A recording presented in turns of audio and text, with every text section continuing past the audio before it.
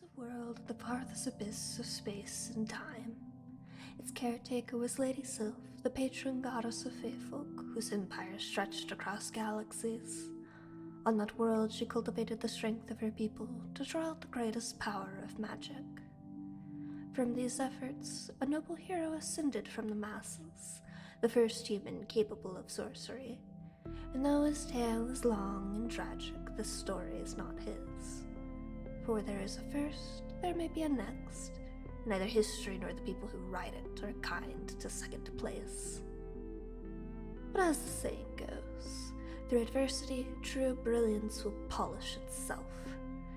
And though they called it heresy, I would find a way to sculpt myself to their liking.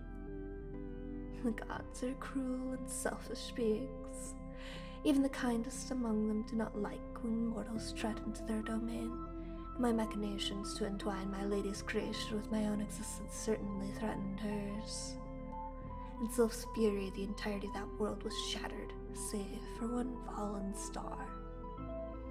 Upon her own justice she ordained, let this fool live the remainder of their days in anguish, know that this blood is on their hands, and suffer no divine being further.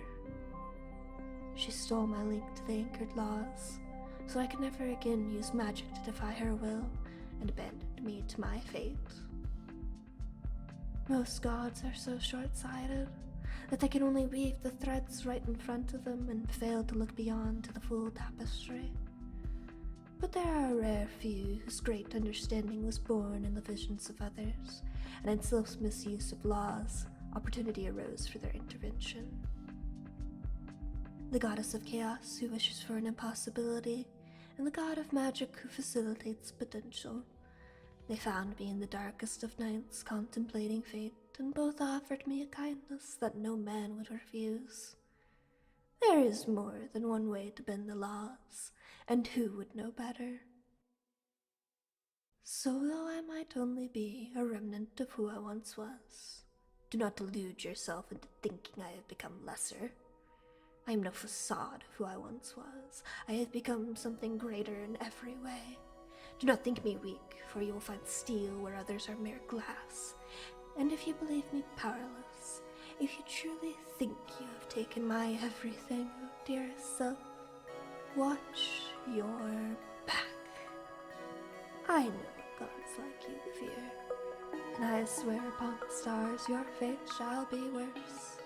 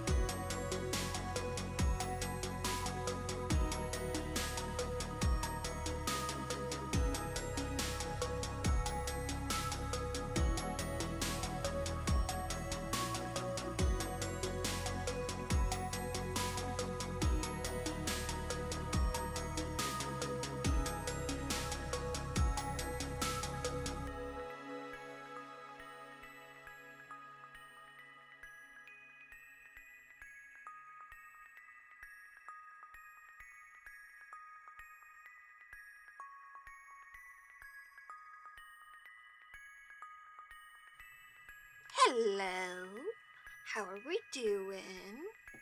Oh, now I see what I forgot to do. I forgot to turn on the camera for my model. Oopsie. One moment, please. I was like, oh, I totally remembered to do everything today. I'm so good at the streaming thing. Wrong, incorrect. I forget at least one thing every time. It'll only take a moment, don't worry.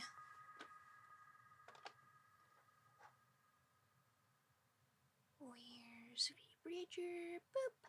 Yeah. Yeah. And then I can press my buttons and we can be all good. How's everybody going today? How's it going? I'm still sleepy. Not as sleepy as I was yesterday, but still very sleepy. I don't know why I'm sleepy this week. My brain just decided that, sleep wasn't for me, and it was gonna mess with everything, I guess, for no reason other than just, you know, to do it. But then I woke up, like, completely on Thursday. I was ordering some DoorDash, cause I wasn't feeling well and I needed to get food in my house again. And the DoorDash guy shows up and he's like, hey, I just got stung by a wasp. You got wasps on your porch. And I'm like, what on earth are you talking about?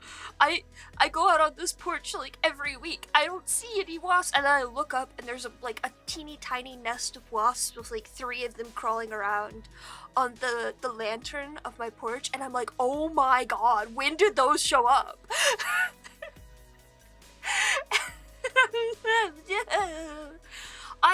I'm not I don't have a phobia of wasps, but like I feel like any reasonable person is like kind of afraid of wasps. And like they didn't sting me, they haven't bothered me at all. I have no idea how long they've been there. I immediately called somebody. It was just like, hey, I have wasps on my porch, please remove them. And they're like, we can come tomorrow. Which, thank goodness. That's pretty much my week. Sleepy and then wasps. And oh, Marjorie is settling down just in time for stream because she's a silly girl and she knows what gets her pets. Let me see if I can set up the cat cam without it being a butt to me. Hi, baby. Did she shut down? Cat cam being good to me today? Okay, hang on. I have a bunch of things in front of the cat area. Forgive me. The pizza place that I like to get pizza from right now, also has brownies that are really, really good. And they're like just like a big tin. Like they give you like a whole tray of brownie and it's the best thing ever. And I still haven't gotten through a single one of them on my own, but goddamn if I haven't tried. But that was also on my desk right now. Alright, there we go. Where's the cable? Where is the cable? Where did it go? It vanished into the ether. What? Ah, there it is. I had to unplug my monitors and replug them back in today. I don't know what happened, but they just decided to like implode on themselves. Which I could not tell you why, but I turned on my computer because I was like, oh yeah, time to do computer things. And then like I kept getting graphical glitches in Steam, and then later on in Obsidian, my note-taking app. I was like, you know what, I'm just gonna unplug and replug them back in and hope that fixes it. And then it did, and I'm like, okay, cool. Don't know what that was all about. Alright, here we go. El Gato, activate. Behold. Oh, sorry, 1 second. Behold! A Marjorie in the wild. A big big girl. Isn't that right? You're a big baby. Oh, this is not. There we go. Hi. Hi. Hi. Hi, baby. This is her favorite spot. Yes. Yes. Oh. She just wants scritches. But yeah, everything's probably fine, technically. They just decided to, like, do weird things. I put a screenshot in. Oh, hello! my apologies, young lady. I'm so sorry I stopped petting you for 2 seconds. 2 seconds!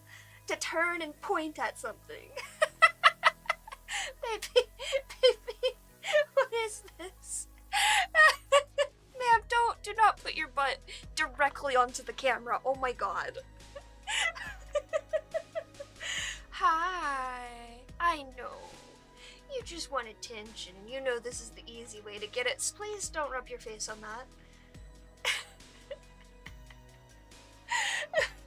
Gosh, you're so silly.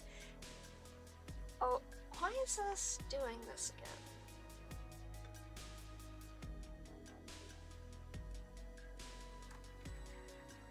There we go. There we go. But yeah, everything's fine now. I'm just sleepy. You're sleepy too, aren't you? Oh. Oh. Oh my. Oh my. Are you a good girl? You were bothering me all night. I know this because I woke up and the cat food in one of the cat bowls was strewn across the room somehow. But there was still cat food in the bowls. So, like, they, like, took a swipe out of one of them? I don't know. I don't understand what goes through these tiny cat brains. What about you, baby? Do you know what goes through your brain? Or is it just, like, a ping pong ball whipping back and forth? Because I'm pretty sure it's a ping pong ball.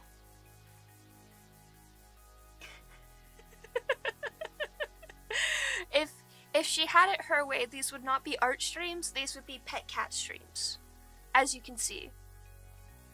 Can I have my hand back?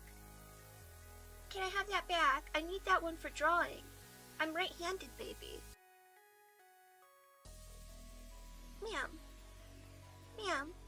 No, no, no, no, no, no, no, no, no. Sit down. There we go. Sit down. Oh my gosh. Now she wants both hands. Do you see this? She's such a greedy little brat. Brat. Brat. Brat. Brat. You're a brat. Oh, is this what you want? This is what she wants. This is what she asks me to do all of the time, and I've never had a cat that wants this. Most cats, when I start doing this to them, run away. But, I stopped doing it to cats, and then she started shoving her face into my hands like this. I'm like, you want this? You're such a weird cat. Aren't you? You're a little weirdo. Yeah. Yeah. Yeah. Yes. Oh, is this your ear? Is this your ear? Is this your ear? Whichever person, I don't remember where the quote came from, but whichever person said that cat ears and rose petals are made of the same material, they're so right. It's the same texture. Isn't that right? Isn't that right? You're a lovely little rose of kitty. Are you a big baby? Are you a big baby? Oh? Was that a scary car noise? And now you're gonna run away? Is this your paw? What's this? What's this? What's this? Oh, now she's biting me. Okay, she's done now. I think I'm free for a little bit. But yes, I have characters to design today. I've been working on these off stream, but they've been a pain. I think is the kindest way to put it. I've been trying to design these characters for quite some time, but I have not been able to figure out exactly what I want from them. they're various background gods in my story. So they're also just not like the forefront in my mind when I'm like thinking about, oh, what I need to be working on. Usually it's like the main characters and stuff. Unfortunately for me, I can't do that because the next story thingy I want to do for Ambrosia's story does focus on a number of them. And thankfully I do have some characters where I'm just like, okay, I know what your design should be because they're older characters of mine, so I've had designs in mind for them. The one I'm working on right now with this big full body is the god of fire, and I put some notes up here so I would remember all the things I do remember about these characters offhand. They're not characters I think about very often.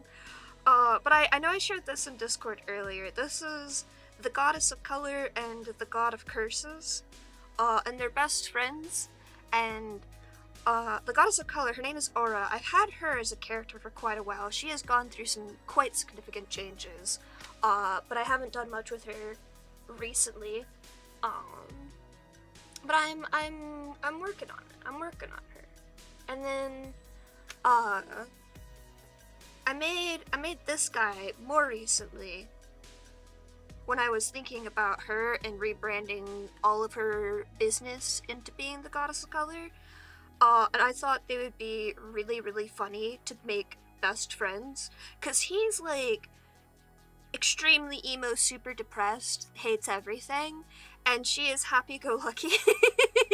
And that's like one of my favorite character combinations ever. Is putting those two characters directly next to each other and making them best friends. So yeah, I was just like, yes, I can put all of the things that I love in my story, because it's my story and no one can tell me what to do about it. Aura mainly just needs like an outfit. I think I'm happy with the direction of his facial features. I definitely like the little antenna thing that I've got going on for him, but I don't know what else I want from them. I want them to like look like they crawled out of a swamp and didn't have a good hair day in the last 10 years. But I don't know how I want to like show that just yet.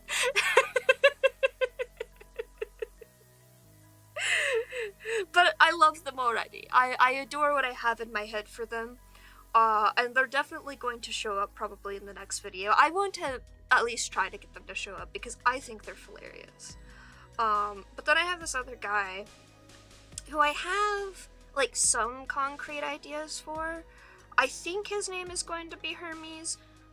Don't count on it staying Hermes, but this is the god of flow, which you might think, oh, god of wind or god of water. No, god of flow. Different. Very important distinction. And he is also probably going to show up next to them, but I am having trouble with his outfit. Maybe I don't have a picture of it on here, but I can take a picture of it. I had like one solid idea for him and his outfit, and I started working on it at work. I haven't gotten anything else to work for his design other than this like multi-face wing thing and his coat. But hopefully one day I will get the rest of this working. Let me see if I can get a good picture of this. Yeah, there we go. And let me send this to me on Discord. Doop, doop, doop. Sorry, I have to hide. Oh wait, I totally forgot! I have a fucking hand cam! God, I'm dumb! Oh man, I'm not used to having a functional hand cam. Here he is! This is Hermes. I got the idea for his coat. Sorry, baby. I'm sorry, your butt's in my way.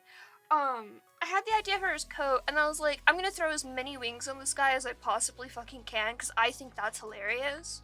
But I had the idea for this coat. I don't know what I'm gonna do for the rest of his design. I'm just like, coat good, rest of outfit, fuck if I know. It'll happen when it happens. I was going for this, like, very minimal outfit where he shows as much skin as possible, but then I was like, I don't know, I don't really like that. Like, it fits his kind of theme of character, but I would not enjoy drawing this, like, weird thing over his crotch area. Hi, Bags! I like the top, I think. I just don't know what to do for pants or a skirt or whatever. So that's one of the questions on my mind today. I'm also trying to figure out what I want to do for his staff. So I don't think I've talked about this too much, but for characters that are named after an existing mythological person of any sort, I am very purposely taking some inspiration from that source and then twisting it. I cannot tell you why right now, because that is such an incredibly major spoiler for my story, but I need to emphasize that it is on purpose. But you know, for Hermes, he has his caducus, the winged staff with the two snakes, specifically. So I was trying to change that specific bit of Hermes' design, and I don't like this iteration of it, but I liked the direction I was going for it. But yes, very, very important thing is, I swear, it is integral to understanding the story that I do not say why I am doing that right away. But there is a very specific reason. Especially with these god characters. Which is also the reason I don't have a name for the god of curses just yet. I'm taking suggestions. Hi! Welcome in! Hello, Thai. Hello, Kamui. Hello, everyone on Twitch. You guys probably know me, but I'll introduce myself anyways. I'm Ambrosia. I'm an artist. I do art things. We're doing character design today. I'm talking about my general plans for that at the moment. We do have a cat cam, but right now it's more of a cat butt cam, because Marjorie is showing me her booty. But yeah, welcome in! I don't think Kira's alive just yet, so let me shout you guys out if I can recall how to do so on Twitch. Kushi. No? I don't remember. God damn it. Kira, you're so fast! But yes, hello, welcome in. I do art things mostly, and animatic things, and story things. I'm working on story things, for the most part. But yes, gods and goddesses. Since everyone just hopped in, I'll explain all the things I just explained again. These are two characters I'm currently working on. This is Aura. This guy doesn't have a name. I'm accepting name suggestions. They are two gods in my story. Aura is the goddess of color, and this guy is the god of curses. And I'm working on a bunch of designs all at once, but these two in particular have very fun personalities in that Aura is very bubbly and energetic and silly and fun, and this other guy, he hates everything and he hates everyone, hence being the god of curses. And they are best friends. Which it's just one of my favorite dynamics. And then this other guy, which I have the, let me pull it up on the cat cam again. This is Hermes, who I'm working on, and I'm trying to figure out his outfit, because his outfit's kind of funky. I have one piece of his entire design where I'm just like, yes, this has to be in the final, and the rest of it, I'm just like, fuck if I know. Which is this right here, because I was working on it in this sketchbook. But this coat, top tier coat. Everything else might change. I don't know yet. But these aren't the characters I'm working on at the moment, because I'm trying to figure out, yeah, this is the one. I'm trying to figure out this character. This is Aurelian, Earlius, I don't know. He's the god of fire.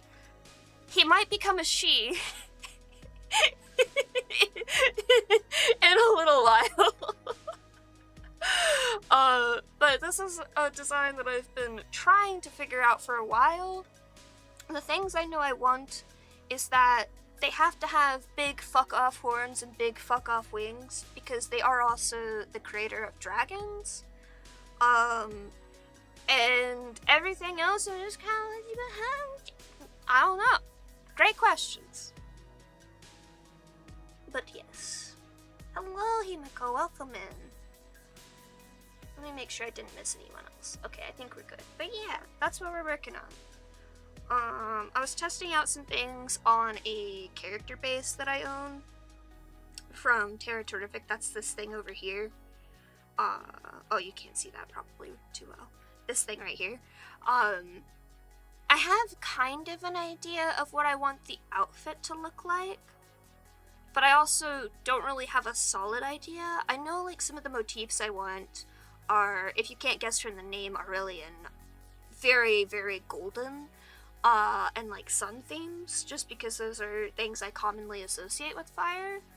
And I do know I want like patterns and stuff, and I want them to feel harsher. Like if any of my god characters feel like they would be a king, this is that character.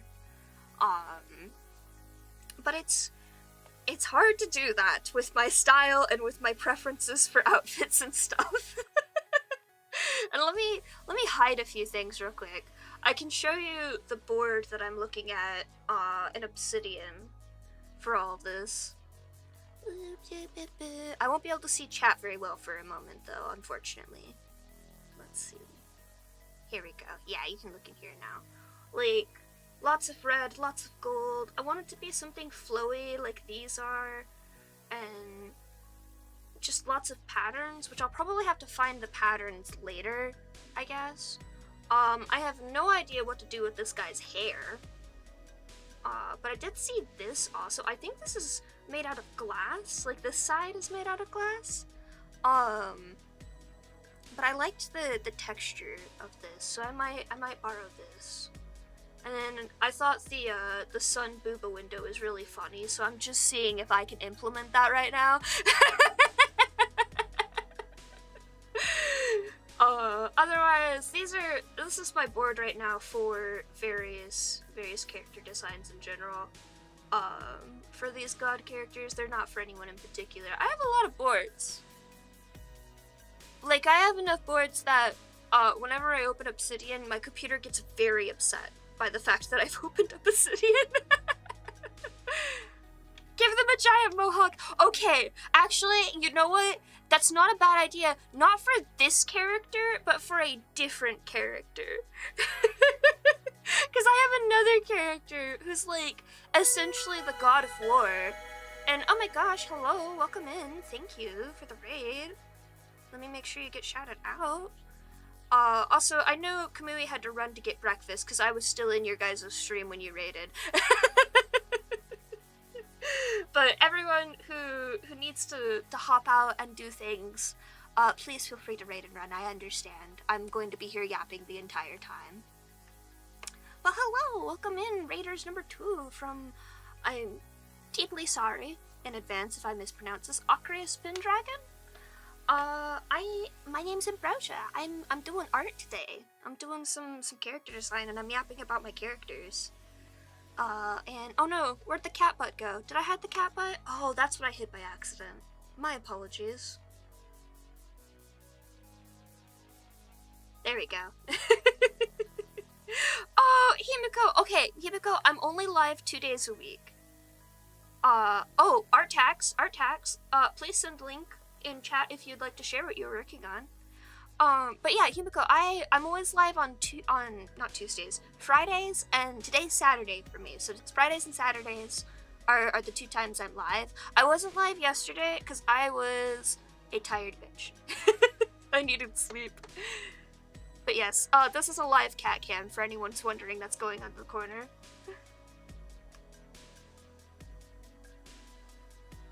I should probably get better about at least, like, setting up my YouTube streams earlier in the week so people know when I'm going to be live, even if I change the title later on.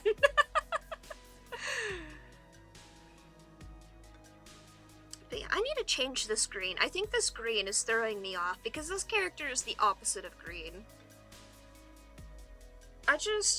They're a hard character to design for because as much as I want to stay within my comfort zone for designing, this character needs to be not in that comfort zone very specifically.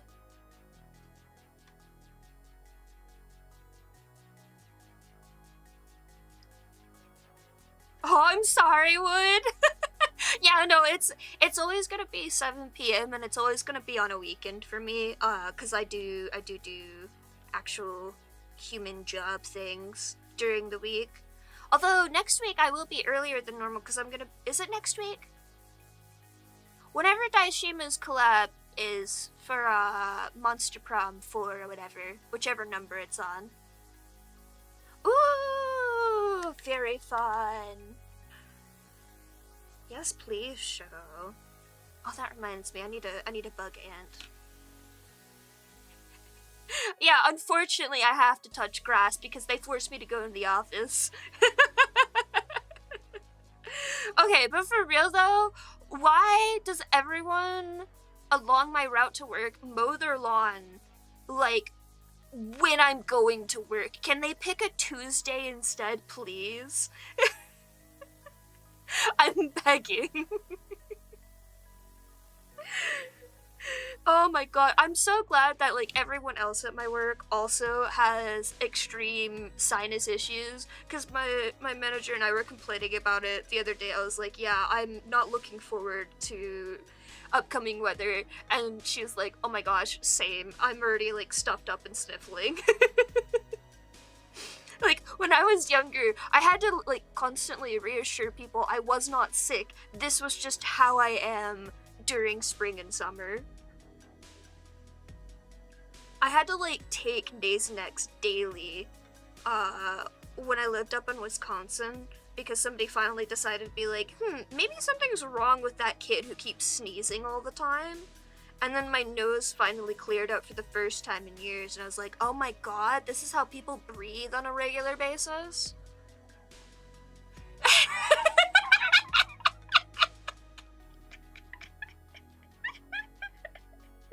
Okay, but for real, like, I don't mind if people want to get, like, super into, like, managing their lawns and stuff. That's fine. Everyone needs a hobby. Just don't do it at, like, 9 a.m. when I'm trying to go to work. It's already hot outside. I live in Texas. If you're gonna do it in the morning so it's cool, like, wake up at 5 a.m. before the sun rises.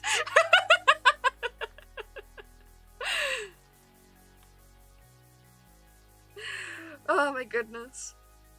It's fine though. I actually, so I also have chronic dry eye. So I have to wear goggles on my way to work, and I kind of, like, am considering, like, should I find some that cover my nose too? They should, honestly. Unfortunately, the people mowing their lawns that piss me off are all, like, apartment complexes, so they're never gonna do it. You have to have their fancy, stupid lawns right next to the road. Which, to be fair, I feel like small lawns right next to the road, like next to the sidewalk and stuff, I feel like that's a fair place to have actual lawns, rather than only planting with native plants. But you should at least, like, get a native grass. I moved to Texas after college. I'm not a native Texan or anything like that. This is actually the first time I've been to Texas since moving here.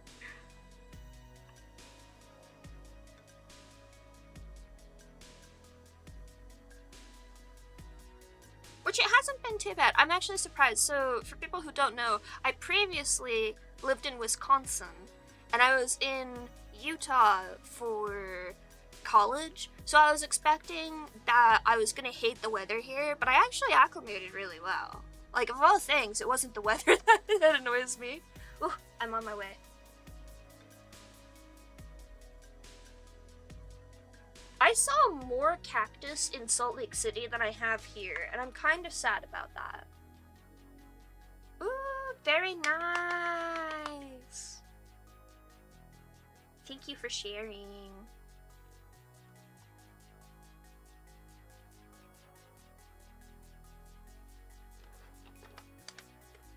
Although I did see an armadillo and I did get really excited about that, and then everyone I know made fun of me for getting excited about seeing an armadillo, and I'm just like, you don't understand. Seeing a small creature fills me with joy, and seeing a small creature for the first time in real life fills me with a lot of joy. A Joshua tree. I think I have? Hold on, let me look at what it looks like.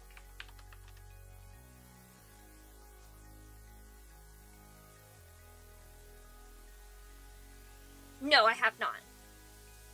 I've seen something else that was named like similar to a Joshua tree, I think. Or I might have seen one in the distance in Salt Lake City, but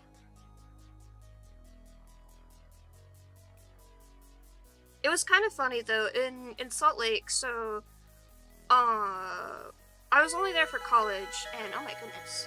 Oh, thank you for following. I hope you have fun sticking around. But yeah, if you need a raid and run, please, by all means, go do whatever you gotta do post-stream. Go to the bathroom, do all that good stuff. When I lived in Salt Lake, so for the most part, I just stayed within the city, because I don't interact with people if I don't have to in real life. But, I had to do like an internship thing at the end of my college career, and so I had to actually like leave the city and go to a different place. And it was actually a really cool internship. I got to intern at 1-800-CONTACTS, which was really, really cool. And surprisingly, like, I don't know, I was expecting to not enjoy working at like a major corporation thing as much as I did. But like the people there were really cool, and it was really interesting seeing the behind the scenes of like the mobile apps and stuff. But the important thing here is, the unfortunate thing about this internship is, for some godforsaken reason, 1-800-CONTACTS building is like in the middle of fucking nowhere. And so I would have to take a like 30-40 minute train ride just to get in the general area of where the 1-800-CONTACTS building was, and then I would have to do like nearly a mile walk to get to the building itself. Sometimes they had a bus that went between where the train station was and where the building was for 1-800-CONTACTS. But because I would arrive like around lunchtime, they didn't have that during that time. They only had it like later in the afternoon when I was leaving my internship. And this is a time period in my life where I was just like, if I had the money to buy an electric scooter, I would do so in a heartbeat, but I do not have the money. It was awful, because this was in the middle of fucking August too, like height of summer. Worst experience ever, but actually being in the building was nice.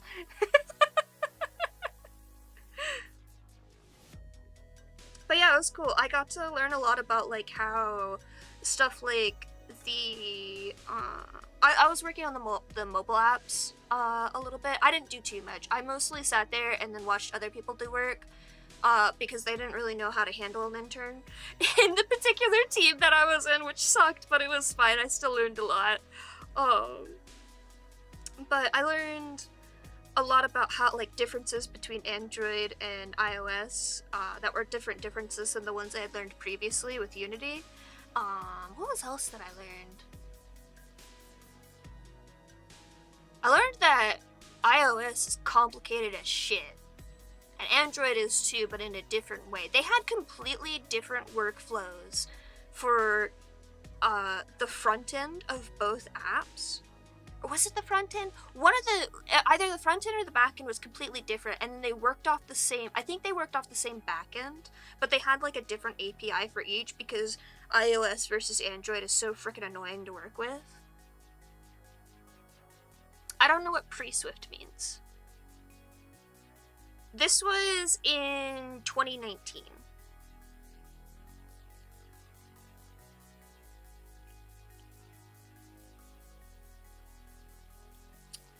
But what else was it? There was something else that I thought was extremely funny.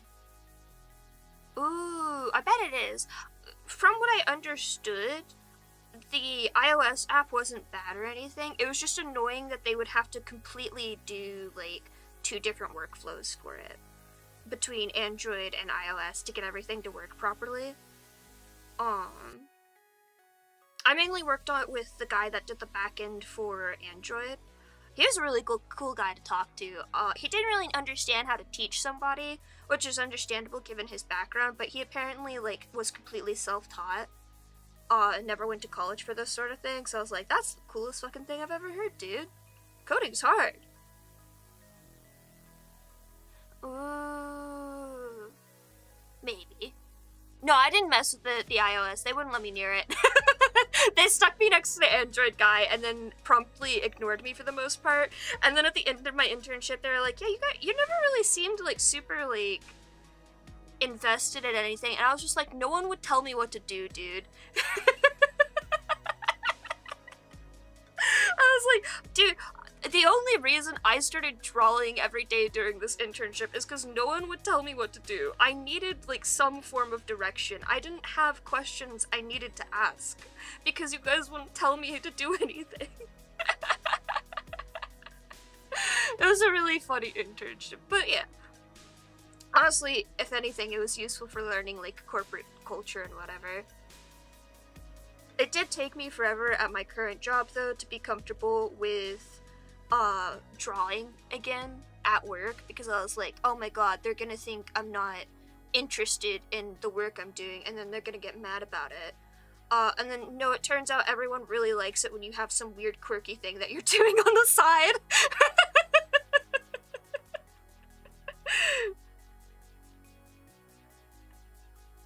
What do you think, maybe?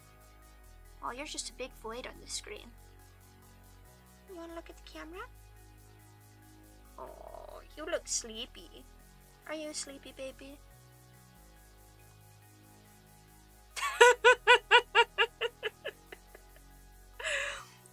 They had a whiteboard at 1-800-Contacts where they like did a bunch of drawing stuff like weekly. I don't remember what it was for. I know I have a picture of it somewhere, but I'm not gonna share it because it had people's real names on it.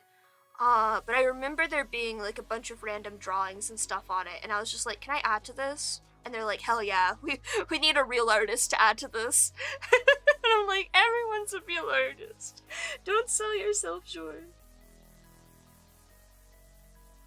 I think the thing I remember the most though is like every now and then they would drag everyone into a meeting room, like a big conference room, and they would dump like 20 phones in the middle of the table, and then everyone would just start trying to break the app as quickly as they possibly could. It was very funny. Their QA process was interesting. I think I enjoy the type of QA process that I currently work with, but maybe it was just they didn't tell me enough about what was happening at that place to understand. The way that it happens now is at the place I work at now, is whatever thing that I'm working on will be in like a ticket, and then that ticket will be like, this is all the things that the thing that we're changing touches, so you have to test all of these specific things, and then QA will test those specific things. And if it's something that where it's like, if this implodes, the entire program goes down, they'll also like do like a general like sweep of everything, which I think is a lot more helpful than opening the app and trying to break it as quickly as possible. But maybe it's different when you have to work with UI things. Maybe that is a thing that is helpful to do. What do you think, baby? You don't have any brain cells in there? That's fine. You don't need brain cells. You're just a cat.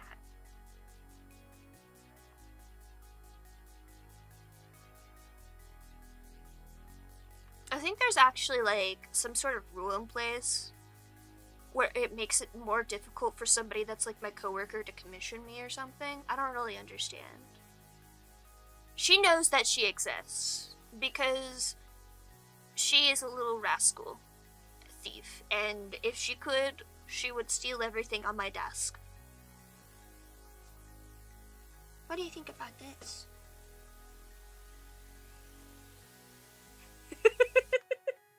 She like backed up from the Dr. Pepper. That's funny. There you go. Good girl. Good job. That's for me, not you. I'm pretty sure she's the one that knocked the cat food out of the cat bowl earlier. And she's also the reason that when I had to hire that person earlier this week to get rid of the wasps, I had to, like, keep the door closed because she's stupid enough to try to eat a wasp. Ain't that right? You think I thought they're tasty, wouldn't you? Yeah. You're gonna knock everything off my desk. She's trying to slowly spread out and, like, remove everything that's on that side of the desk to replace it with her fluff. Yeah. She's trying to do this new thing where when I'm trying to sleep, she starts pawing at my eyes. Thankfully, claws mostly in, but I would like it to stop. I read about somebody online having something similar but worse happen with their cat, and I'm just like, oh no, Marjorie is trying to figure out how to do that. I think it's because I've started trying to wear a sleep mask at night to help with my dry eyes. But she's being a brat. That's what you do best, isn't it? Being a brat. Yeah. But yes, back to what the stream is supposed to be about, which is character design. I don't know what to do with this person's hair, I think is the big thing. I know I want it to be long, because I want it to be the kind of hair where they put, like, 5 bazillion golden, like, barrettes and stuff in it. And braids and stuff. But I don't know anything else.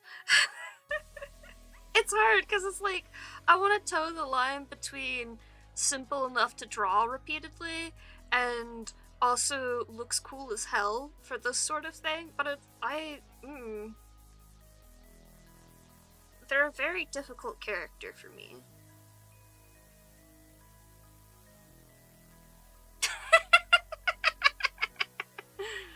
No, I have to save that for the bean goddess.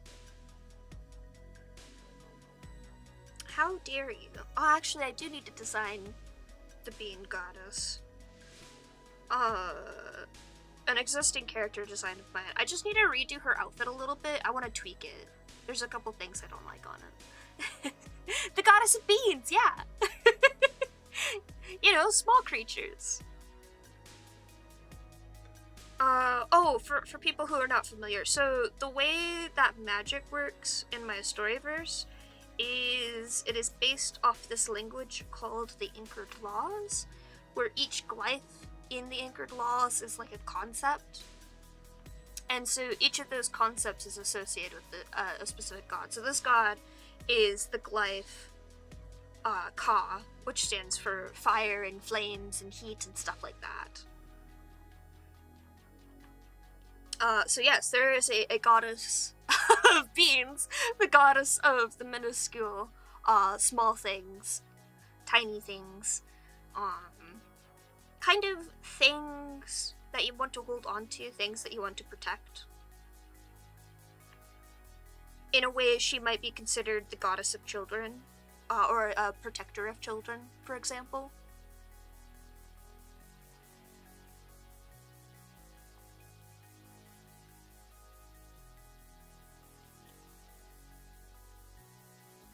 I actually have her design. I can pull that up. 1 second. Hey, you never know. It could be both.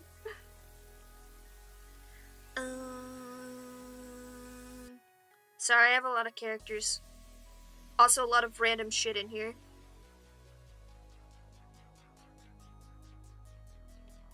Don't mind my cursed Nikki art as well.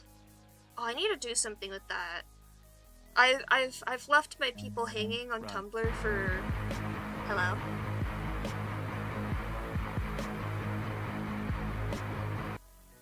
I've left my people on Tumblr hanging for cursed Nikki art for a while because I was working on other things.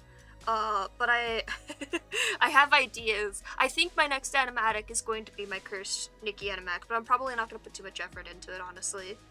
Yeah, here she is. This is Vanetta. She was originally gonna be like some sort of frog goddess, and I'm totally going to keep that theme because I think it's cute. But I want to change her dress a little bit. It's in the right direction, like shape-wise, I think. I just want to change like the way it drapes a little bit.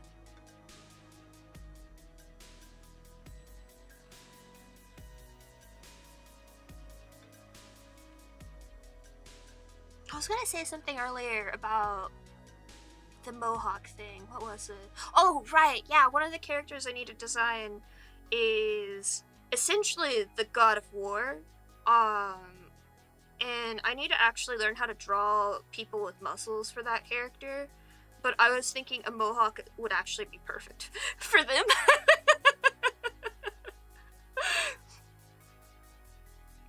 Like, if you take the description from the Percy Jackson books of Ares being like a cool biker dude, that is the direction I want to go for this character.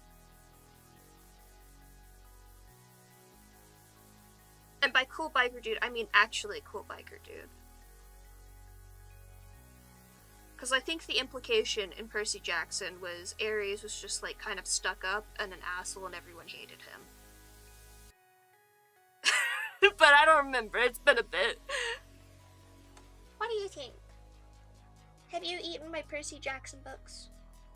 Not yet? Okay.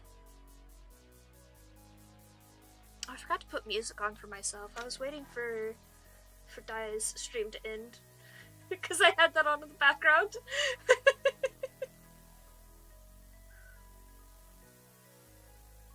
There we go. I'm not very good at designing these belt things. Or sashes, whatever you want to call them.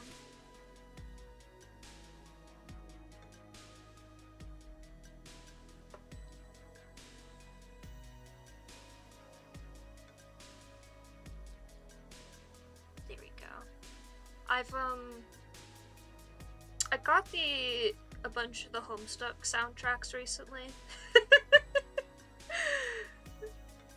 Because I wanted to take inspiration from a few of them for my own music things. And I was tired of trying to pull them up on YouTube because I wanted to listen to them at work and stuff. But now I have like most of the Homestuck soundtrack.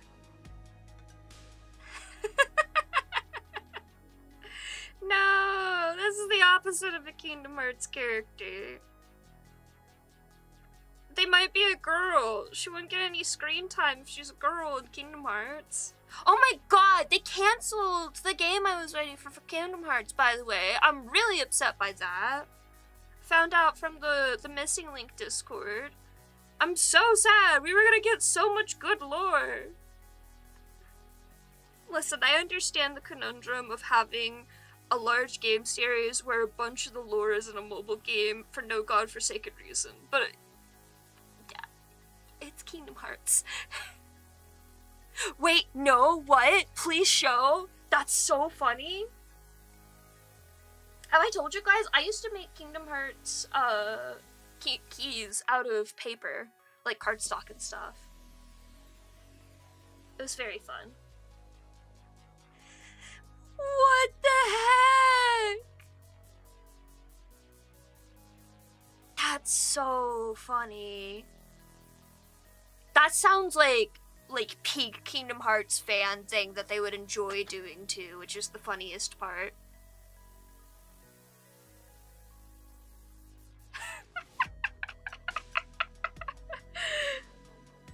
That's hilarious. You get to keep the big key, right? If you don't get to keep the big key, there's no point to those. But also, you could 3D print a big fucking key like that for like 20 bucks, I'm pretty sure. Okay. Depending on the quality of it, that might be a worthwhile thing for 70 bucks. Never mind. Because I can only imagine that those are not, like, good quality lights and signs.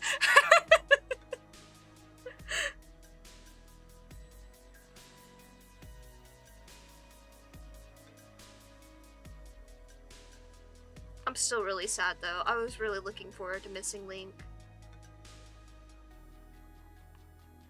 Because if you saw any of the previews for it, it was going to be, like, a big, I don't know if it was, excuse me, an open world thing, but it was, like, going to be a 3D game where you could, like, customize your avatar and stuff and run around and beat the shit out of stuff, which is, it looked really cool. It looked really cool, and I'm really sad. But also, we were finally gonna get the lore behind the rest of the Organization 13 somebodies. Because they only gave us some of them. I'm sad. It was gonna be some interesting stuff, which is probably not very interesting to anyone who's not aware of, like, the intricacies of the stupid long backstory of the timeline in Kingdom Hearts, but I know about it, and I was interested. Oh my god, that is the stupidest fucking thing I've ever seen. People were being charged $70 for that? Hold on, let me show this on screen. Oh, not that. Oh, right, Discord hides itself. Oh my god. That is ugly as sin. What on earth? Where's my temporary image? There it is. Yeah, for real, oh my god. Who would pay $70 for this thing? A good enamel pin will be like $20-25 typically, in my experience, unless it's like a really tiny one, or a really big one. But like the other thing in this is the key. I would not pay $40 for this thing. I would be not inclined to pay $25 for this thing, even if it was my fucking, like, style. This is so ugly looking. What the hell? Yeah, of course they are, because people go nuts for Kingdom Hearts things. I thought it was gonna be the fucking Kingdom Key. Like, at least use the big key that you're branded for, that you have all of this branding for this one stupid looking key that everyone goes nuts over. Oh, it's just copying the idea. Okay, but still, you could do better than that. You could do way better than that. The D being the handle is so sad looking because of the way that they have it held. Like, come on! At least make it look like a sword! This is so sad! This is so sad looking! Also, the weird bulge in the middle? Like, what the hell? What in the goddamn?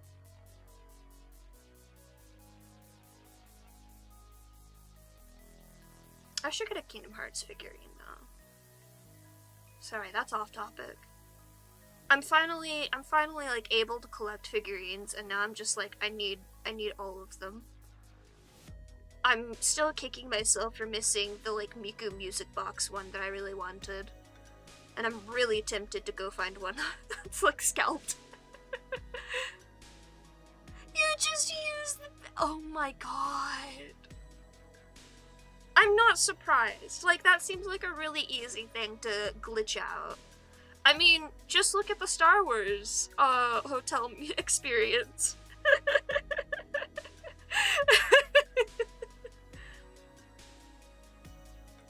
Oh my god, I'm baffled. $70. People looked at that and said, yeah, I'll pay $70 for that thing. Unbelievable.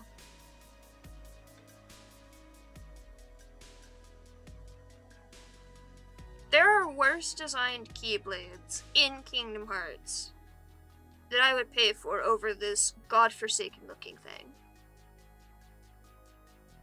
Because then at least it's attached to the thing that I do enjoy. At least I can cosplay with it or some shit.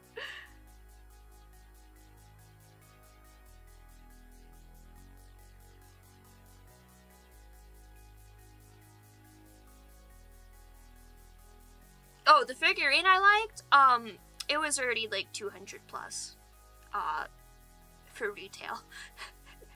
It was a nice figure. Here, let me find a picture of it. I think it was around like 250, because it was a figurine, it was Miku, and it was also a music box. Like, literally a music box.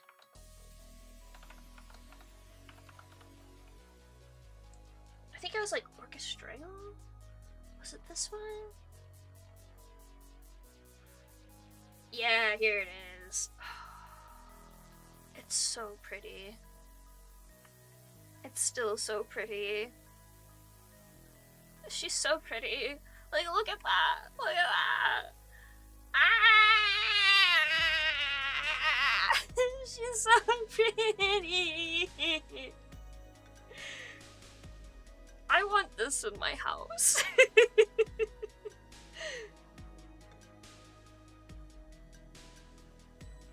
This was the first figure that I saw that I was like, oh, I need that. I need that so badly. But then I was like, I don't need to pay that much money for a thing that I don't really need in my life. But I really, really want it. And then I was like, okay, the moment I was like, okay, you know what, I'm gonna get it. I'm gonna go get the thing. And I went to go look for it, and it was sold out. I was like, are you fucking kidding me?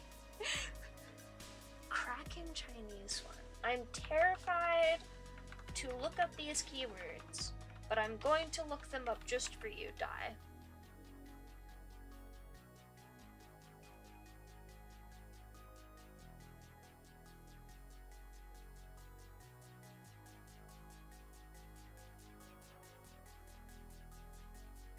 I'm not sure if any of these are the one that you were talking about, so you'll probably have to send me a picture.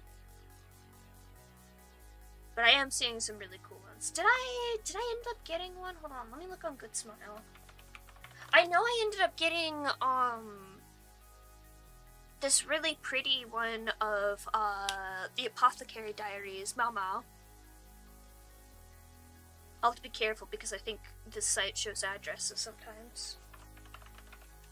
So I'll have to open up things in another tab or some shit. Boop, boop. And then there was some other one that I'm waiting on. I don't remember. Because I finally got my near ones, which are just, what are they called? It'll pop up for me. Pop-up parade. Oh, I did! I did get a Miku one that I was like, oh my god, I have to look at that. This one.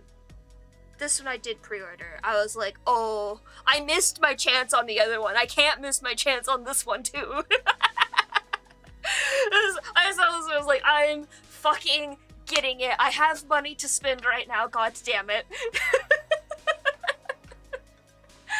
So I did end up pre-ordering this one, and then I usually avoid figures that are just posed like the characters' like iconic poses and stuff, because I feel like it's like a cop-out of just like, come on, like do something interesting with that character, please, for fuck's sake. But I did enjoy this one specifically of Mama. I was like, oh, that's a good one for her at least. Like this is at least not like some weird boring pose. I mean, it may be boring if you're not familiar with the anime or whatever, or manga or the book or whatever you want to put under there. But I was like, oh, that's perfect for her. I need that. She's pretty.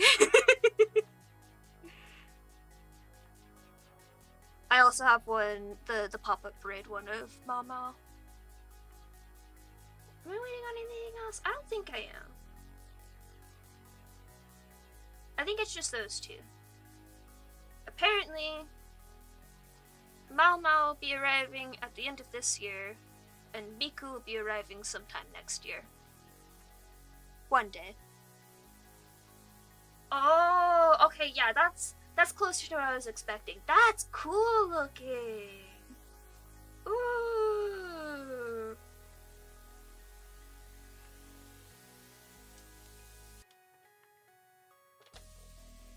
I need to get Rin and Lin too as figures.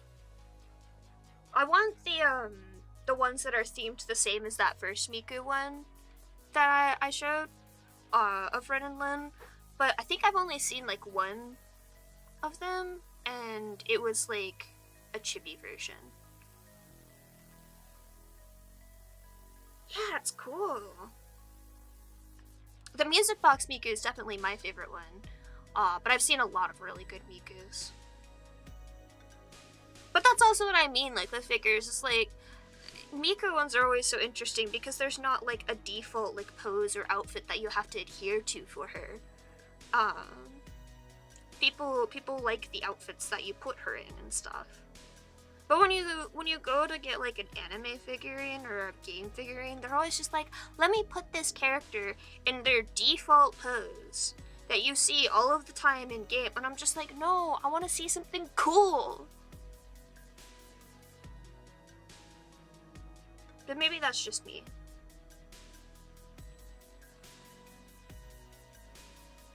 Sitting pose ones are fun. I do think I like figures where they put like background elements and stuff in as well. But the ramen cup sitter ones, however it's branded, I think it's something about like sitting on a ramen cup. I think those are fun. Oh, those are cute. What do I have in here? I mostly have Papa Parade. I do have a definitely, like, I don't even know what to call it, off-brand Farina figurine. And then I have like a bunch of blind boxes. Oh, and I have I don't remember what they're called, but they're like these chibi ones for Sailor Moon and Sailor Chibi Moon. And yeah, I love Papa Parade. Like, Papa Parade's the one brand where I'm just like, you guys can do default poses because, like, you're not forcing me to pay for an arm and a leg for default pose characters.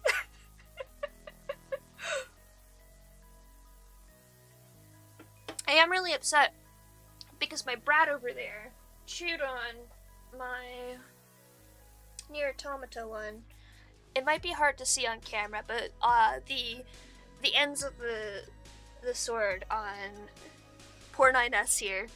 Somebody was hangry. Yes, you. Yes, it's my finger. You wanna come on camera? No? Okay. But yeah, I had to I had to find a place to put my figures out of her reach.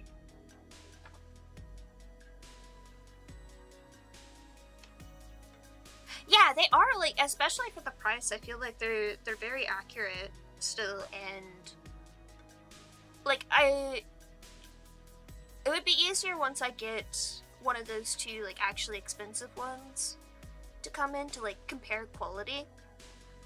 But I don't feel like they're bad quality figures. They're certainly not top of the line, but I feel like they're good enough.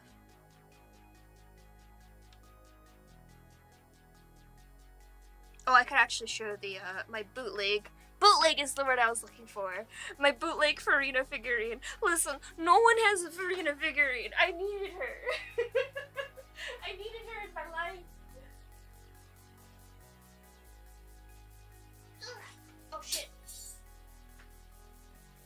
Everything's fine.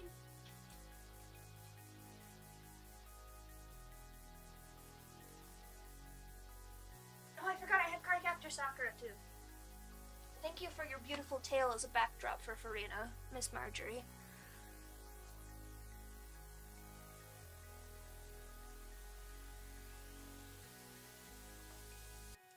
here's my Farina. Which, like, not bad quality. Not accurate, but not bad quality. It is just her, one of her poses, though, in the game. But no one has a Farina. I need a Farina figurine. I need Farina. Who's the other one I keep trying to find? Arlecchino would be nice, but I don't really care that much about Arlecchino. Oh, I know. I do have these really tiny, teeny tiny figurines of them already, but I want, like, big fancy ones of Pretty Cure. Hold on a second. They're on the back of my shit. They're on the back of this shelf because they're really small, and I do not trust Marjorie near small things. I'm showing figurines and stuff. I would like an Arlecchino figurine. I have a Farina one that's a bootleg one. But what I really want is Pretty Cure. Because I've got, look at these little guys. They're so tiny, but they're so cute. Ah! Hang on, I'll grab Farina again. I love these though. Like, they're surprisingly accurate for the size that they are. This is Starcatch, or not Starcatch, Star Twinkle. That's their name. I want Fresh Pretty Cure though, because Fresh Pretty Cure is the first Pretty Cure I ever watched. I have Angel Peach already, but her figurine stand is very bad, and I'm very nervous about pulling her down. But I will do it for you guys, and I'll grab Farina again while I'm up.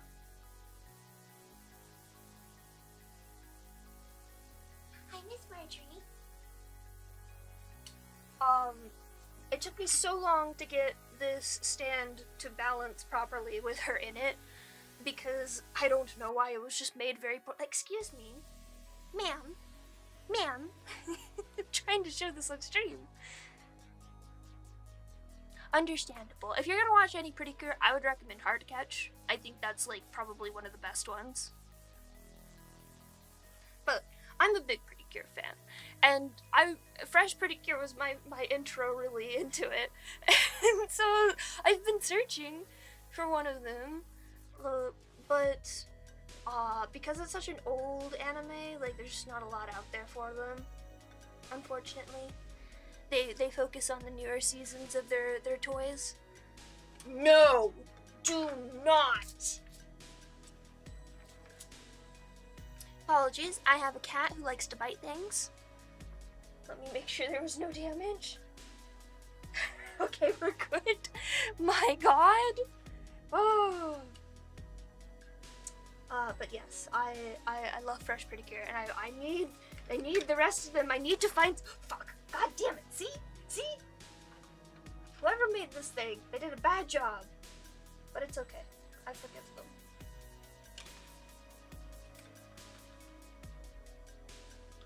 There we go. And then where did I put her? I just had her. I brought Farina over, I swear. Did I? There she is. As I said, bootleg Farina, since you missed them. I need a real Farina figure though. It's very important to me. Every time I go to a con and I see the big thing of Ningguang or one of the other ones that they have, like, official figures for, I'm just like, but Farina or Arlecchino, please, I'm begging. One day. Hu Tao's one of them. I know, I always see the Ningguang one, and I always see Hu Tao, and then, who is it? Who's the other one? I saw a Paimon one once as well.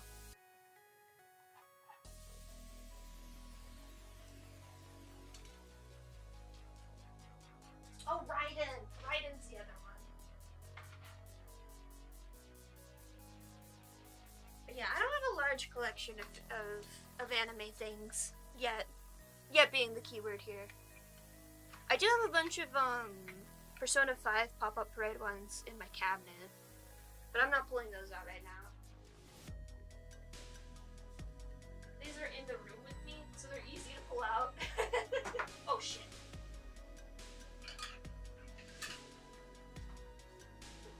Peach, why do you do this to me? I just want you to stand up properly. Peach, no! If it wouldn't be a bitch to put away or take apart, I would have hot glued you, ma'am.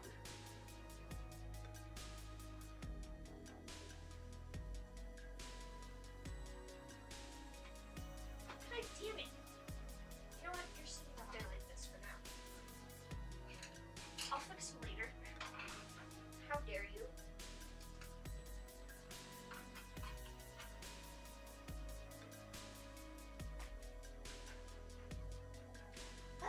I did try to look into garage kits for Farina.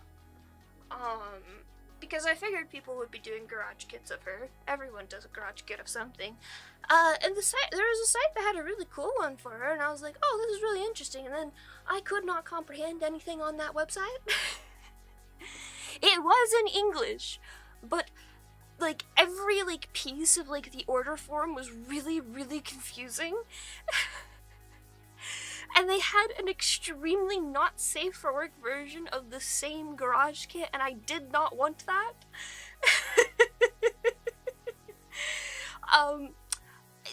I just wanted like the default version of it where it was not safe for work. I didn't understand how to order it. I was really confused. Is it the one where she's on a throne? Oh no, this is an official one. There's an official one? Kira Bandai.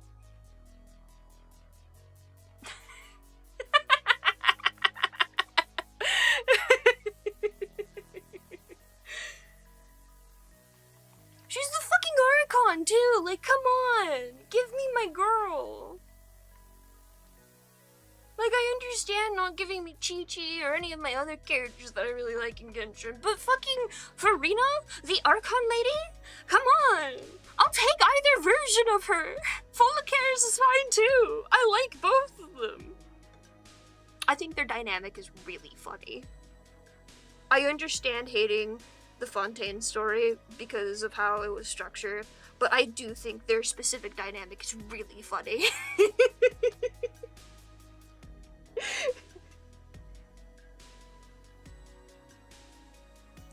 The fuck is a trading figure?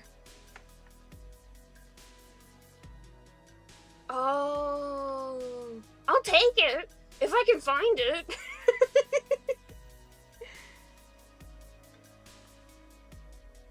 Oh, I see.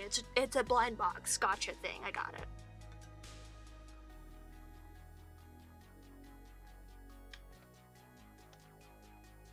Oh, did you ban him for real? Thank you. I appreciate it.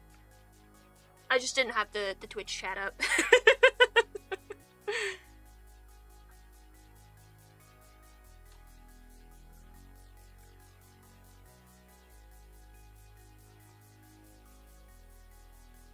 Hi, welcome back. Are you mad because I sprayed you with water for biting something you shouldn't? You are a brat.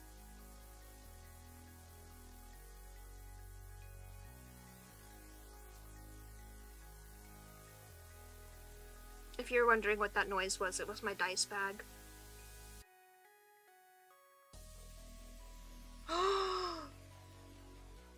Ooh. I would take it either way. Like, I was fully prepared to go paint a garage kit myself. I thought that would be really fun, actually. I imagine it would be very similar to painting my ball-jointed dolls, just a lot more things have to be painted. And I do watch somebody who does do garage kits for Sailor Moon on YouTube. But it would be my first one. I'd probably do it for a stream thing, honestly. Or at least record the process.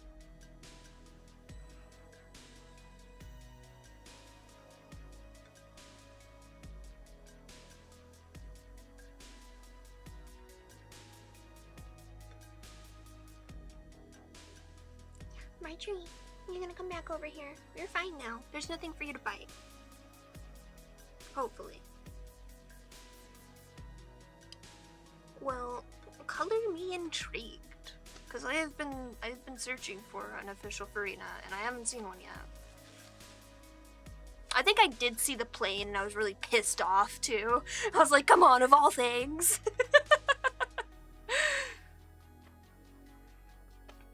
I am too. Like, people were really excited about Farina too. Like, that's really surprising. Like, maybe not on the same level that people go horny for Ryodan or whatever, but like, come on.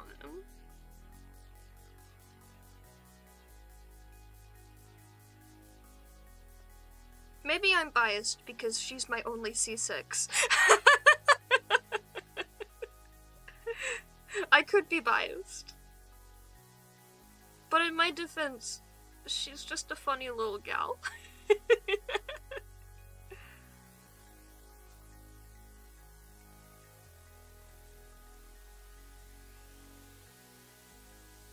Now, I don't know what to do about this character's shoes situation. I'm still not happy about the lower half, but I'm leaving it for now so I can get rid of some of these sketch lines. That's fair. I've stopped playing. I'm probably not going to play until they get into Shinijiribea, however you say it. I just got really frustrated with just everything in the current Natlan. I'm definitely not spending any more money on the game. I got Farina. I'm good now. I got Farina and the cat lady who skates. I don't need any other character for movement now.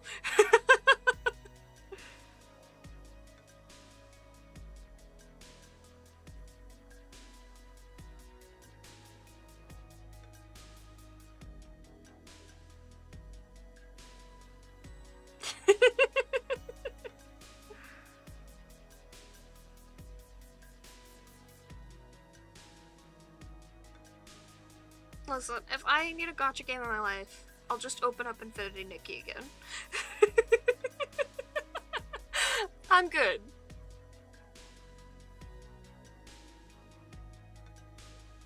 Which, I think them digging their hole deeper has finally tapered off a little bit.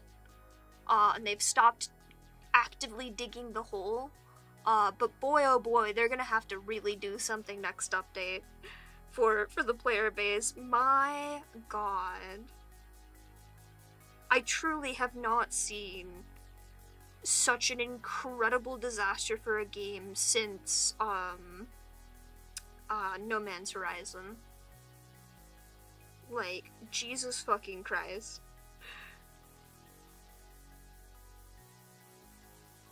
Truly, truly. I do think it was funny. I saw a post for, I think it was Love Nikki. They were doing some sort of event thing with a prize, and you know how like sometimes they'll do like lifetime like rewards and stuff like that, like a lifetime subscription to I don't know, free Subway $5 footlongs or some shit like that. And like, because players have been worried ever since Shiny Nikki came out that the player base for Love Nikki died off and they weren't going to provide anything. I don't think there's any worry about that anymore because the prize for this Love Nikki thing was 10 years worth of the subscription monthly pass thing for like daily diamonds. I was like, oh my god. They are sure of that they're gonna be here for at least 10 years if they're not doing a lifetime thing. That's really funny. But also understandable, because I'm pretty sure both Love Nikki and Shiny Nikki are like top of the App Store globally still. Certainly way up there. I don't know, I haven't done that much in Love Nikki because all of the outfits look copy-pasted from other events. I'm waiting for return events. And I'm waiting for the next anniversary in Shining Nikki. Because the outfit for the next anniversary is a whale outfit, and seeing as I am a whale in this game, well, if the shoe fits.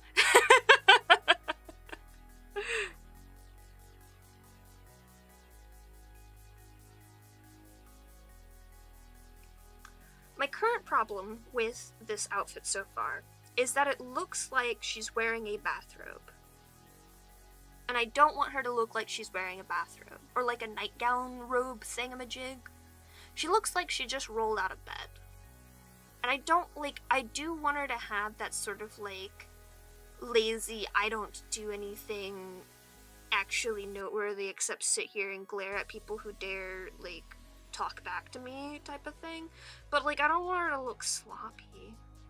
That feels like it looks sloppy. If that makes any sense whatsoever.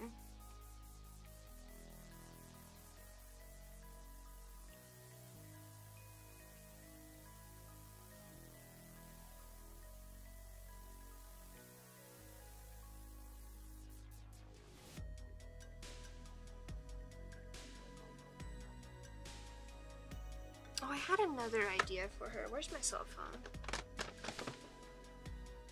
I might try this other direction, because one of the reasons I enjoy playing dress-up games is giving myself ideas for character designs. Oh good, I still have it up. Maybe I'll try this other direction for the outfit. Where's my phone stand? Marjorie, did you eat my phone stand?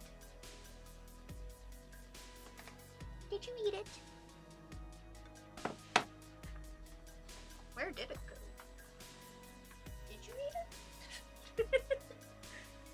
I swear I just had it. Oh, there it is. Yeah.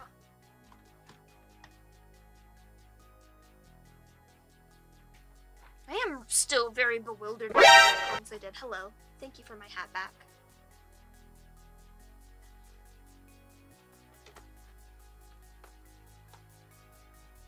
Because, like, I don't know, it's just bizarre choices for the storytelling.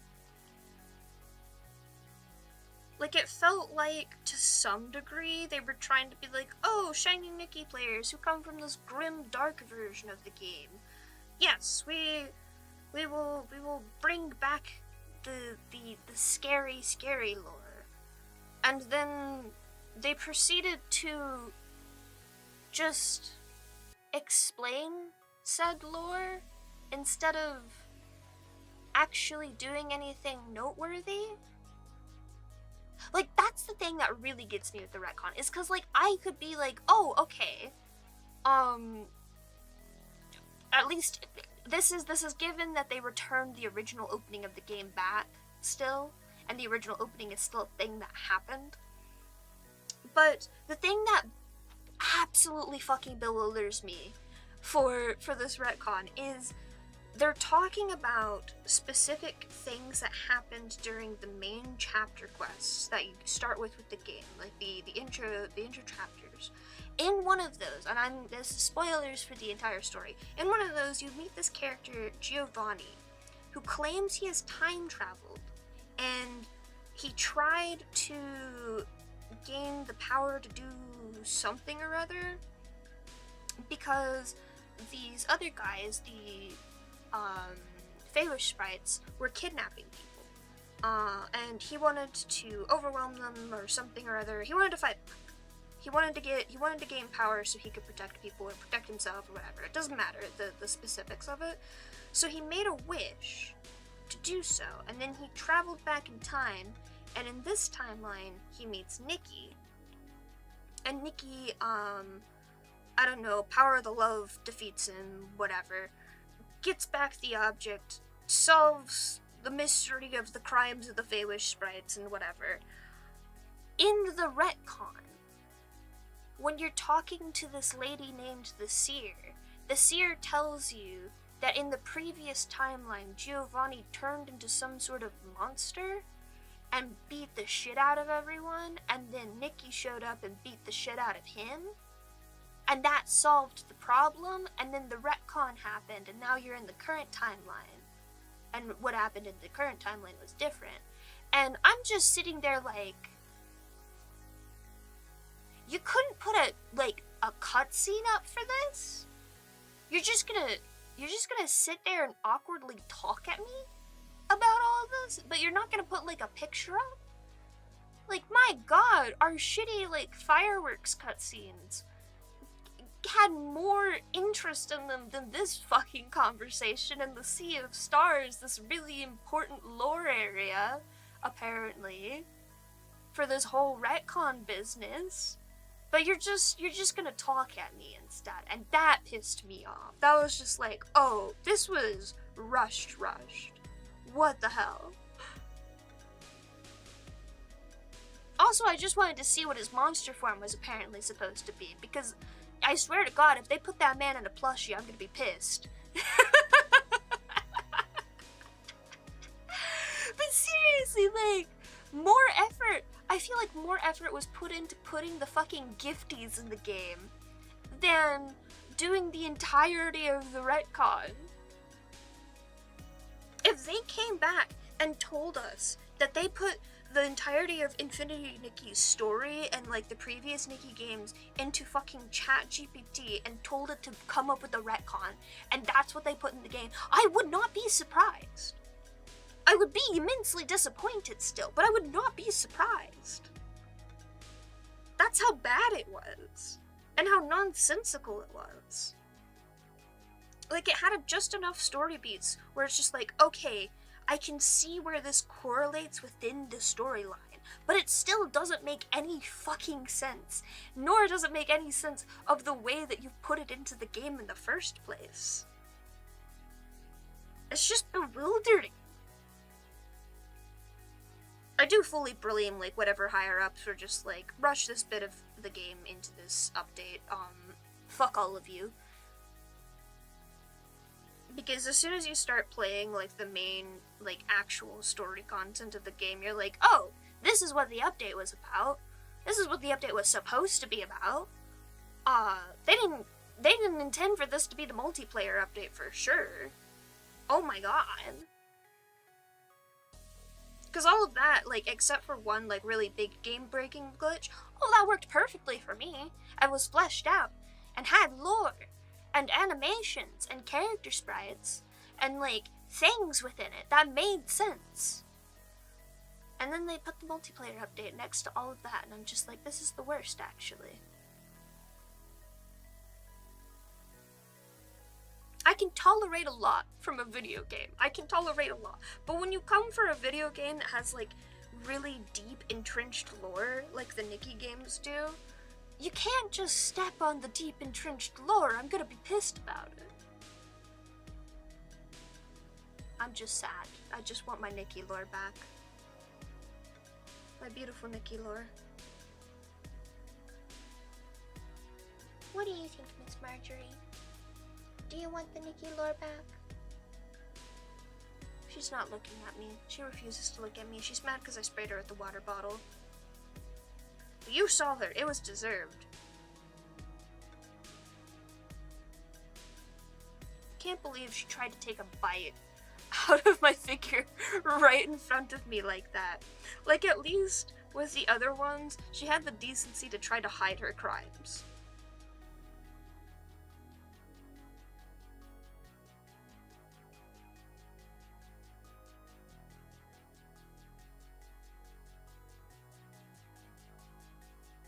I think this is fitting a little bit better so far. I know it's not like a significant difference yet, but it has better vibes in a way that I cannot fully describe. This character is interesting. So originally I had a thing where the Drakon, the dragons, and the Seraph, all my angel-looking characters, had like a war going on one of the worlds. And I think on that world it's still probably going to be a thing. Um, but it was also like a thing that happened all over the place. I don't know, I have this weird thing of like consistency across different worlds, even if they don't interact directly. I'm gonna blame 999 Games for that one. Thank you, Nonary Games, I love you. You're so stupid in the science department, but I love you anyways. Where like things still correlate even though they're on different worlds and different people influence the factors, but like it all comes together and the same things keep happening. But I think I want to get away from that and have more variance, where like maybe on one world things work this way and these people in particular hate each other, but on another world it works a different way and actually they like each other on this world. I don't know. I'm still deciding. Obviously the latter of those two is more accurate, but there are certain things where they are like supposed to be like given constants in a world across all worlds, if that makes any sense whatsoever. but the reasoning behind that is also like a thing that is a spoiler that I cannot describe intimately at the moment because it spoilers a main thing. That's like a core bit of world building.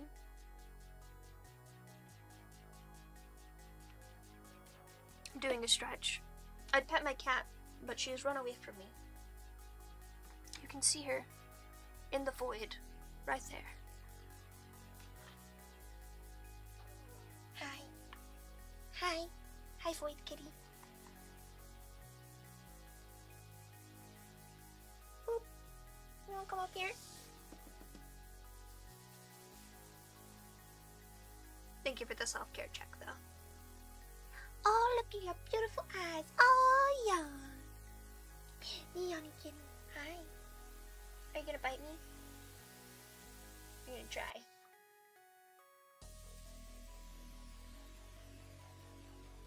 Oh, look at you. Look at you.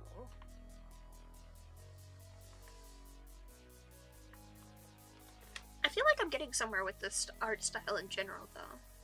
Like, obviously it's been getting somewhere, given I used it in animatic and everything.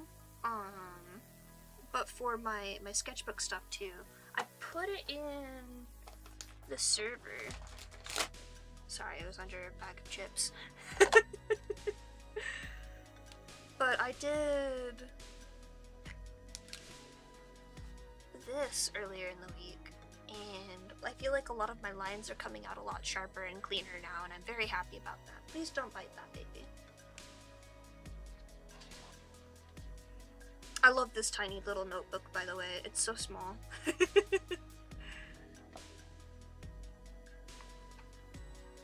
we go. We have a desk kitty again. Welcome back. Are you a good girl? Are you a good girl? You are.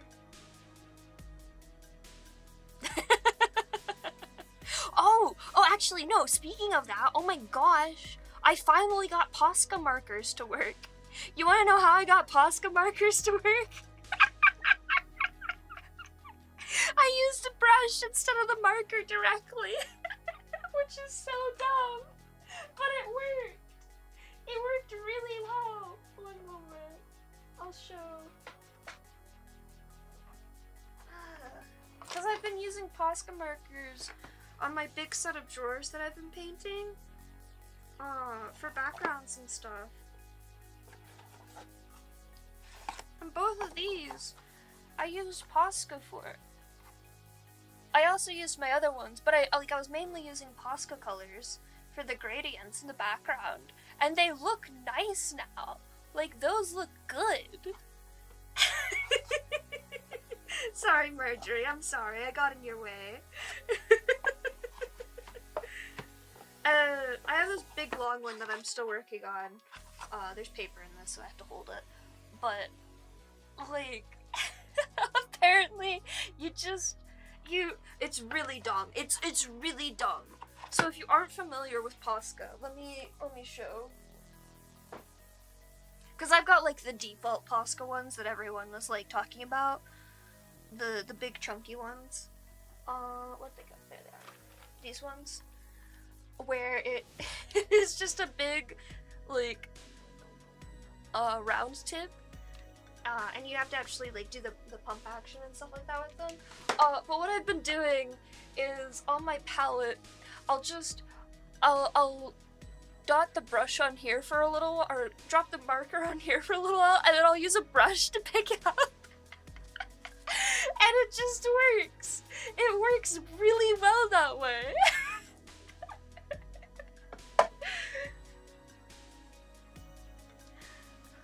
You can't do that with the Arctics markers that I have, because they don't really have like a pump action or anything, and so only just enough of the like pigment shows up on the brush tip. But you can do it with Posca. It's really dope. Sorry, baby. You can come back, meow. Meow. Meow. Come here. I love you.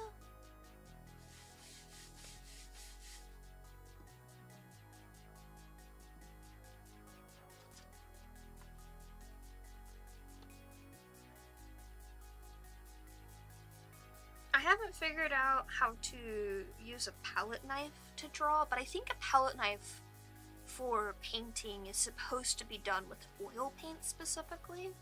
Either that or like the pastels, oil pastels. And I haven't figured out either of those. I don't think I will get into it. Oil painting. I think that's just I struggle enough with the paints that I do use. I don't need to make it worse.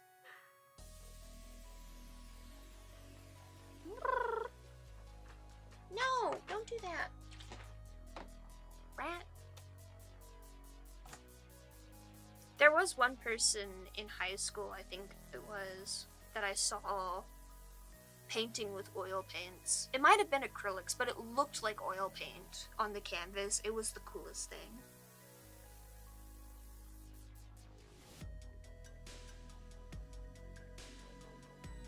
I'm just personally not very good with paint. I'm getting better. I am getting better. The Arctics markers are helping a lot as well for me just understanding like basic techniques too, which is really nice. But I'm most certainly not an expert.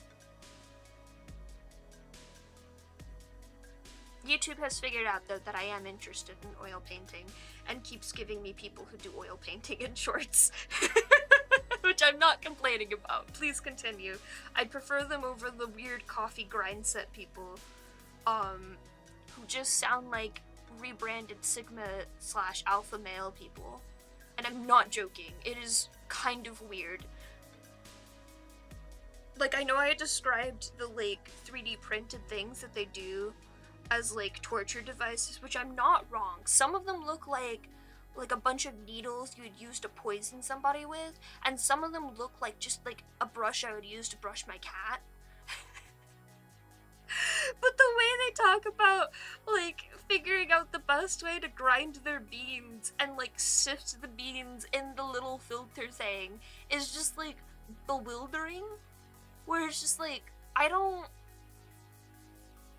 can see how this would affect the taste a little bit. But the difference between the two images that you showed me of the before and after here look exactly the fucking same. Like, it looks like the difference between, I don't know. There's no other thing that I can think of that has the difference between the two images. Because even if I think about something like that seems redundant, like going through 5 different versions of different sanding paper densities or whatever, like there's a reason you do that with sandpaper, because you can tell by touch, even if you can't tell by sight, that there is a difference in the feeling of it. But it's like that, but with a taste of tea, but there is no difference. It's the same fucking tea. Maybe if it was like a difference in the actual grinding down of the beans, I'd be like, okay, that makes sense. Like, you can probably grind it finer one way versus the other. But when you're like just sifting it into the little like cup thing to actually pour the coffee boiling water or whatever onto it, I don't think there is going to be a discernible difference there, unless you're just that bad at pouring coffee bean dust into a tiny little cup. I'm so confused, and none of the comments explain the difference to me. All of them are just like, yeah, totally, this is the thing, and I'm just like, all of you people are stupid. I need somebody like you, Dai, or Kira, or some equivalent who is a coffee buff, so that they can tell me that if there is an actual, like, physics reason that people do this to their beans, because there's no reason in my mind to do this.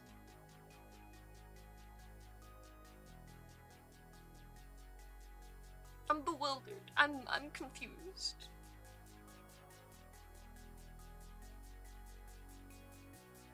Oh, speaking of other conversations from earlier, I remember the other reason why I just really, really, really hate Unreal Engine. So, Infinity Nikki is in Unreal Engine, and Shining Nikki is in Unity, actually, I believe now. Let me double check that. They changed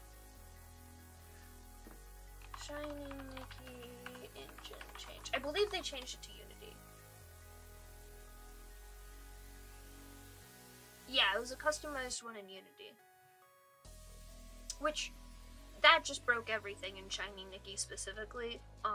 But they eventually got around to fixing all the weird issues. Most of the weird issues, not all of the weird issues.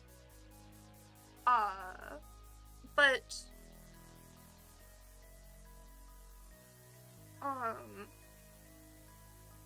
just the way that Infinity Nikki looks like by default, the graphics themselves look fine. I'm not complaining about textures or realism or anything like that. I feel like they picked a really nice fine line between realism of the environmental assets and the pseudo-anime looks of NPCs and Nikki herself.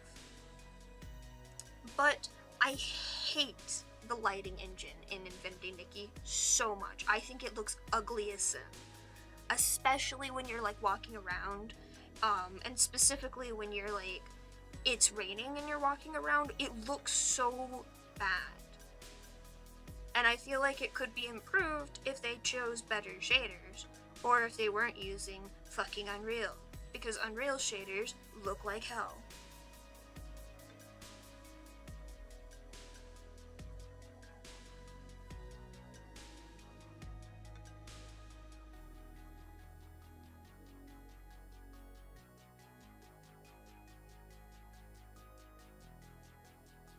I mean, I get it to an extent. Like I said, fine grinding, that makes sense to me. And I can understand to an extent finding a good way to evenly sift out your beans so that you hit the surface area just right. But like the devices that I'm seeing these people making for this, there is no discernible difference to me as a layman why you would choose one over the other.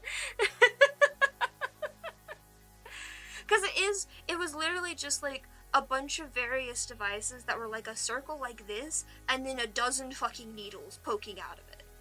And I was just like,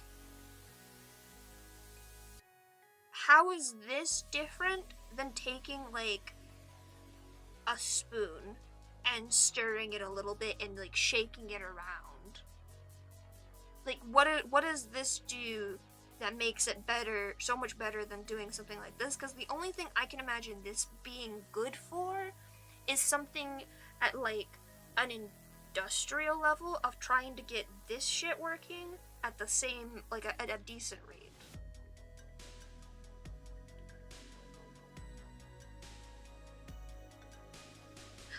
The problem with Unreal shaders though is like it's not just the default ones.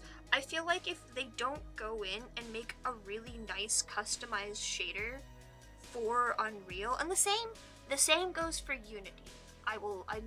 Let me preface, like, I'm not saying Unity is immune to this problem, but with Unity, like, people use so many packages that going out and specifically finding good shaders for Unity is like a thing that just happens. And I'm sure it does happen with Unreal's too. But yes, it is the post-processing of Unreal, I think, is the real thing that hits the Unreal uncanny valley of shaders for me in Unreal specifically.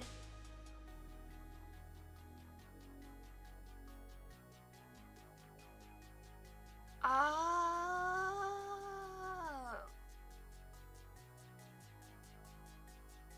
I see.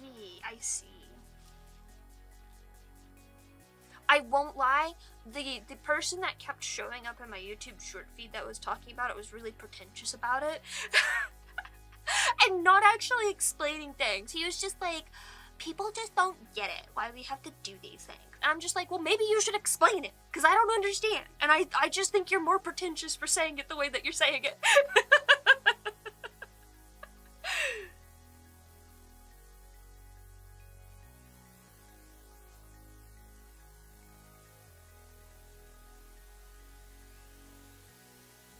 I feel like it's like the same difference of like talking to you and Yukira and Dai about tea, and hearing other people talk about tea, where it's like things like oh, over steeping your tea is bad, and I'm just like, okay, why is it bad? And you're like, oh, well, it makes it bitter, and I'm just like, okay, that makes sense why it makes it bitter. But this doesn't explain anything about like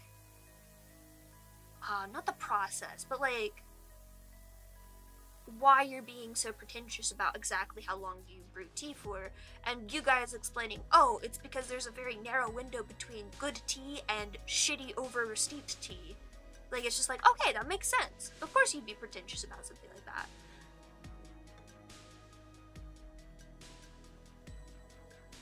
But also on the same note, like, there's other things about tea that you guys describe where it's just like, yeah, unga bunga, we do whatever we want. And it's just like, okay, yeah, this makes sense. These guys are like pulling out like thousands of dollars worth of devices to do very specific things to their beans, and I'm just like, I could not care less. Which is sad, because from a scientific perspective, I feel like I would be very interested, but my god, the personalities on display here make me want to run away as quickly as possible. And I'm saying that as somebody who does get very pretentious about very specific things. Yeah, exactly. Like, you know what? I get the point. Like, coffee can be a very, like, specific, worthwhile endeavor for certain people. But also you would never catch me spending that much money on a single drink. And I say single drink as in, like, devices to make a single drink at a time, if that makes any sense. Until it looks good. Oh no. Don't say that around the T-buffs in this chat. They're gonna bully you. Although, actually, speaking of that, I swear, you mentioned something about tea that either, like, tasted like apples? Or just something about apples and tea. I do remember that, but I don't remember the specifics. Yeah, that is true. I thought that was interesting.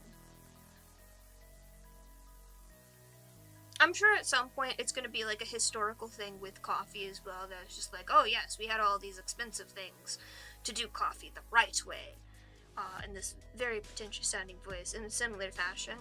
But I feel like there's just such a difference there of like, for one, there is an equivalent that I can think of right off the bat in just cooking in general with specific types of equipment that is designed to like hold flavors. Or like carry over flavors and such in a similar way, for seasoning stuff. So it's just like, oh yeah, this makes total sense that you could have teapots that do the same thing. But I feel like $5,000 for one singular thing that has one singular task of just make coffee that could break at any given point in time for a stupid reason. It just doesn't make sense to me. But I also feel like there's like a history and culture behind the various things of tea. I was actually trying to look up earlier when you mentioned that you weren't sure when India had aged tea, and I couldn't find any information of it right away, just mostly because I don't know where to look for accurate historical information on that sort of thing. But, like, there's a huge history behind tea. And, yeah, that's the other thing, is, like, I feel like those raw clay teapots you're talking about, like, those are going to be works of art. On every single level. Like, I think that's the big thing with, like, the history of tea, is, like, even stuff like your basic kung fu stuff that you have right now, like, I feel like the tray, at least, definitely a work of art. The tea animals, definitely works of art. Maybe not the, like, specific equipment that you use for all of your things, but, like, the main kung fu thing, like, to an extent, a work of art that you're using. But maybe it's just also my allergicness to machines in general. I don't know, I think it's dumb. Something somewhere pointed out that toasters were designed for one specific purpose of toasting toast and no other reason, because we needed to have more things that sped up the amount of time we spent in the morning getting ready for work, and now I'm really angry about that. And I like toast.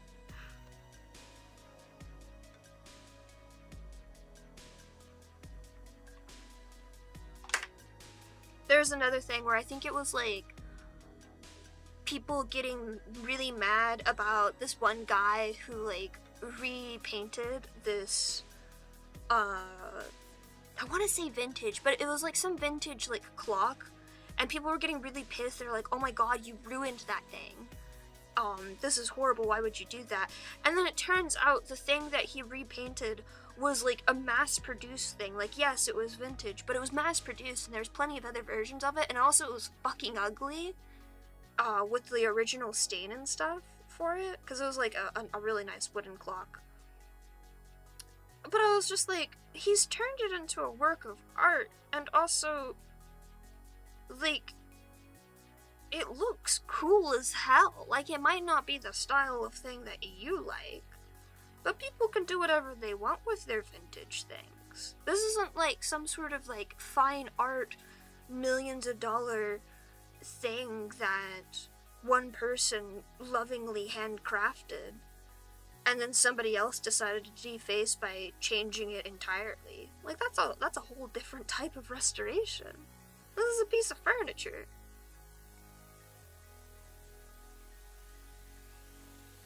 I haven't seen a black stone tea table, but I did get a couple YouTube shorts of somebody like carving.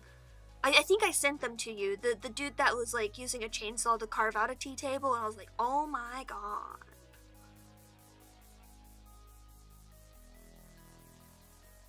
Yeah, I figured it was, that yours in particular was, but like the sentiment remains of like tea tables also being like a part of that work of art.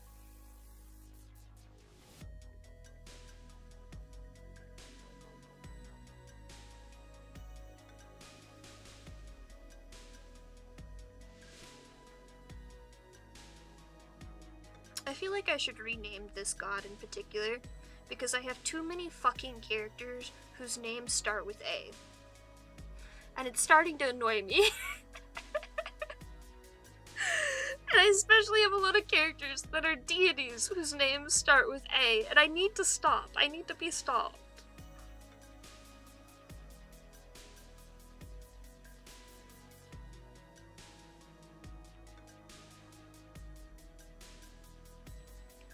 Oh, I will say, like, even though I very much hate capitalism and all that jazz, I do think things that are mass-produced, like, something being mass-produced does not invalidate it from being a work of art. Like, I feel like graphic design and product design are very, very important pieces of artwork still. If not from a historical and cultural perspective, just as one of just, like, customers like you and I, like, we're not gonna buy something that looks fucking ugly. And even if something is made to be made over and over again, that doesn't mean that somebody didn't put effort into going, let's make this look good. Or let's make this look this way for a specific purpose or whatever. Like, there's so many things that you don't think about that have, like, a very historical purpose and reason why they are shaped the way that they are. And that culture and reasoning is lost in the fact that it's now a mass-produced thing. And then you go back and look at it and you go, oh, that's why it's like that. And I can't think of something off the top of my head right now that is that way. But every time it happens, I'm just like, oh, this makes perfect sense now why it is this specific way.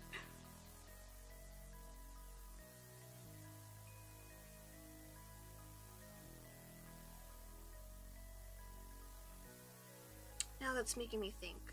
Because there was one in particular that just, like, blew my mind. I was like, oh my god, everything makes sense.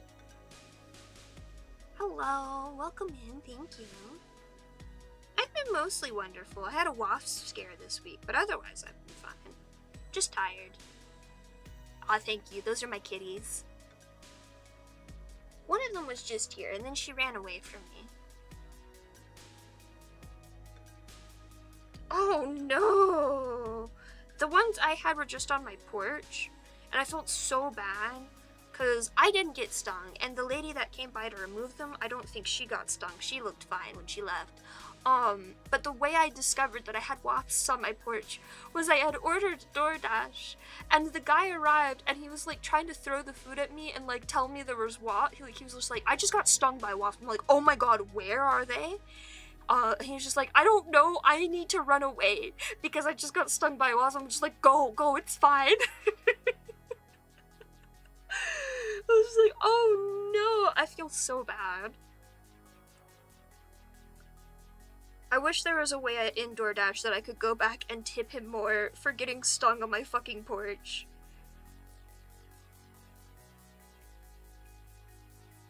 The lady who came by said that they, removed, like, a bunch of old nests and stuff, so they hopefully shouldn't be back anytime soon, thank goodness.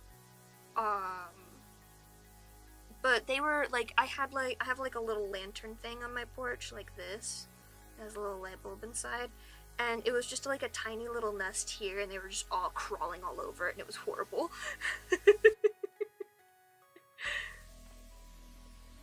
I'm on my way. Oh no! Oh, those are gorgeous! Oh my god! The one I saw looked closest to the one that the last one that you sent, where it was like this multi-level, layered, like almost landscape sort of thing, but it was carved out of wood. I think that is wood, but it could be either stone or wood.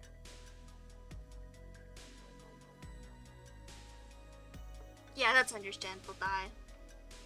Okay, I figured it was based off the texture, but I've seen wood things that I thought were stone, and I've seen stone things that I thought were wood, and I'm like, okay, I don't know anything about the world. But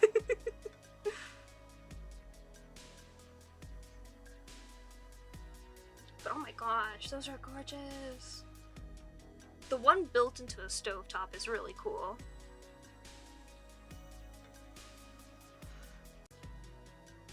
Hello? OBS just disconnected itself. It says it's back now. Testing, testing, testing. Hopefully everything's okay. Oh, chat's reconnecting itself too. Oh no. I think it was just a hiccup. Hopefully we're okay.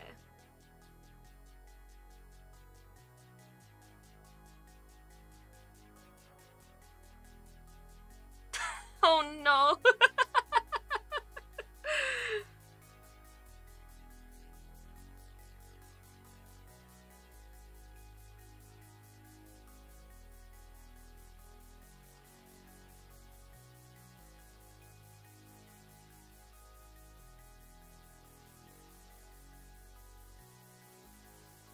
I'm not really good at drawing armor, but I'm trying my best here.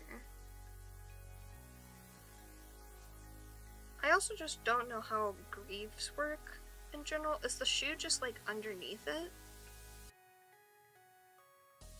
I'll have to look that up later.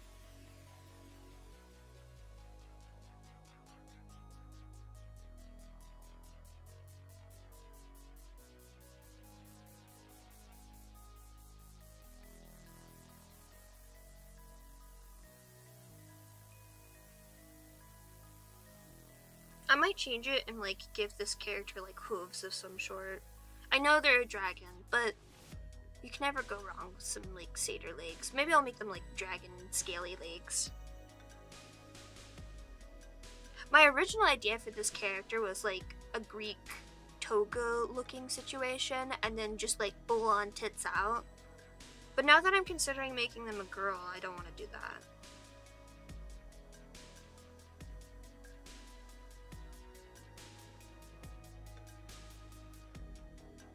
We're saving that for another character.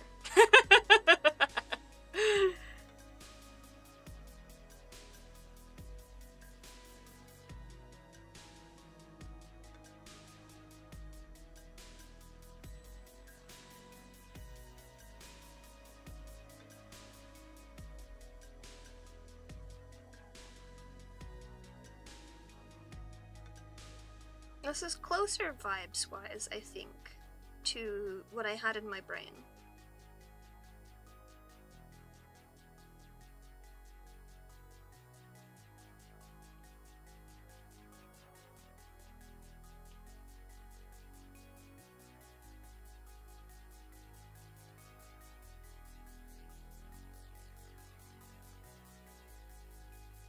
I also did have the idea of making this character like extra short and then making the Seraph God extra tall.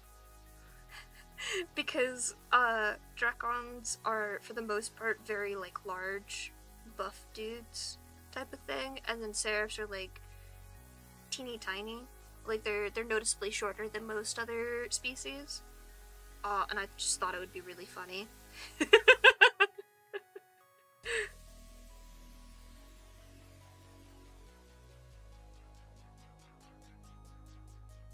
I also do think it is really funny that, like, standard lore in this universe is the really short guys and the really tall guys keep beating the shit out of each other. Specifically. Everyone else is just like, I don't want to get in the middle of that.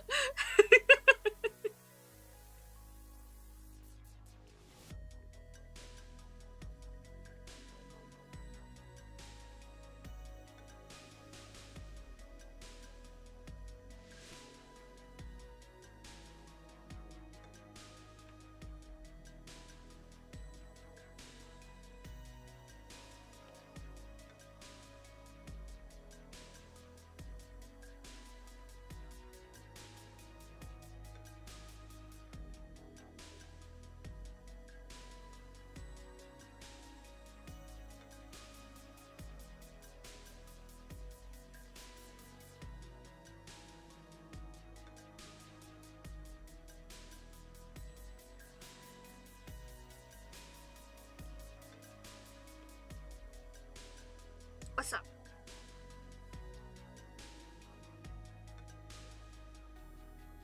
I should do, like, species overview thingamajigs.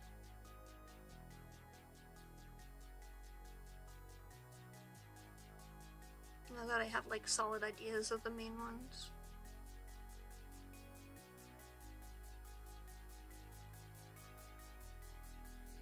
No? What the fuck?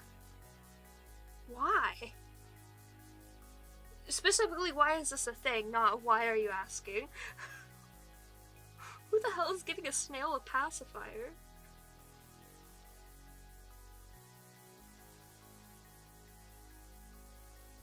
Sorry, 1 second. I saw character sale go up.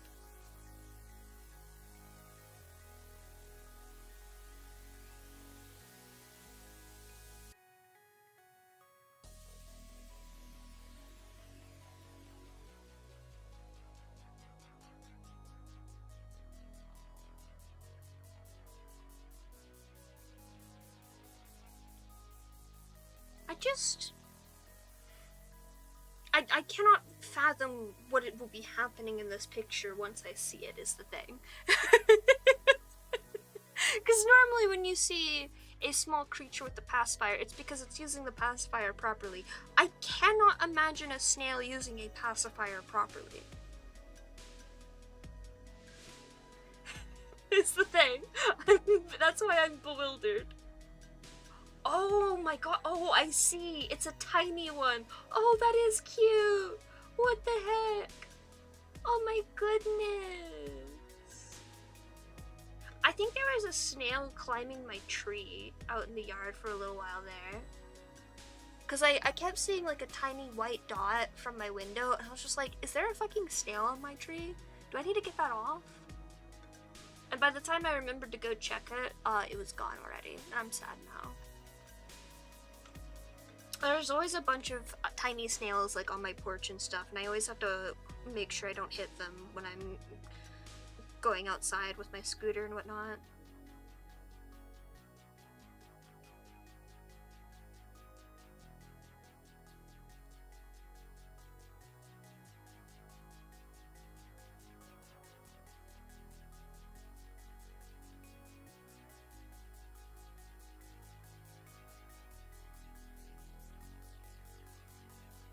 They're teeny tiny little guys. I love them.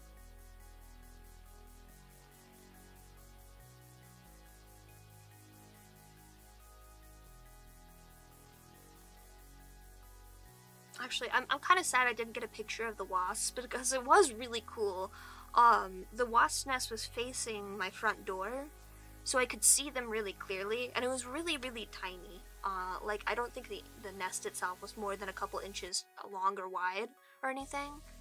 So it was like brand new wasp nest, and they were just crawling all over it, which I think most other people would be like, oh my god, that's disgusting. But to me, it's just like, oh my god, look at that cool bug.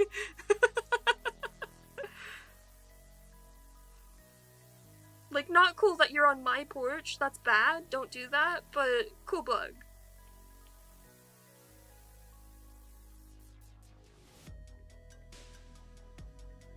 I'm just surprised, like, they never went after me.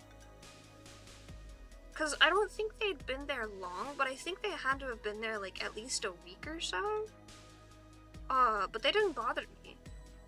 The only person that got bothered was that poor DoorDasher.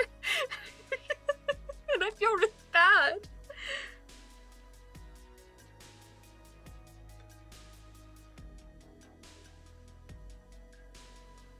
They really said fuck that guy in particular.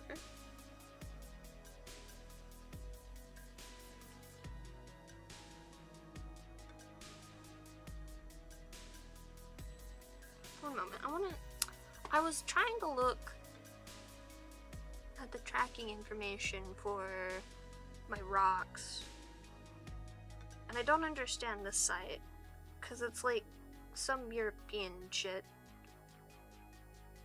No, I don't want to see more, I just want to see where it is. Show more information. I don't want to sign up for your site, I have a tracking number.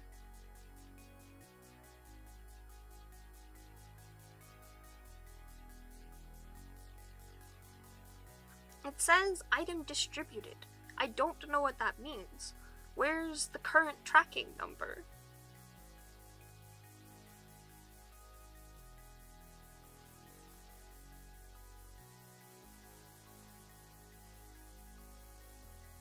It says it's in the US, and it was dispatched from sorting center. But that doesn't tell me anything, and I'm very confused. I just want my rocks. I hope they arrive safely.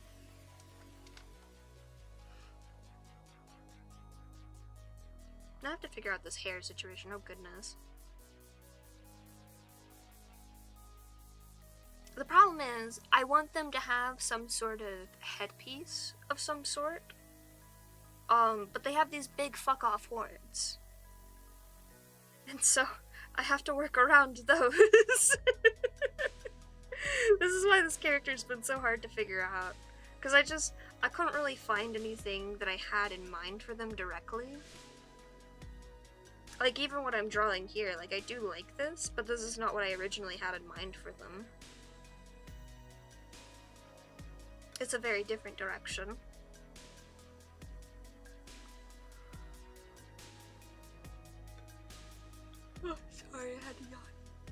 still very sleepy. Yeah, I think I'm gonna make them a lady. I think I like that idea.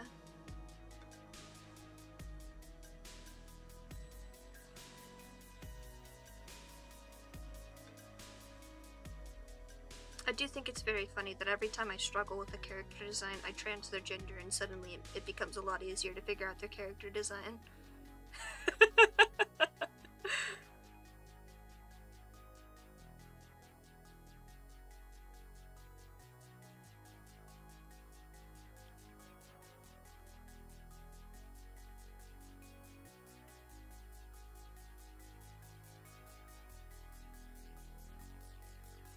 I need to move their face.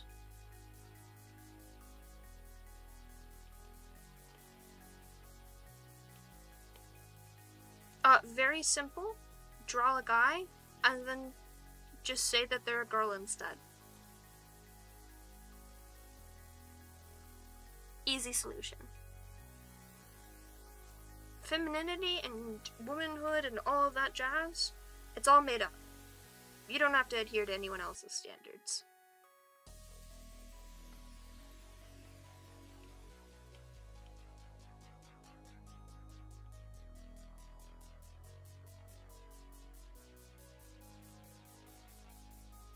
Also because I have the opposite problem. Every time I try to draw a dude, everyone thinks it's a woman.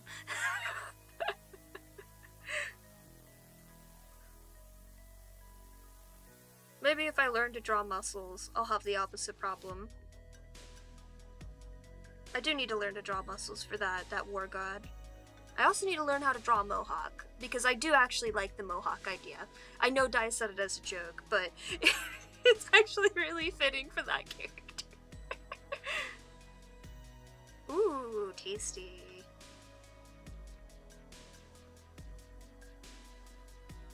Man, you guys were talking about spicy food earlier, and I really want some spicy food. I'm gonna make my spicy chicken stir fry stuff, I think. Either tomorrow or Monday or something. Maybe not Monday, because I have watch party Monday. I don't want to do just long straight hair. I do that for all of my characters. I need to do something interesting.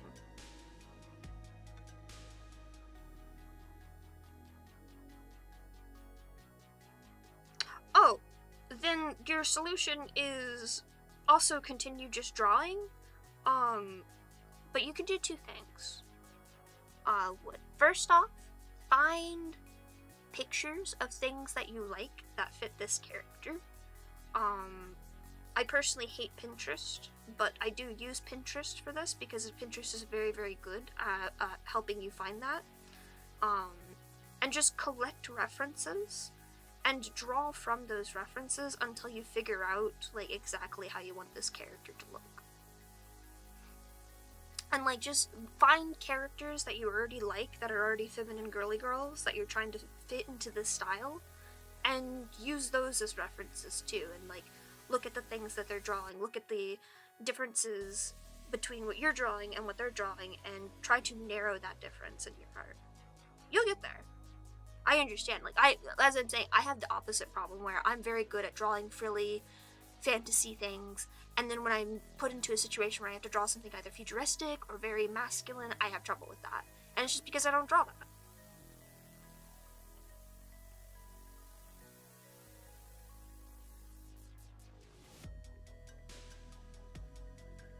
I think she needs a braid. I do imagine her with either like really long wavy hair or a braid. I think that works. Also, yeah, I do give every one of my characters long gay ass hair.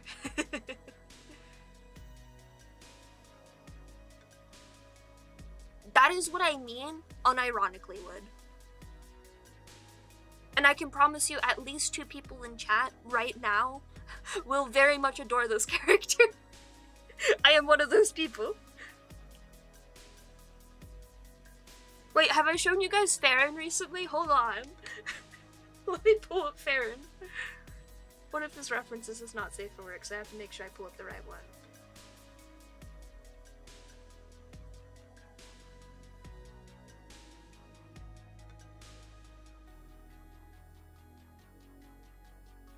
cis man. You can do whatever you want with gender. I promise you. No one controls the gender but you, because it is your character. I love Farron. He's a wonderful guy.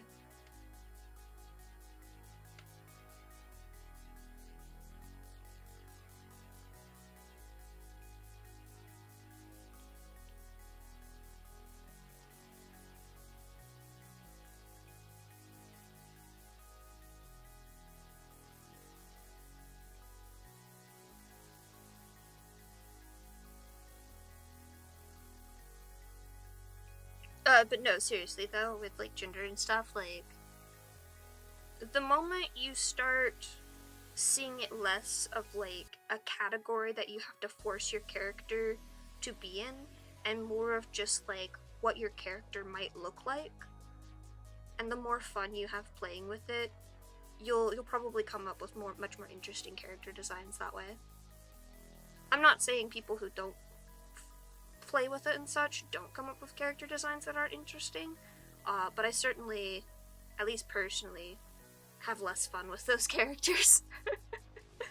Because it's one thing to do it intentionally versus unintentionally, but it's also really fun to see people who take those expectations to extremes.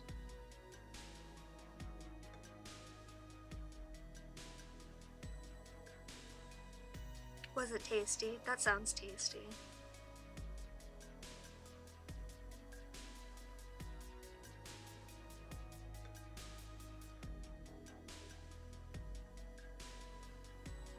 Yeah, I get that. It's just one of those things that you have to practice. Like, if you want to do a thing, you have to explicitly say, I'm going to do this thing, and I'm going to practice doing this thing until I get this thing to work the way I want it to.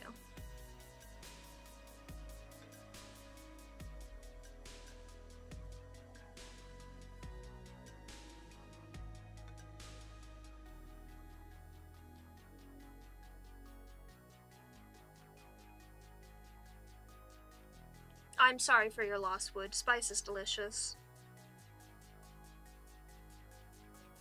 The only people who don't get judgment from me for not liking spicy food are the people who have, like, medical reasons. If you have a medical reason to not like spicy food, understandable. Otherwise, you're a coward. Philip, hello! Welcome in.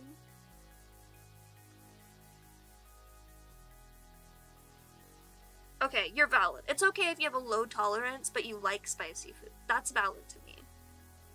But people who are just like, I don't get it. I don't want spicy food. It tastes bad. I'm just like, you're incorrect. Ooh, I'm gonna write that down for myself then.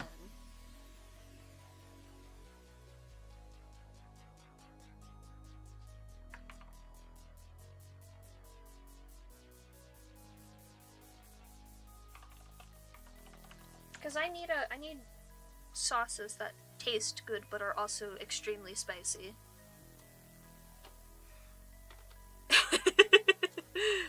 Good, I approve, Wood. Excellent, 10 out of 10. As one should.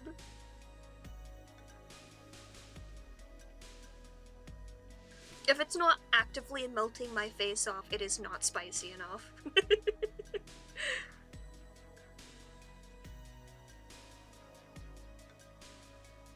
Oh, let me hide Vanetta.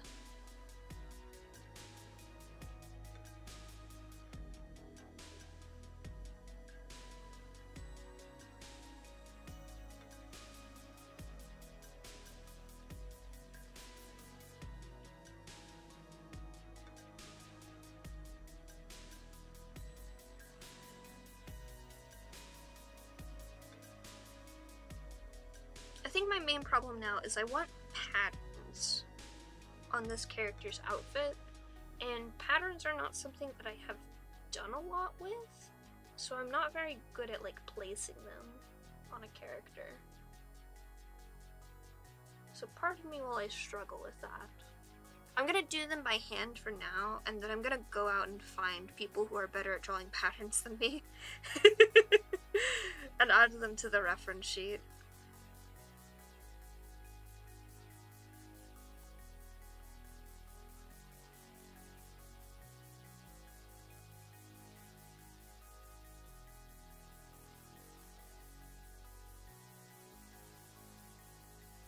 like, some of these are, like, trimmings and stuff that I want to add.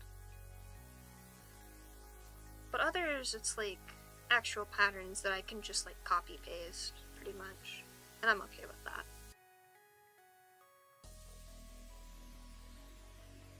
That's so sad, Philip. I'm sorry.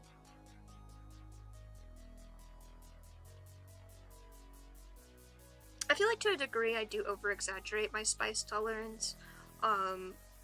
But I haven't had any spicy food that's, like, made me actually cry. Like, I've had, like, eye-watering spicy food, and definitely, like, a lot of spicy food that I enjoy to eat. Like, I do have to, like, chug water or something with it. But I'm not, like, it doesn't feel like I'm dying or anything. It's just like, oh, the room's a little hotter and my mouth is really dry.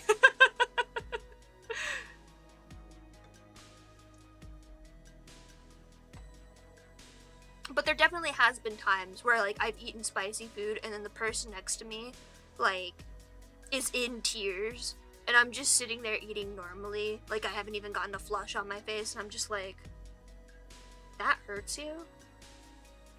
Oh no, you're really white.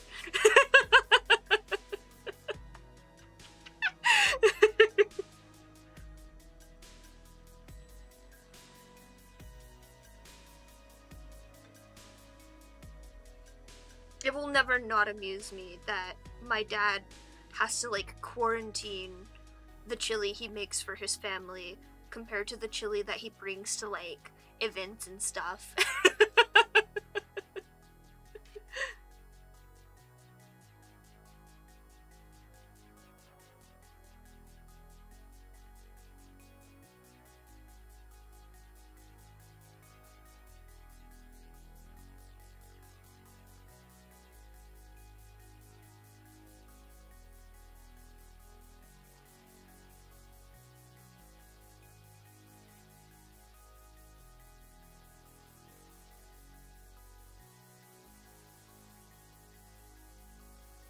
It's only Tex-Mex, though. And, like, I'm not a hater of Tex-Mex. I think it's really good, but it's, like, it's not really my go-to. Like, my go-to is Asian food, and none of the Asian food is that good around here except for the one place. Okay, that's true. That is true. They do have really good barbecue. Yes. I'm unfortunately addicted to one of the places here that does brisket on a baked potato. Also because it's, like, really cheap to get. DoorDash. And oh my god. My stomach definitely hates me afterwards because it's, like, a really heavy, fatty food, but it's so good.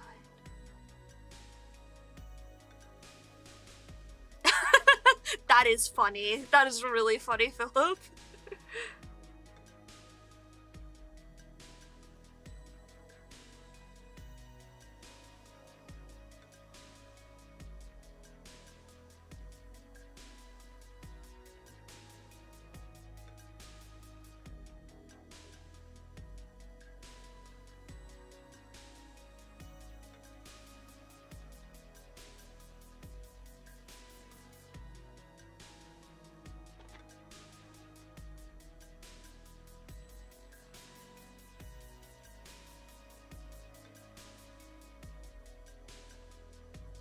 I simply think white people need to get better taste buds. Especially the Brits. Like, my god.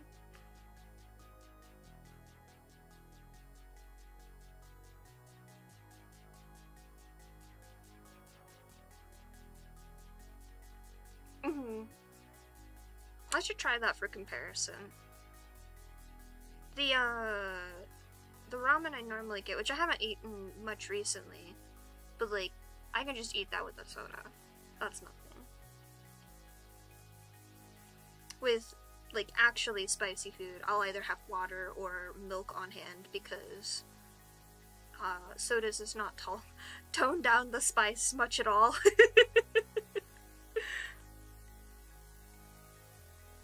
That's interesting, Wood.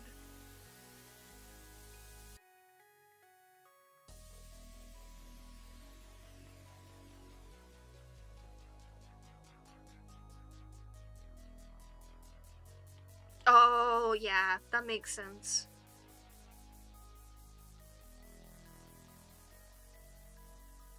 I don't think I was specifically conditioned for spicy food. I mean, I've told the story about me chugging spicy Mexican salsa. I've always had like a decent spice tolerance. Oh no! Oh no! What do you use if not milk? Because water's the go-to, of course, but like, there's something about milk specifically that makes spicy food, like, get toned down very quickly, and I don't remember what it is. Like, it binds to something or other? I don't remember. Oh no!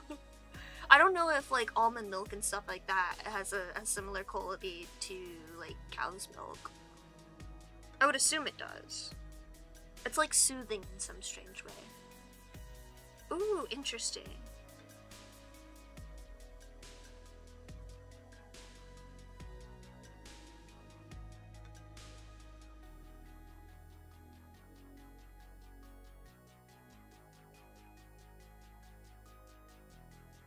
Ooh, actually, okay, off topic, I had an idea. So some of my friends who do, like, work-along streams for, like, art and stuff will have, like, an open collab thing where, like, people that they know that have, like, a collab role can, like, hop into voice with them and hang out. And I do have a collab role already. So I'm wondering if I should start doing that for my streams, because sometimes I just start rambling and sometimes I forget to start rambling and sometimes I get really distracted and I forget to actually do the art. Like, sometimes talking keeps me on topic and sometimes it does not keep me on topic, sort of thing. But I've been wondering if I should have people, like, randomly drop in for collab stuff.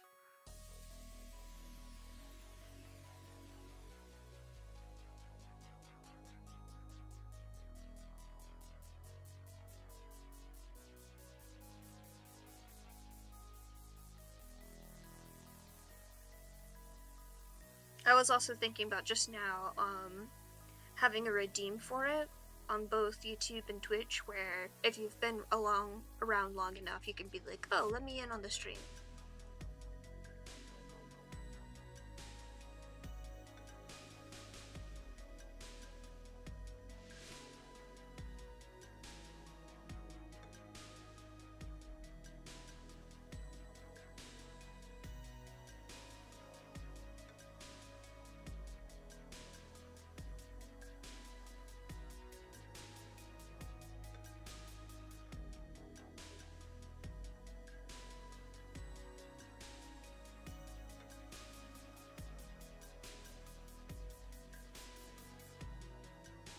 Yeah, this is definitely getting there with the vibes.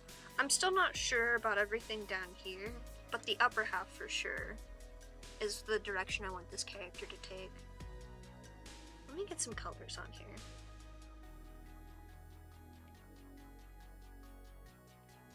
I know that I wanted them to be blonde because they have like the whole gold theme going on.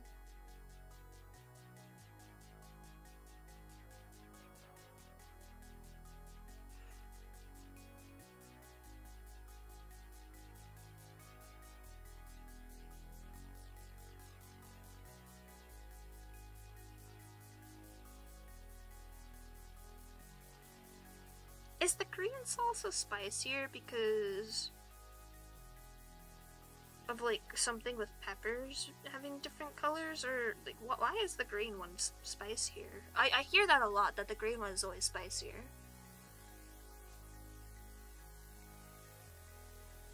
For some reason my brain sees like the green salsa and it's just like, no, you're not allowed to have that, you will throw up if you try to eat that. Which I would have thought would be a sauerkraut thing, but that predates my sauerkraut story.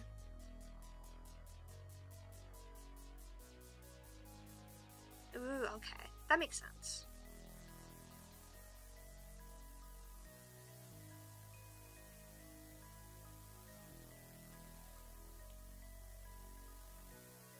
I feel like the people who heard the sauerkraut story in voice chat during watch party are very understanding now of why, of all foods, I will not try sauerkraut again.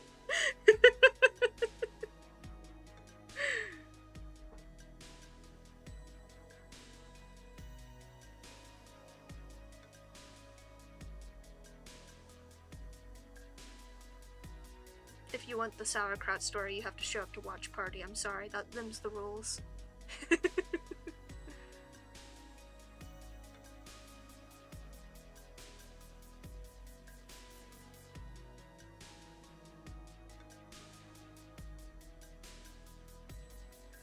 Yeah, I think it's just like a thing where it's just like the green one is always the spicier one.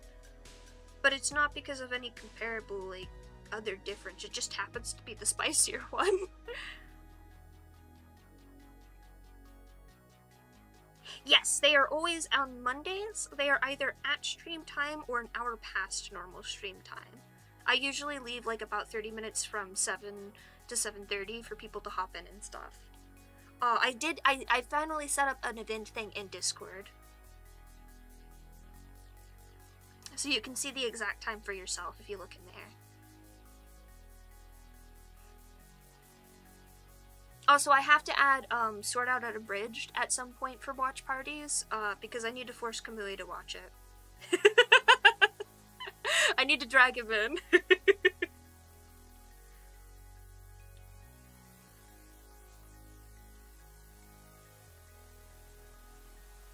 We might continue with the bridge stuff in general, because I think we all really enjoyed the Fruits Basket one last time. Which, oh my god, that cracked me up.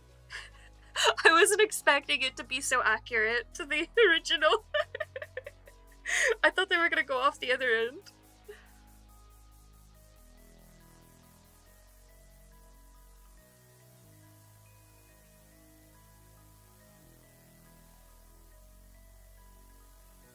Oh, that's fine.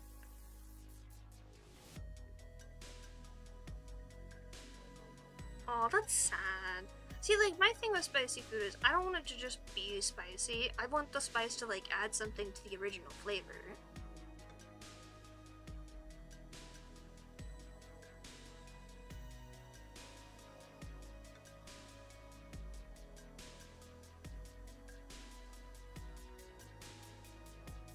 I do understand, like, making it different specifically to get the color right, because, like, there are some times where I see a food where it's just like, I know from like the way this food is described to taste that I will enjoy this food, but I like the way that it looks and appears is so like disconcerting to me that I don't think I could will myself to try it.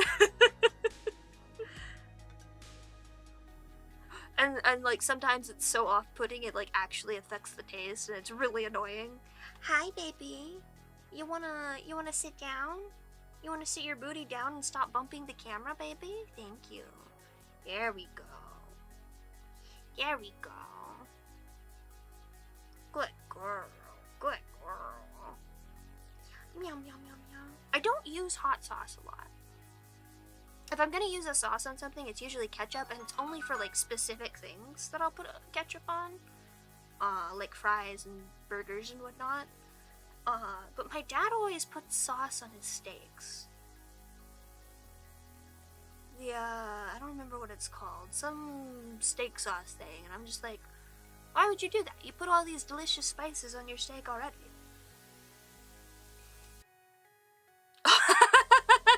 That's funny. Here we go. Good girl. A1, yes, that's the sauce he really likes. Sorry, specifically A1 Bold.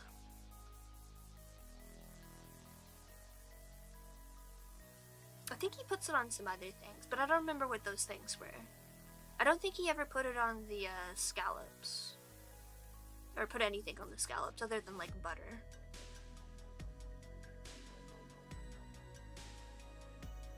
Are you a good girl? Oh, baby.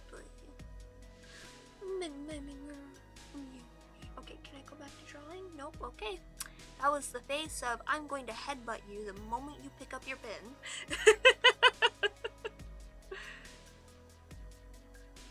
Yeah, right, baby. I finally have gotten her to stop headbutting me hard enough for her to smack my phone into my face. Thank God.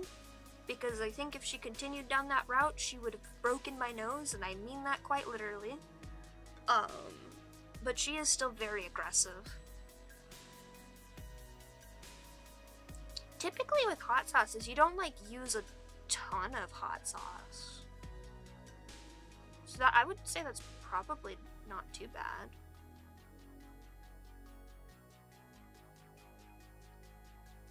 Unless you're making like a big like family helping of something, I guess.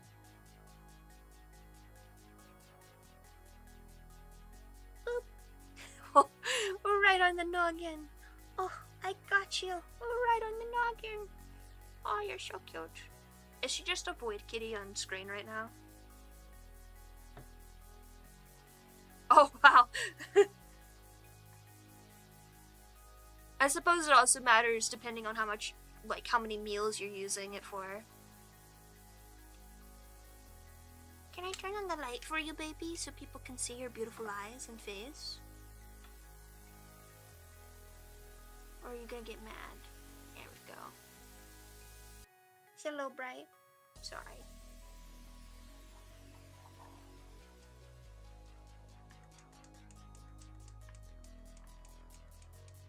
There we go. That's a little better. Yes. Oh, sleepy kitty. Oh. Her eyes are like slowly closing. Yeah, you're a good girl. You just want to be told you're a good girl.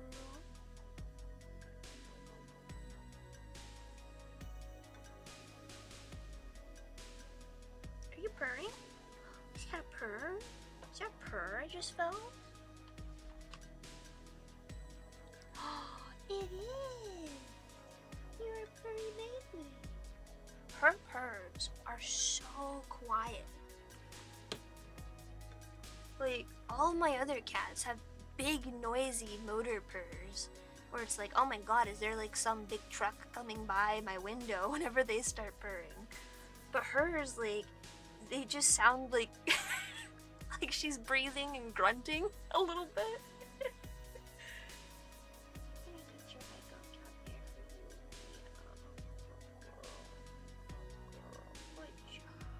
Oh, good girl. Good girl. Good girl. Does that feel better? You got fur stuck in your eyes, baby. Yes.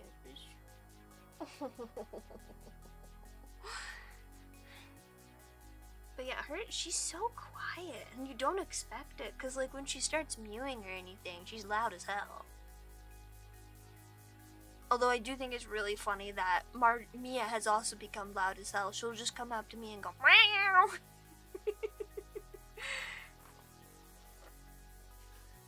Which, speaking of, oh my gosh, it's been so cute, because she'll come up and do that, and then I'll like squiggle my desk or my chair over, and then I'll just pat my lap and she'll jump up on my lap, and it's so cute.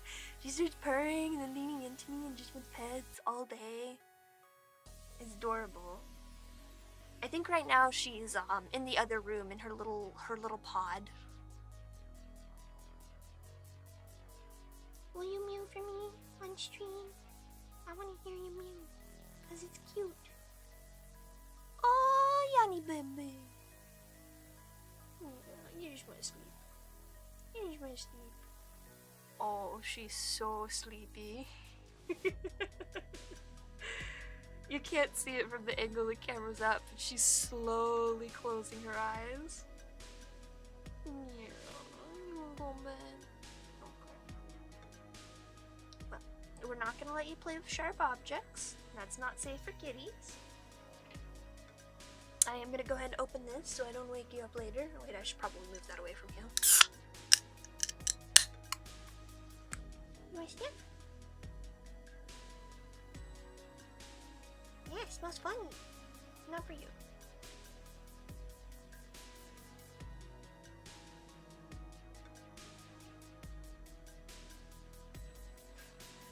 Can you lay back down? Oh, it's a baby. Oh, it's a baby. cat's chin scratches.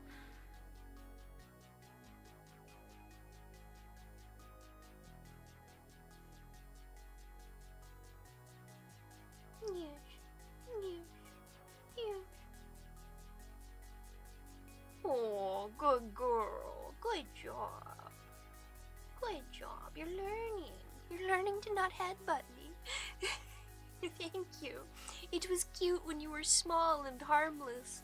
And now you have the strength of a rambunctious kitten who knows that she can do damage, and now it's no longer cute and harmless. Isn't that right? You get a nibble? No nipples? Okay. Good girl. I am also glad that she has never been the type of cat that bites down hard.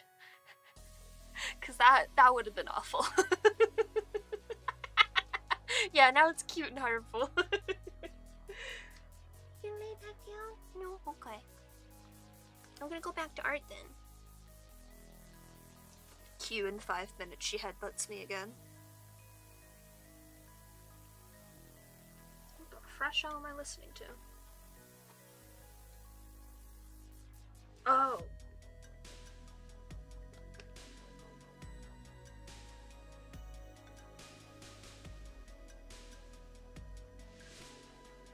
I was listening mostly to Cascade in this playlist, and like all the pieces of Cascade and a little bit of Collide. But then I added more songs to it, and I just got started because it was one of those.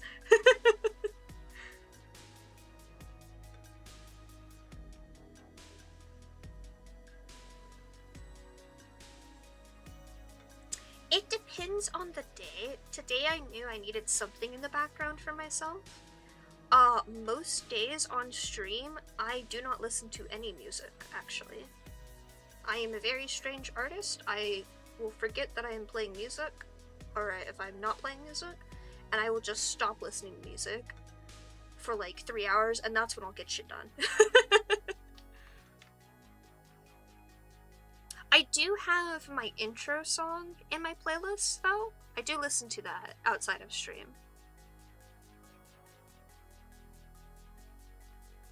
Especially when I was thinking about how I wanted to reanimate my intro song. I had to play that. And I do have the other song from my intro now also in my playlist.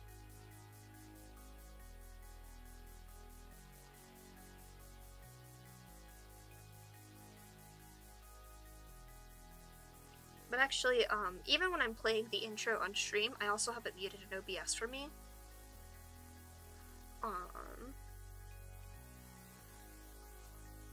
Because I find it very distracting. So in fact, the only sounds that you guys hear, and I also hear, are my voice and any sound alerts that you guys play. I do hear those. Oops. Ooh.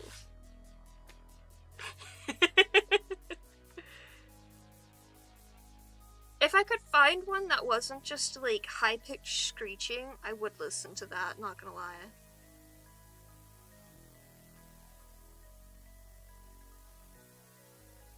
I think the My Noise site person, he should get recordings of planets that he can use and make make a noise generator from those. I think that would be great. Actually, wait, let me see if he's done that. Because he'll sometimes use like noises that are available for anyone to use.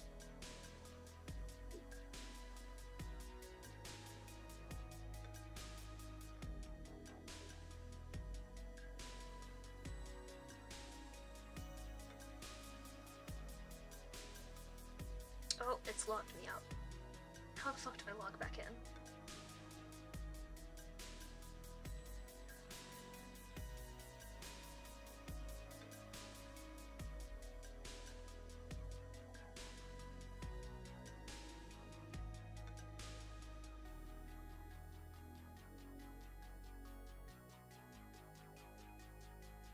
There we go. I'm pretty sure it's this email.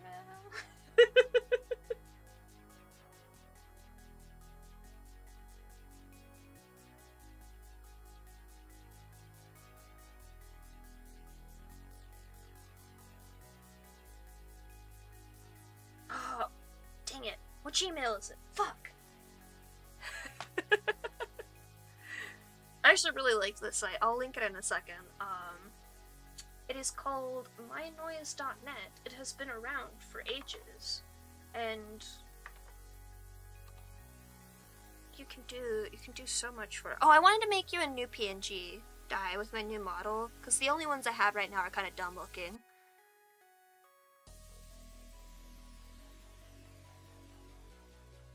Oh, that's why I got an email earlier.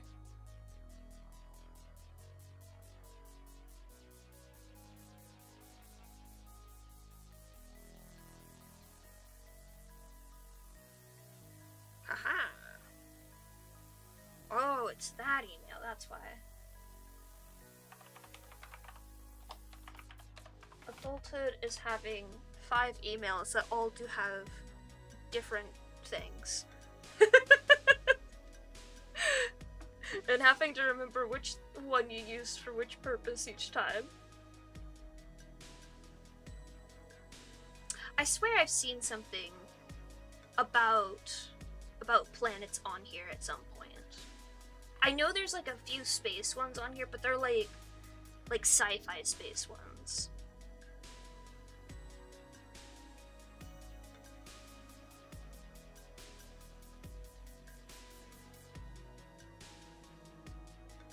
What the hell is this one just called ominous? Hold on a second, I need to hear this. Oh yeah, that's ominous!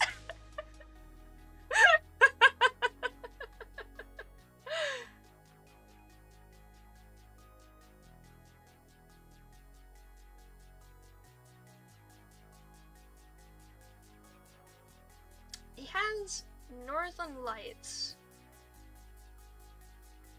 Hello! Oh, there's Planet Earth. He does have one, but it's from Voyager! I knew there was a planet one in here. Hello there, welcome in. Sorry, I'm talking about this noise site that I sometimes listen to. I don't use it much anymore, because I'm usually trying to listen to music and dissect music. I'll put it over on YouTube too for you, since I'm talking about it. But I used to use it quite a bit, and I have the app for it, because it was the only way I could sleep at night sometimes, because music would just keep me awake. But listening to the creepy sounds of an ominous cave at midnight would give me less nightmares and more sleep. And no, I don't have an explanation for that.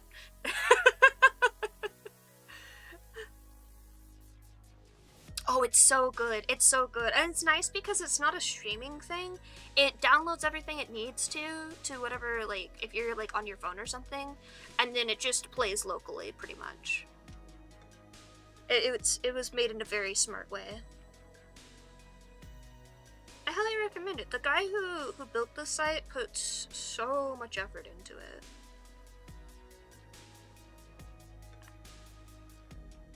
There are white noise generators, but for the most part, a lot of the noises on there are very natural things. Like some of the ones that I personally like are the thunderstorm ones, and the rain ones, and the cave water one that I mentioned. But they have the dude has got everything from like cafes and stuff to actual just straight up white noise generators.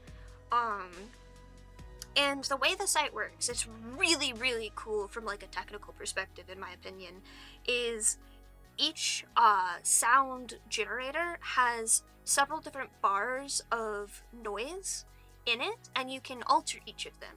So if you go to one of them and you want to make like the rainstorm one be more similar to something like brown noise, there's like presets for that, for doing that.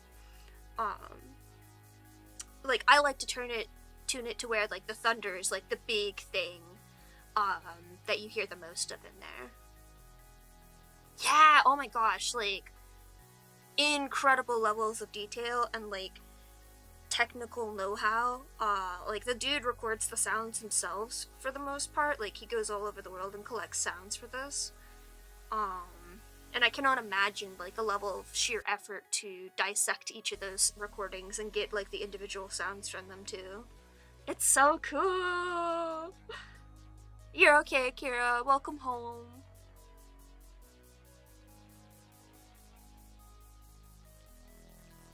But yeah, from, like, just on every level, one of my favorite sites in the world that I discovered a long time ago.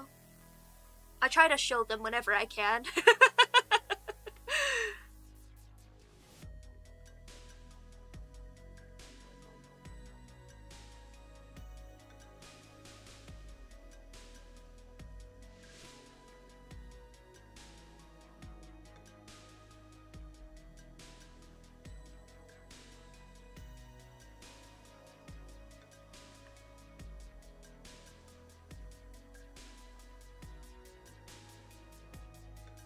Right, what? I think, like, maybe like stuff like this, like my discovery of little sites like this is like really why I personally like adore seeing just random things where people just have a level of dedication to some like maybe small meaningless thing in other people's lives, but to them like this is their entire job, this is everything they do. And seeing like how that high level of effort and technical detail and just pure love for the thing like turns it into like a work of art like this. Because if you think about it, not only did this guy have to learn all of the shit for audio, and it's really high quality audio. Excuse me. It gets funnier. I'll mention why in a second, Di. But he also had to like understand how to code that sort of thing. I don't know if he coded it himself or like he got somebody else to code it for him and it's now a template, but like even just understanding how to explain to whoever did it like how he needed it to work for this website, like it's so cool. This site has been pretty much the same way for like 7 years straight. Like there's not been significant changes in the way the site works. Like it's been this really cool site for so long, and that's what really is just like, oh my god, that's so cool. Also, thank you for self-care check. Per tradition, I will mess with the cat. Yeah, I don't think the difference between low latency and ultra low latency for me is like necessary in my opinion. But that's just me personally. I'll get to everyone's messages when I get to their messages. Also, it is deeply funny that Kamui was not aware that YouTube servers are better now, because he originally streamed on YouTube, and then he moved to Twitch, and then I think he was going to move back to YouTube, and then he forgot? I don't remember what happened in the in-between, but...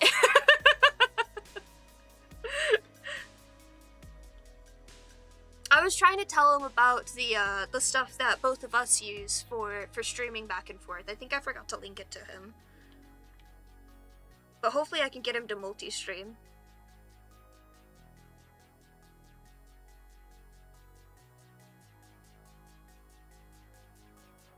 And also, on speaking of Kamui and the narrator saying, like, yeah, as soon as I get the rest of my story stuff ready for, like, the next... I'm just gonna start calling them episodes. Because I know the direction I'm heading and the direction I want to head in general with this stuff. But he's like the first person on my list only because I met him before I met Furo. for immediately sending a voice actor call sheet to and being like, hey, do you want to do a voice acting thing?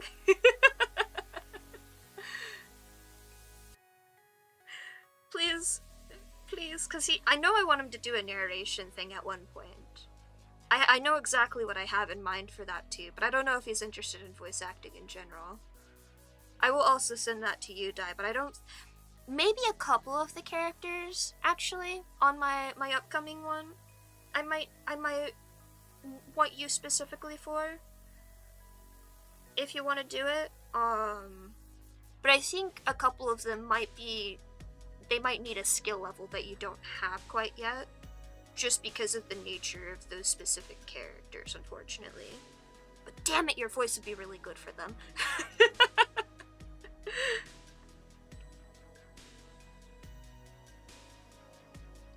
The problem is, the characters I'm thinking of in particular are twins.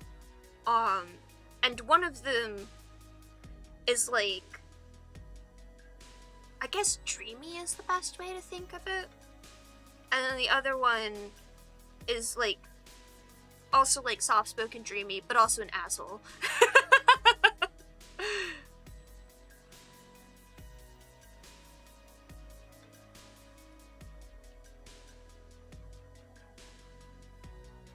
Yeah, like, the issue with experience here that I'm thinking of is that you do know how to do a voice, which is your streamer voice. Because that is a very specific, like, voice that you have catered and figured out how to do. And while the, like, overall tonality of your voice and, like, way that you speak would fit these characters, you would need to change the way you speak for them, if that makes sense. It is not just you talking. I know it seems like that because I am similar in that I am just talking and I'm not really paying attention to the way that I talk on stream all that much. But you off stream, the way that you talk, it's not significantly different from the way that you talk on stream, but you can tell that you are expecting to be in front of an audience with the way that you talk on stream compared to being off stream just being in a voice call. And that is for every single streamer I've talked both on stream and off stream with. That happens to everyone. But it is a specific thing to like think about the way that your voice changes and controlling that. That is a level of experience that is the kind of thing that I need for these specific roles, unfortunately. Thank God I plan to pay people, because if I didn't plan to pay people, I probably would not be able to find the proper voices for them. And thank you, Eros. This is a character that I've been struggling to design for a bit. I'm really happy with the direction that their design has taken this stream. But they're not still quite exactly where I want them to be, I think.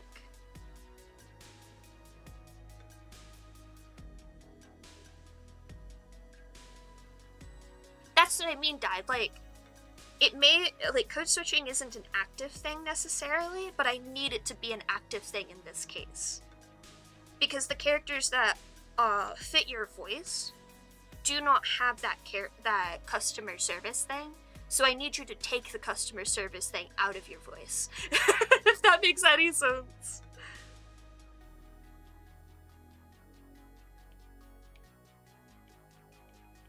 Just because it's not a conscious thing does not mean it can't become a conscious thing. Yeah, I understand what. Yeah, it is really interesting. Like, when I'm talking to people at work, I know for a fact that I personally, if I feel like a person has more authority, either over me or over the subject that we're talking about, I will start talking in a softer, higher pitched voice. Whereas when I feel like I am in control, my voice will deepen, and I will talk a little bit louder. It's pretty much the same wood. It's a very, very subtle difference. There is also that, yes. Yes, that is true. Tiredness does in fact play a role in this. But it is important, because like you do put a lot of effort in the way that you do speak, whether you realize it or not. It's what I call the YouTuber voice. Like, I don't personally think the YouTuber voice is a bad thing. I think it's a really annoying thing when people, like, really pull out all the stops on it. But for the most part, it's just, like, that's just the way people who are expecting to be in front of an audience speak. Yeah, the Matt Pat voice. I don't think it's something that you have to get rid of. I'm certainly not saying that. Like, for your content, it works just fine. You have the right level of normal voice to YouTuber voice ratio where it doesn't piss me off, and it's actually very nice to listen to, at least in my opinion. Where there's other people who are like, I'll click on their video and I will hear the worst fucking voice I've ever heard of in my life, and it's not because their voice is bad, it's just the way that they're talking, and I'm just like, I'm not listening to you. Absolutely. You're here to sell me something. It's the YouTuber voice of a used car salesman.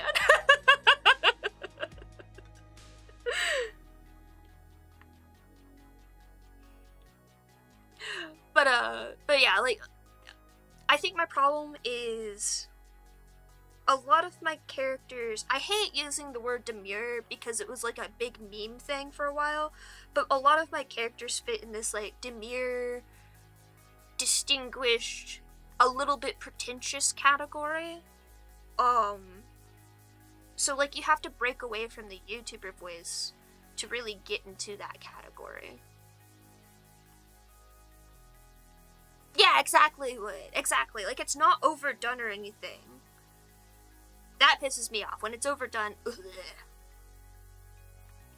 Or, like, the people who, like, they don't necessarily have an overdone voice, but...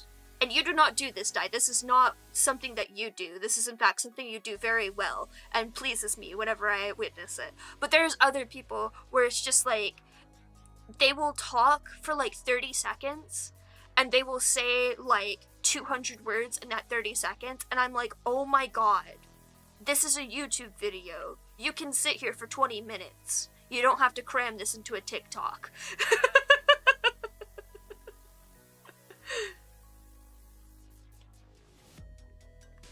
And even now with TikTok, you don't have to cram it into 60 seconds. You can do more.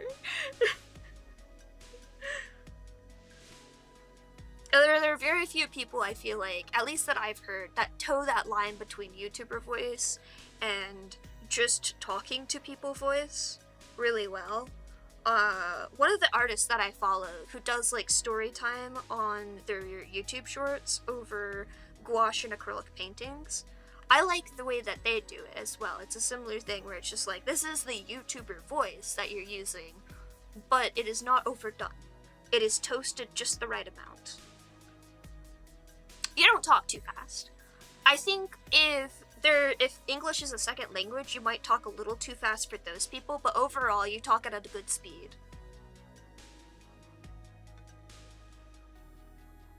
I think personally, I feel like I talk too slow sometimes, but I think that's just the way I am. I don't care that much.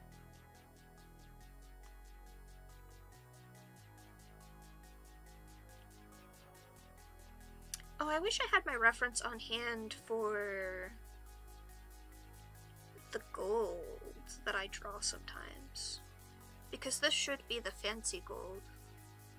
There's like a little side lore thing that I have for different types of like gold for armor. Or not specifically gold, but metals for armor and alloys that I made.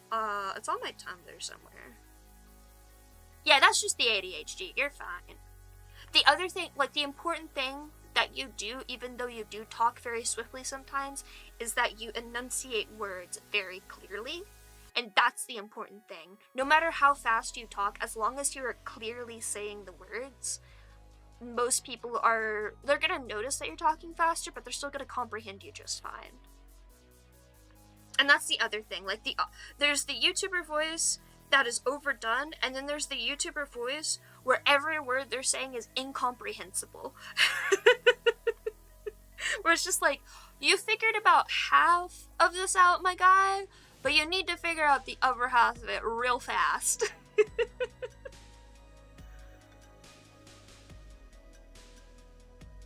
Oh, you should check Dai out. Oh my gosh. Dai is one of my VTuber buddies. He just did this wonderful tea stream with another one of my VTuber buddies.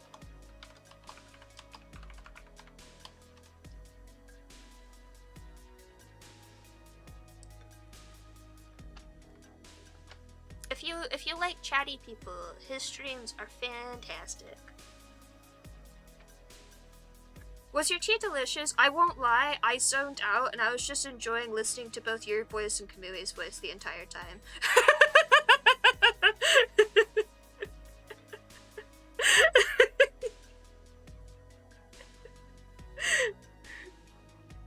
See, my problem is I don't listen to a lot of people's videos because most people's voices, no offense to them, and no offense to most people, I just have, like, auditory processing issues in general, but, like, it's a little grating, but, like, not in a way that's, like, this physically hurts type of thing. It's just, like, I can only listen to people for so long, for the most part, and that might also just be, like, a social thingamajig where, like, people are just exhausting for me because I'm introverted. But yeah, I could listen to you guys for hours.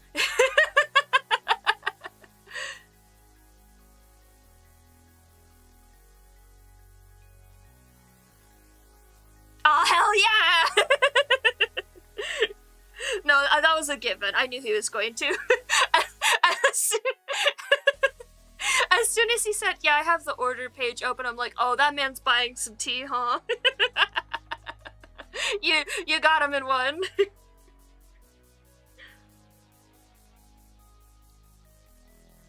I did find the clip of me saying the unfortunate line in Monster Prom, and I did send him that midstream as well.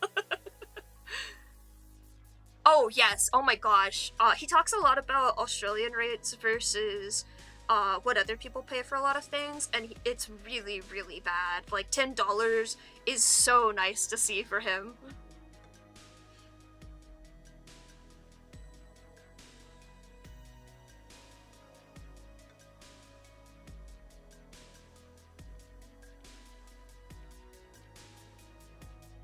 Trying to decide exactly where I want to land on the red spectrum, because I don't want this character to have an overwhelming amount of red.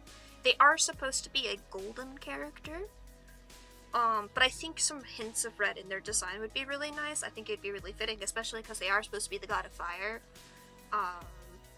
But the plan is the god that, like, really has a strong red design. There's the goddess of vampires for one. Excuse me. But the god of pain and war and stuff like that, like, I want him to, like, look like he's drenched in blood.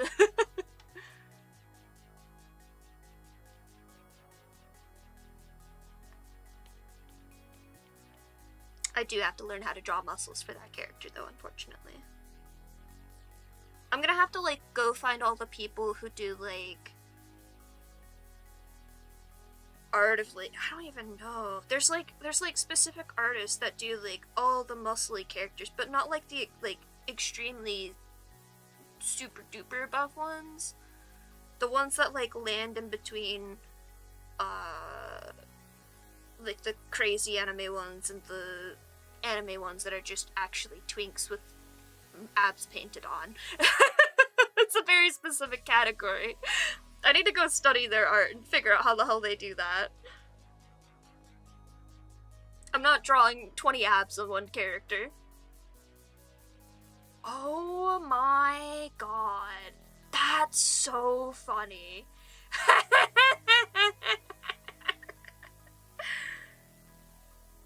That's one way to do it, I guess. Oh my goodness.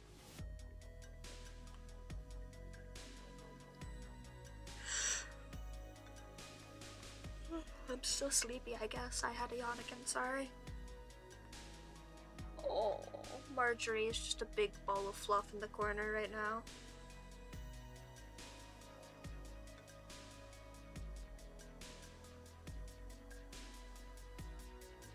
I think this little corset vest thing needs a pattern on it.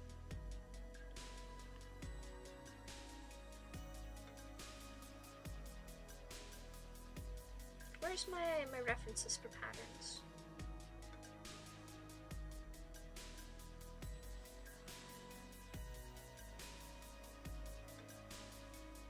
How soon do you need my PNG, by the way? Is it okay if I send it after stream? Because I'll make it the first thing I do after stream then. But if you need it now, I'll take a picture of myself.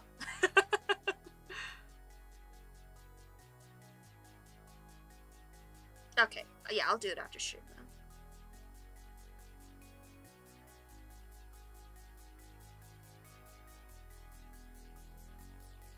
I don't understand how this pattern works on fabric, and I'm too afraid to ask. Oof. Yeah, I'm sorry, I forgot. I saw your message and I was like, oh yes, I need to give you my updated one, and then I forgot to.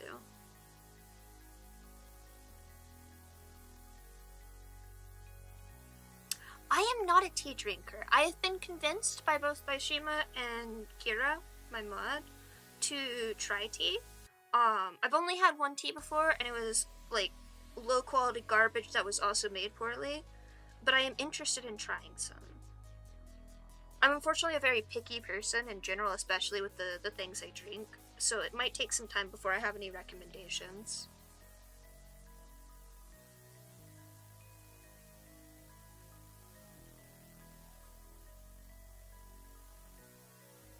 I was trying to learn how to draw filigree stuff, and I don't quite understand it still, but I'm getting there. Like, I was able to do this. Hopefully I'll get it right again. Where, like, you do a big loop, and then you do little branchy thingies. And I think you do it like this. I might be doing it wrong. It's been a bit. And then, like...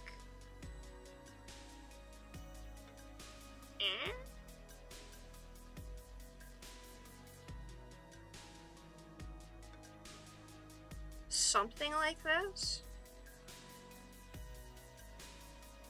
And that's the only thing I have figured out. I'm trying to branch out from this.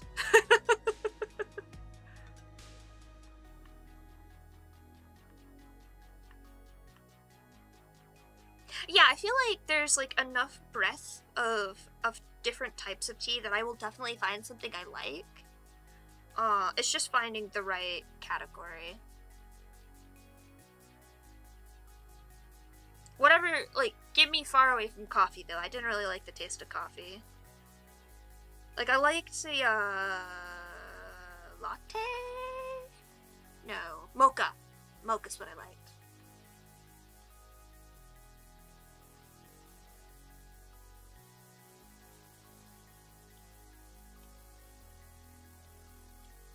But that, I feel like, is not really a tea thing. Oh, I tried boba once. I did try boba.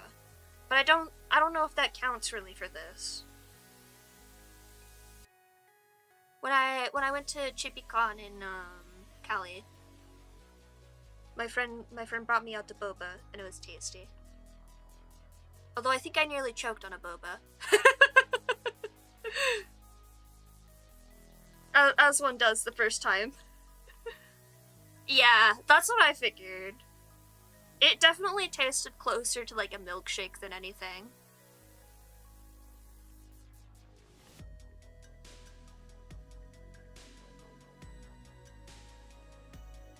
It wasn't bad. I didn't really enjoy the texture of the boba specifically, but it's also something where it's just like, yeah, I'd have that again.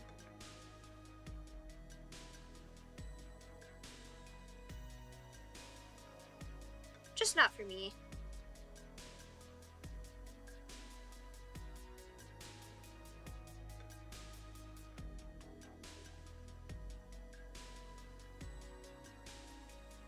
Oh, you know what I am interested in trying? The teas that are like from flowers specifically.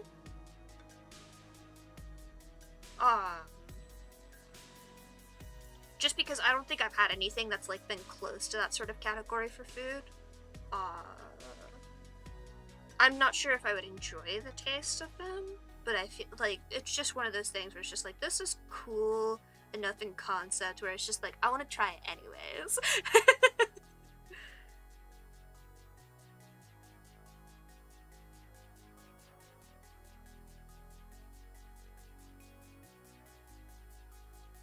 Yeah, that's understandable. I don't think I've had anything that's had like really a floral taste to it, so I don't know if it's something I would enjoy. And I feel like I would not like most fruity teas either. Although it would depend on the fruit taste. I know anything citrusy is off the table, I just simply don't like it. Unless it was like a very light orange. Oh god.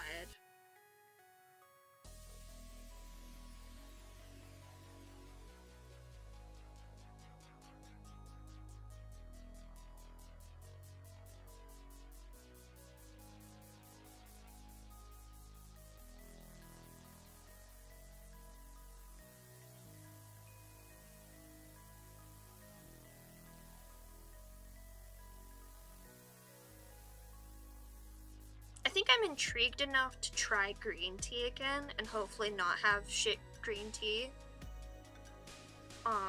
Because I feel like that in particular was just like, yeah, this is just really badly made tea on every single level.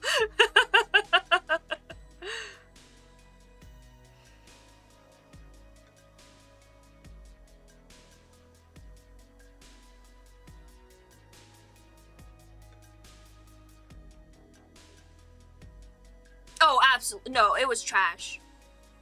It was god-awful trash. I saw, like, the box it came in, and I was just like, there's no way this is gonna taste good.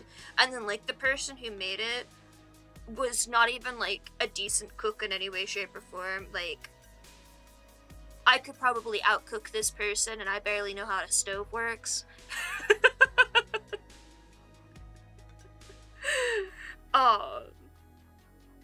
But I guess my sister enjoyed it. I know she didn't enjoy that specific batch, the one that I had tried. But my sister enjoyed it to start getting into tea.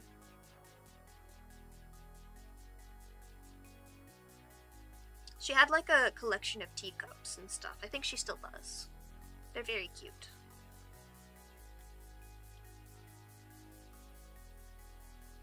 I need to get her another teacup. I want to find one that has like... I don't want to find a cat one, but I want to find a fox one for her. I do want to find a cat one too, though. I think it would be cute.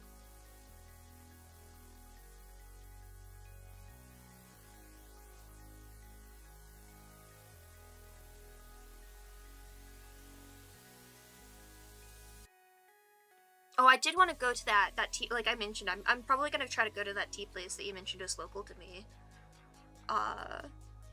And see if they have any opinions on the subject. And just be like, my friend's getting me into tea. What do you recommend? Here's my horrible, horrible, horrible palette for you to try to decipher something from. My blood is 90% Dr. Pepper and 10% apple juice. Can you do anything with that?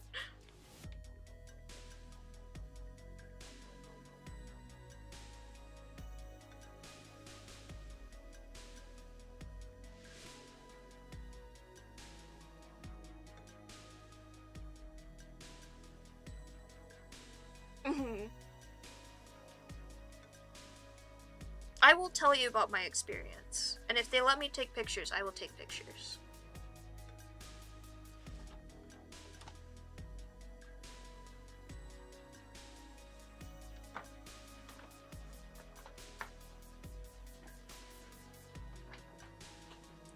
Oh, baby, big stretch. I'm gonna turn off the cat cam. She looks like she's settled down for the day. If she comes back, I'll turn it back on.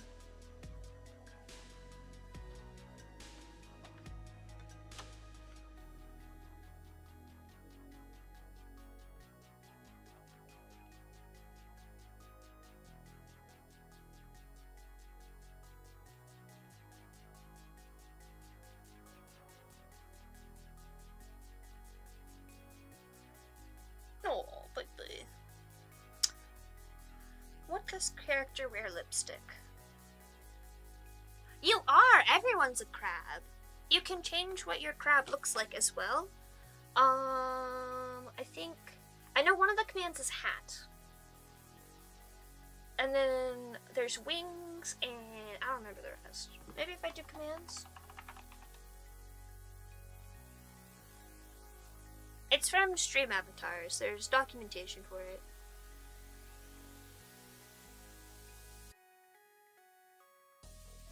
Yeah, I guess you have to go to the link.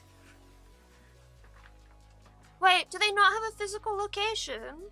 No! I want to go to a physical location! I'm trying to touch grass!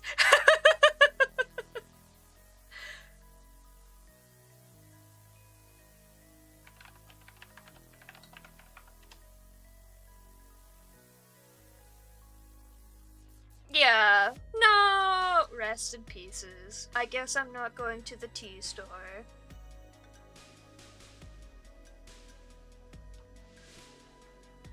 Yeah, but I can still, like, ask questions. Strike up a conversation.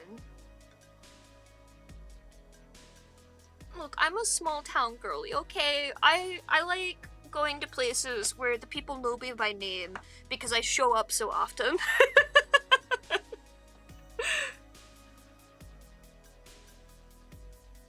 Some people are apparently weirded out by that, but to me it's just like, oh, they actually like me as a customer. That's great. I'm getting a good grade in being a customer.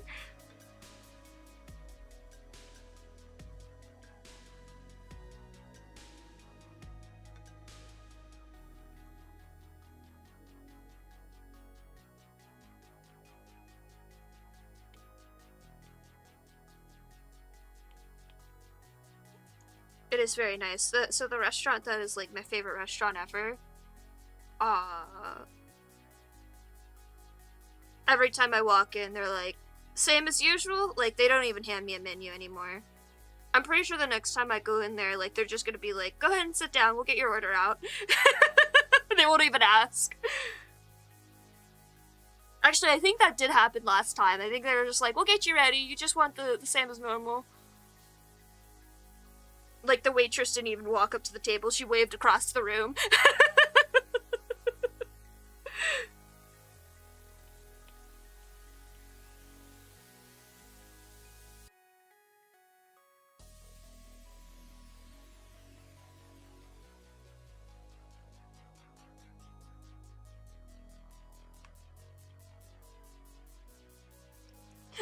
Oh, I'm working on it. I'm working on it. I'm waiting for it to be like a thing for them to do that, and then I'm going to say that just to fuck with them.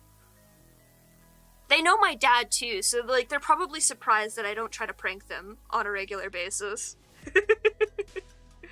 I actually, once I get a little bit better at some of the physical crafts that I want to work on, I do plan on giving them an art gift. I've told them already. I'm like, what's your favorite colors? I need to know this. You're getting a gift from me eventually.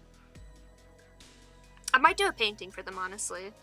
I was gonna do a sculpture of some sort, but then it didn't work out.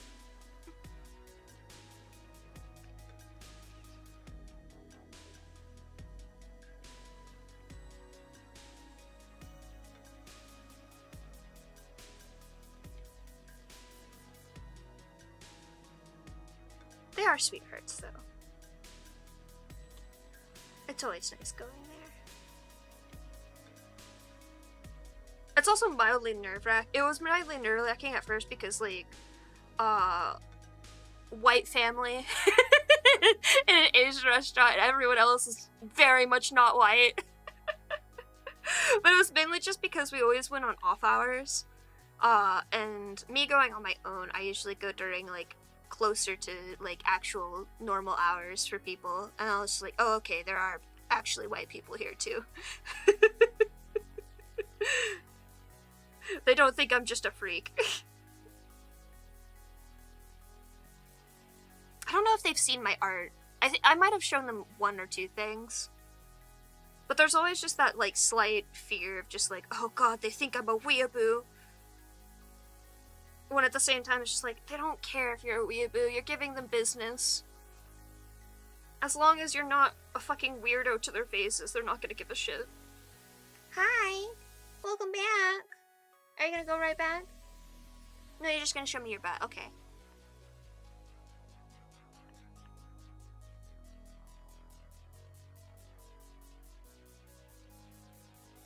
Oh, you're gonna settle down and stay? Okay.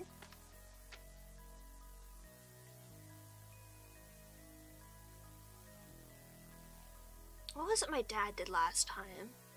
It was really funny.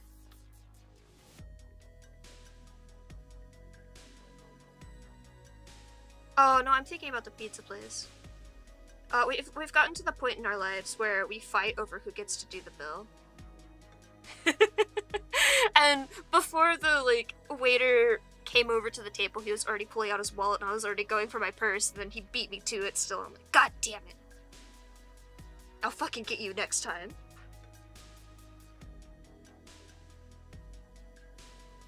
I've claimed shotgun. It's my bill next time.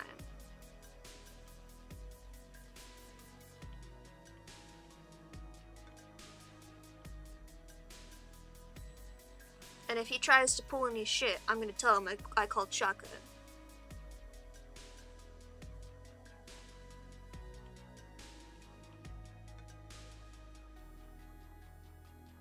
What do you think, Miss Mia? Miss Mia, oh my god, I'm so sorry, baby. What do you think, Miss Marjorie? See, you're being so polite. I thought you were Mia. That's a good thing.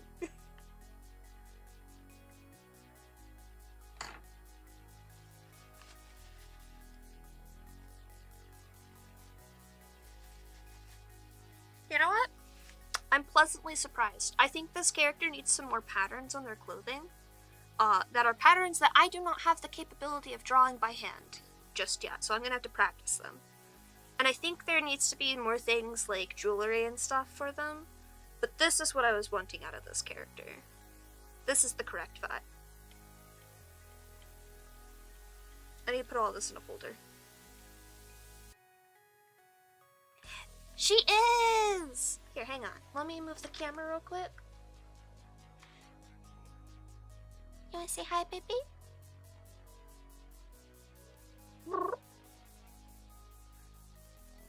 This is Marjorie, and my other cat is Mia. You can see them both in the corner. The picture of the cats, that is also them. This is the black kitty, which is why she is so hard to see. Because she insists on being a void kitty. And yeah, right, baby. You're just a big old void. There we go, it's a little better. For some reason, this camera stand keeps coming loose. Hi. Say hi, baby.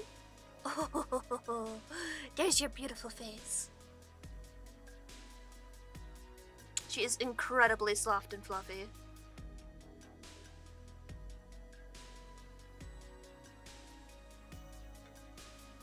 Yes, she very much is a void kitty. She's also got that thing with darker colored cats where in sunlight, like, she turns like a rusty brown. It's so pretty. But at night like this, when I'm on stream, she definitely becomes void cat. No. Oh. Yeah. Yeah. Oh, that's a happy kitty. Yes. Yes. She is a little terror. This is a kitten, by the way. If you're unfamiliar with Maine Coons, they are still considered kittens by the time they're like 3 years old because they're still growing at that point or some shit. She is about a year old, I believe, at this point. She is the same size as my other adult Maine Coon cat. And I am terrified because I know she's going to continue to grow. Ain't that right, baby? Oh, I found her kitten pictures the other day. I'll probably send more. They're in the voice chat channel of the Discord. They're so cute. She used to be a precious little scrunkly bean, and now she's a precious big scrunkly bean. Yeah, oh my god. The breeder that I got her from is like a show cat breeder, I think. At least, I think that's like the intent of the cats that they breed. I think some of their like breed stock cats are also show cats. And you can definitely tell with her attitude. It was so funny though, cause like her, like the picture of her on the website that I saw was just the scrunkliest little cat you've ever seen in your life, and I was like, that's the one. I'm in love with this one. I need her in my life. Let me see if I can get one of her kitten pictures real quick. because they are just adorable. I'll leave this up for you guys while I do that. I was just like, oh my god. I don't have the picture that was on the website of her still, unfortunately, but if I find it, I'll put it in Discord.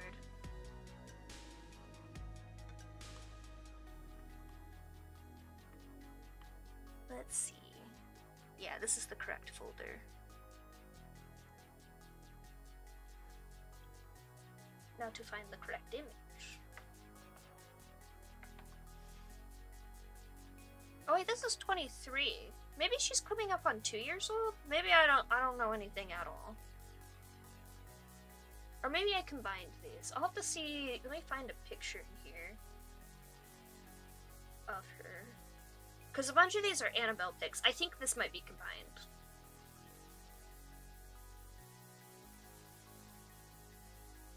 Annabelle. Where's the Marjorie? That's Lego. That's Annabelle. That's Red Fair.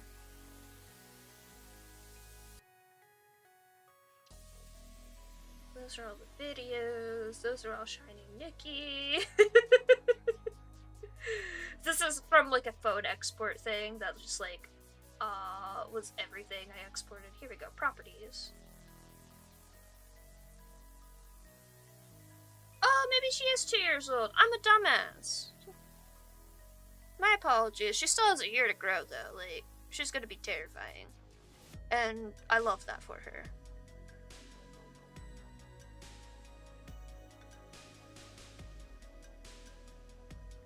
Here we go. Scrunkly kitten picture. Oh, it's big.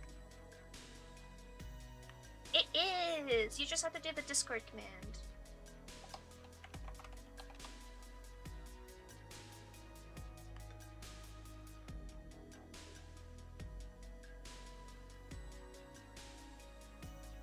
Look at her. Oh, she's blepping in this one. I didn't even notice. She's just a little girl. Look at her. She's so tiny. She could fit into the palm of my hand. It was so cute.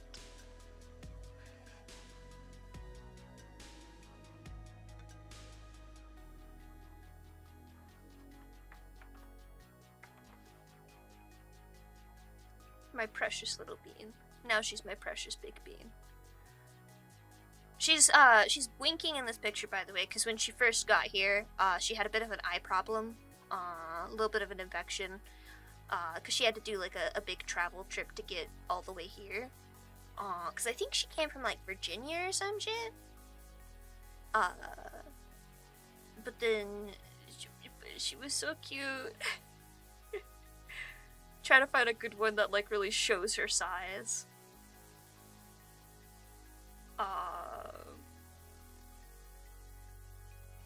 Here's one of her in the cat bed. Which is just so cute. If she stepped into one of those, she would literally spill out now.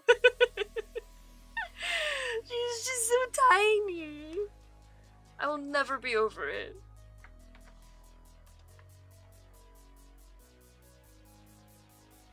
Let's see. There's one with her next to Mia in here somewhere. Yeah, right? Laser box. Where's the one next to me? Here we go. So the big cat in this picture is Mia, who is about the same size as Marjorie is now. And then that's Marjorie, I think like a month or so into me having her. Like, oh my gosh, she was so tiny.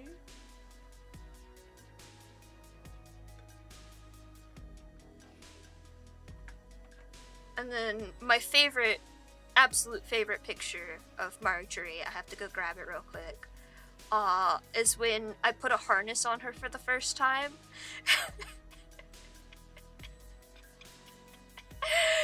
It was just so good.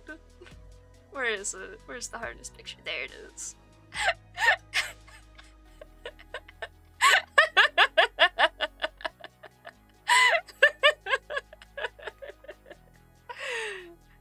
Thanks for your butt. Yep, thank you. That's your butt. What? What's this? Oh, is this your toes? Is this your toes? I got your toes?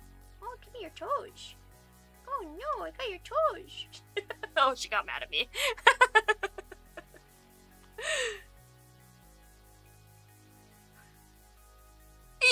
Yeah, oh, don't worry, that's all fluff. It really is just all fluff. I I was being so careful to not tighten anything too much. She was just so disoriented by having a harness on her. She was totally fine though. Oh, do I have any pictures of it in here? I don't think I do.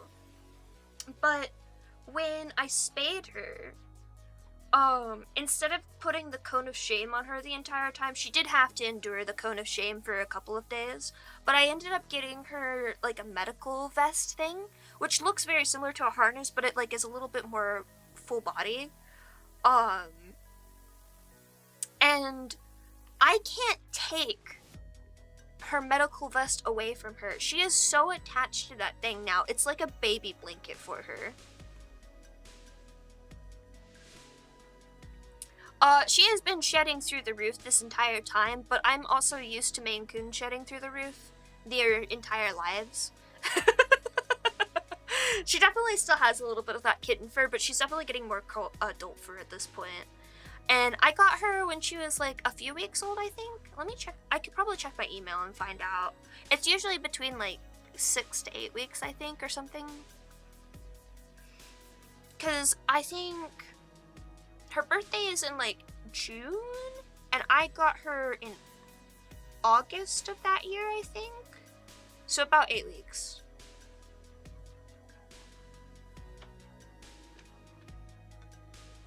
She was so funny though with the medical vest. Like, she drags it around sometimes. Okay, this is the other character that I need to figure out. I also need to name this guy. This is the guy that needs a mohawk though, for sure. I'm probably not going to get very far with him just because very much a struggle of a character that I am not familiar with drawing.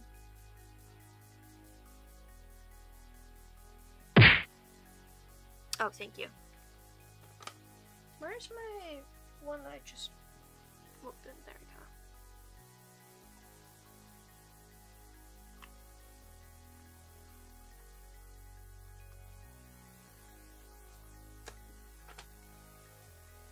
This is Mohawk Dude, though.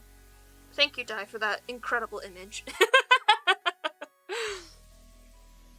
I have a gift? A gift? Is it water pie again?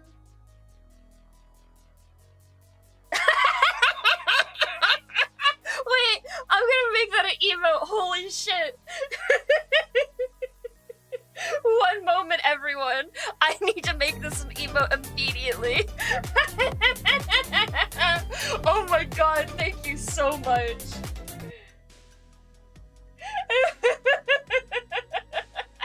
You did that so fast, too. That's incredible.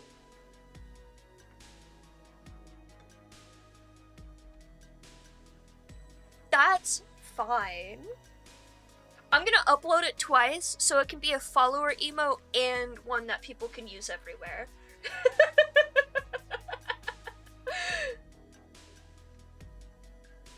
No, it's not squishing. Fuck! One moment, this is really important.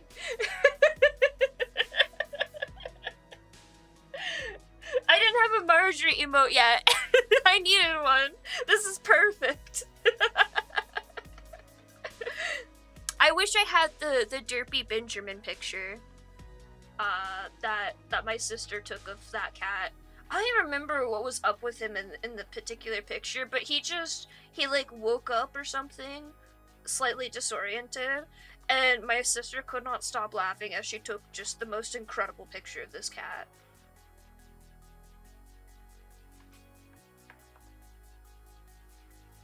Ooh.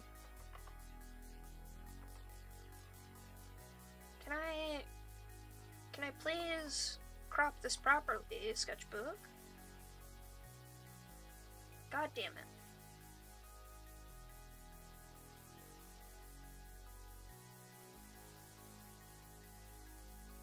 Can I do 400 by 400? Will you be kind about that? You will.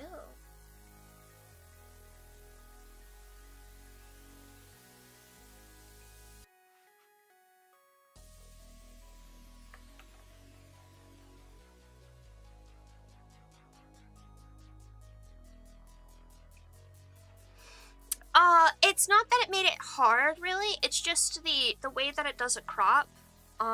Here, I can show you, actually. It depends on how you're cropping the image. In my case, I was trying to use this tool, and it's a little cut off, but you can see up here that I have the ability to type the exact width and height that I want. But the way it does it is this box where the crop is, it will just center it specifically, like in the middle of the image. And the way I was trying to crop it, it was adding some down here because of the width, or the height that I chose was higher than the width the image was originally. And I didn't want it to do that. I wanted to align the crop better, and I hit the wrong button, and I didn't hit enter to get it to crop right.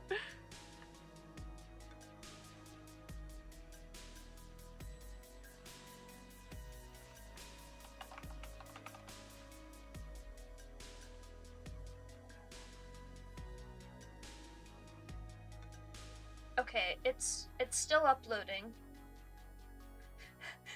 Please, Twitch. Please, Twitch. It's an instant upload for me. Come on, let me have this. It's like sitting there spinning for some reason. I'll wait.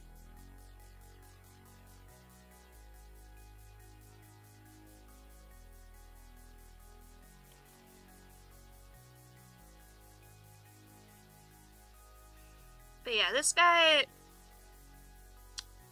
is not the kind of character I typically make, which is why he's a bit of a struggle. But he is relevant to the next bit of story that I want to tell, very much so.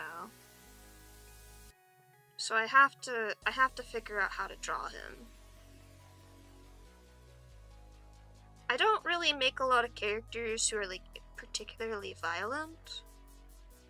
Like, they might take violent actions, but most of them don't enjoy violence. And this character, by his nature, needs to be able to enjoy violence.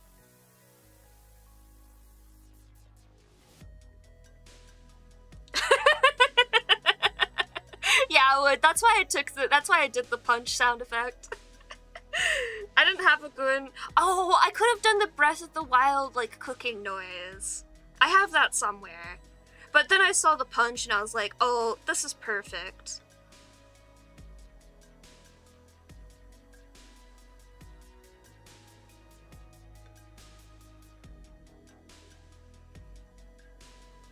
Ooh. Thank you. I think you guys can actually do the ones that are just directly commands as well, that don't take channel points. I mean, it doesn't matter. I don't really have much that requires channel points in the first place, but everyone should be able to have access to this. Yeah, that.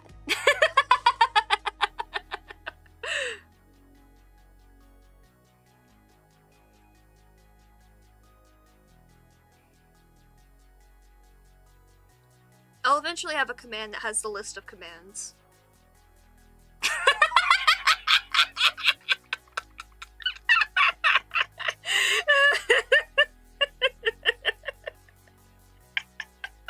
Yes, it's working already.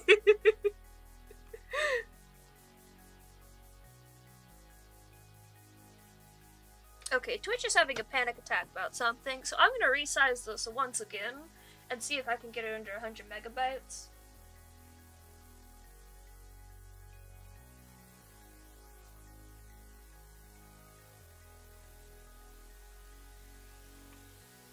It's already almost there, so maybe if I just do like 350.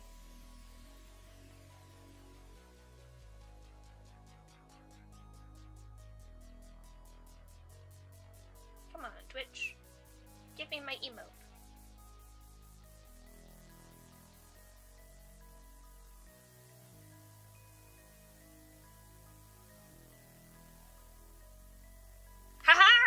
Oh my god.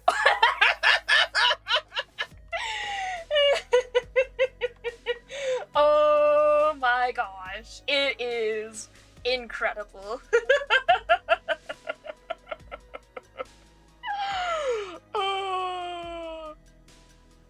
Oh, I don't have any open free slots. That's sad. Oh, I don't have any open slots at all. Oh no. What do I do? No one uses thonk, right? I'm moving thonk. I'm sorry.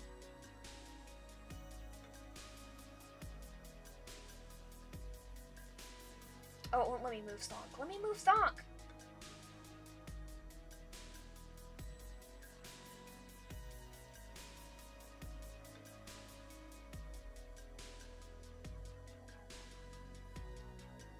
Listen, it's very important that we have that we have this.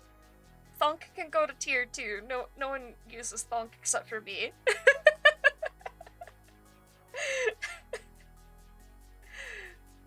Okay, unfortunately, Marjorie is currently subscriber only, but one day everyone will have Marjorie as an emote. Thank you for following on Twitch side.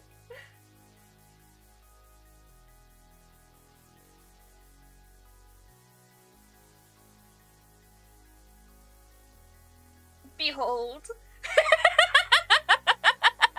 Oh, I'm in love. I need to do this to Mia and Annabelle too. Oh my gosh.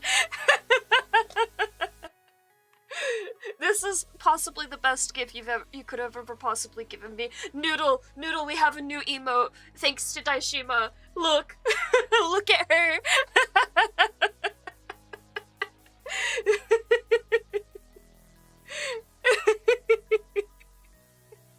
We have Void Kitty. Oh, that's such a cute emote. Oh my gosh.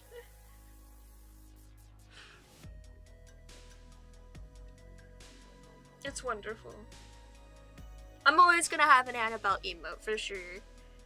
Just because she was the OG stream cat.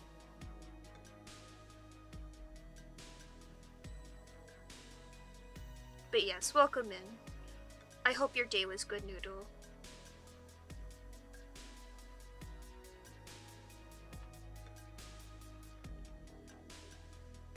I have to figure out how to draw a mohawk, hang on.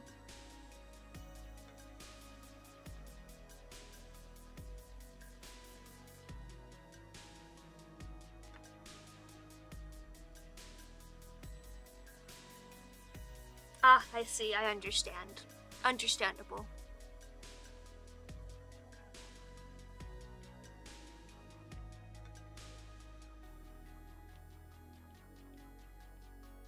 Maybe he shouldn't have horns if he has a mohawk. I was imagining him being a dragon of some sort. But maybe it's funnier if he's not.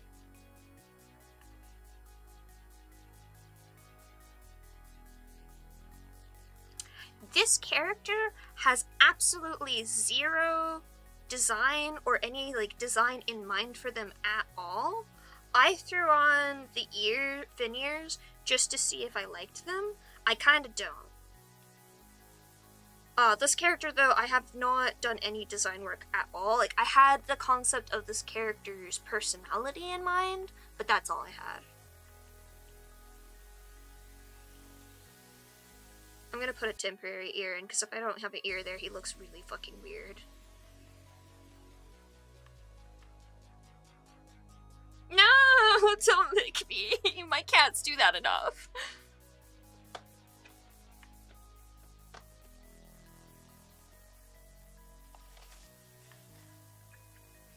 I don't mind lick emotes, but I don't think I could personally have a lick emote, honestly.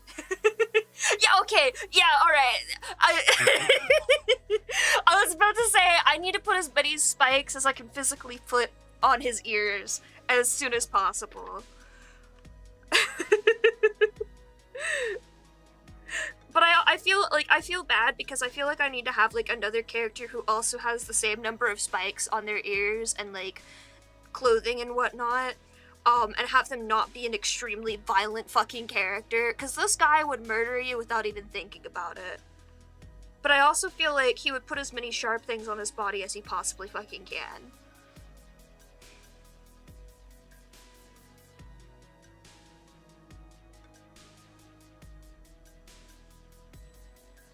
Like, he's unhinged in a bad way.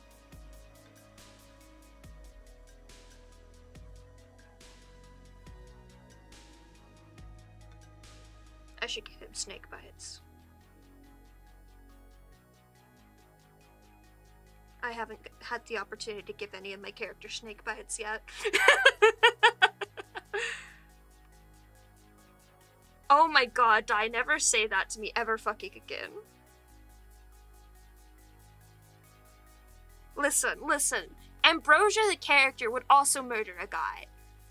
But it would be for a reason. This guy just sees the guy and is just like, oh, hey, I should do that. Are angel fangs different than snake bites? Or are they the same thing?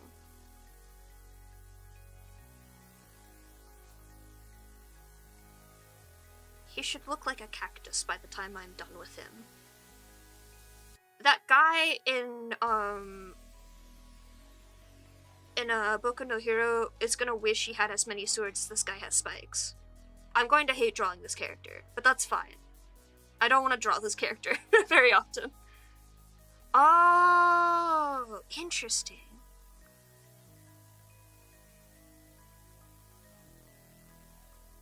Yeah, this is a very different vibe from my first draft.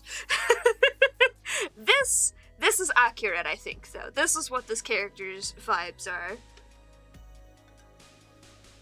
Like, they're rancid to me, but I know in my heart someone out there is going to love this character to death, and I'm happy about that.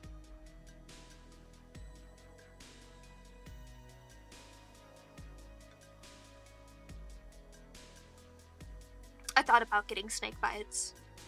I really did. I just had so many other, like, teeth problems. I was like, I can't think about even possibly getting snake bites before I fix all of those.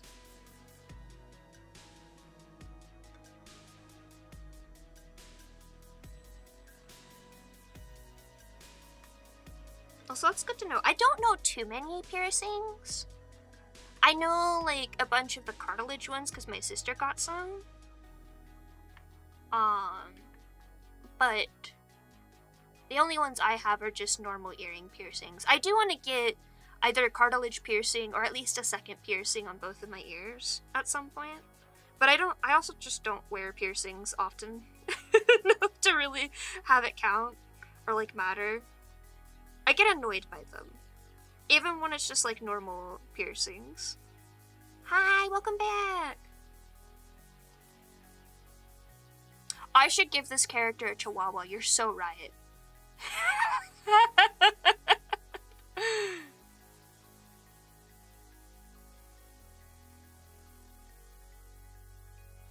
Also, it's not that they're bad for teeth, but to my understanding, any sort of piercing is like prime area for infection, and your mouth has a lot of things that like to host bacteria and stuff, so like any lip piercings are very prone to infections, and it's very difficult to maintain them because you're putting it right next to where you shovel food into your mouth every day type of thing, and that's why.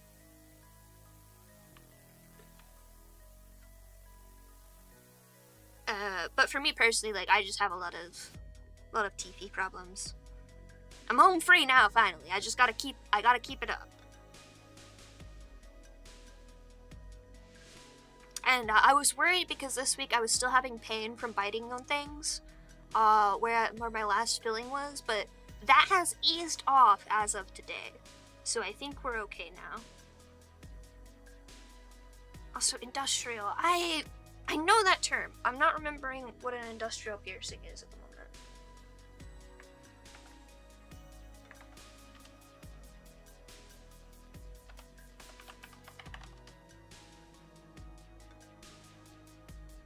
Ah, yeah.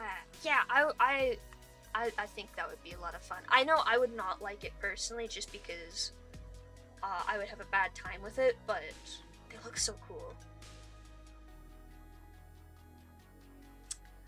I don't want to make this character an orc in any sort of way, and there's a reason for it, but I talked a little bit about this earlier, to an extent, kind of in the same vein of what I talked about earlier, which is there are certain characters that share names with existing mythological people.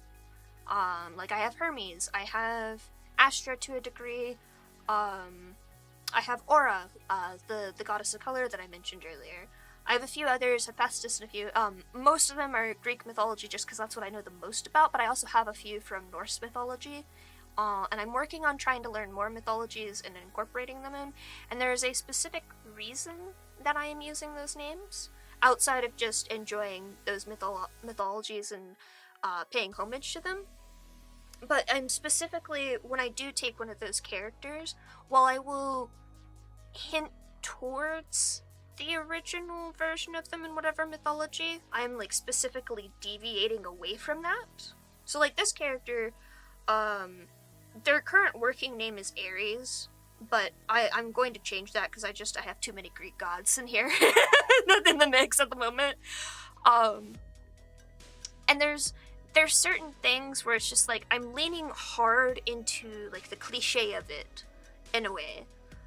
Like in this case, an orc being a very war-hungry character would be very fitting for a cliche. And there's other times where I'm very much going the opposite direction of that, and it's on purpose. And orcs are one of those ones where it's very on purpose that I'm trying to flip the cliche on them.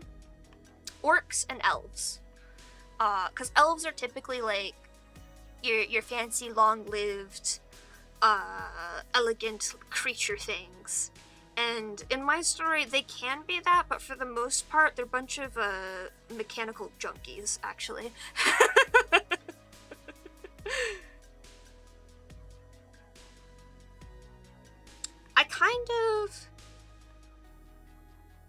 I'm trying to think, because like I said earlier, I wanted him to be one of the draconic races.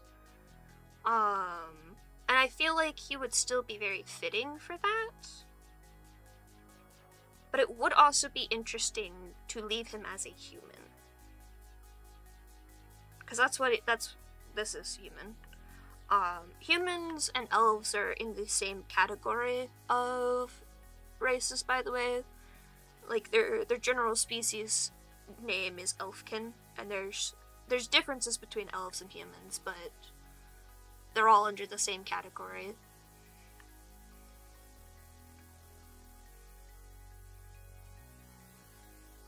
Yeah, I'm honestly surprised that this wasn't too bad to draw him like this.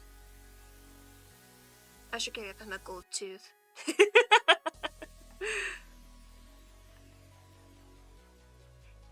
They are in a specific world. Arrows, this is my storyverse called Everfall, and it is something that I'm working on doing YouTube videos on. There's one up at the moment, which is also my stream opener. And then I have a toy house where I have a lot of my characters posted there, but they aren't like up to date at the moment, unfortunately. I might work on that this week a little bit while I work on script stuff. But I'm currently working on the script for the next Storyverse video. And I'm hoping to do stuff like get some people to help me voice act characters and stuff like that for it. But I can grab you the link of the one video I do have posted. If you give me just a moment.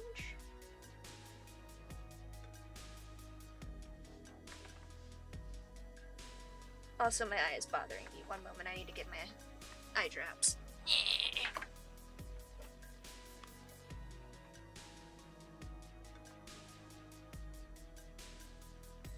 I'll add it on Discord, yeah.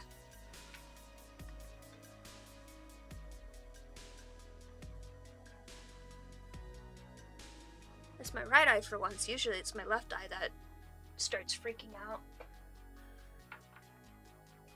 It should add automatically for anyone who's a Twitch subscriber, because I do have it integrated with Twitch, but I just need to add it for everyone else. I'll do that real quick while my eye figures its shit out. Yeah, I have 68 slots. Oh my god.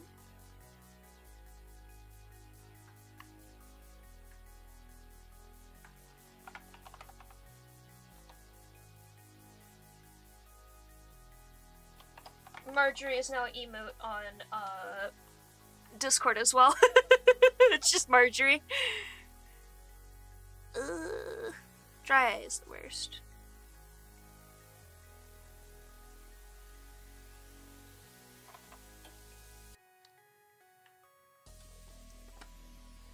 Emotes were supposed to be on my list of things to work on, but I'm working on all of the gifts for everyone at the moment, and I kind of want to focus on that in the storytime stuff like this. Don't worry, he's not going to be pink, I swear, he's not rose quartz.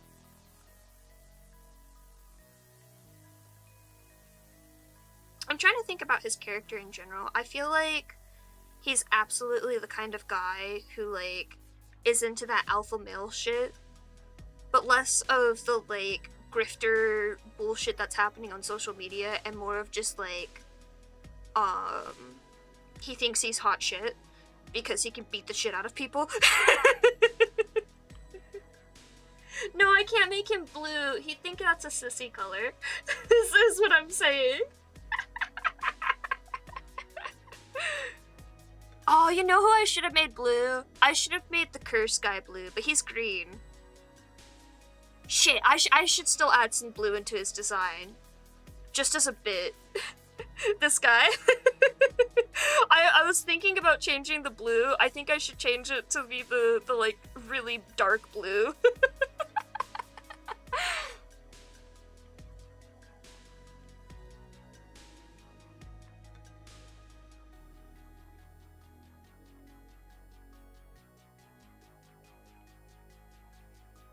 The thing I'm currently struggling about with this character is I have, like, ideas in mind for his outfit. But with all of my deity characters, I want them to feel, like, larger than life, in a way. Good night. Get some good sleep. I'll probably end off soon anyways. We're hitting the 4-hour mark.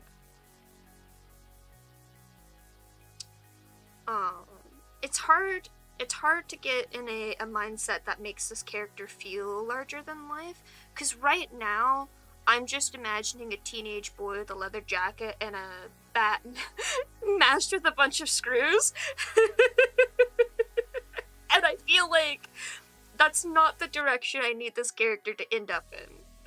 I feel like that's a good starting point, but I need to, like, make it more than that. Also, he needs a big fuck-off sword. I think he also still needs the bat, but he needs a fuck-off sword as well.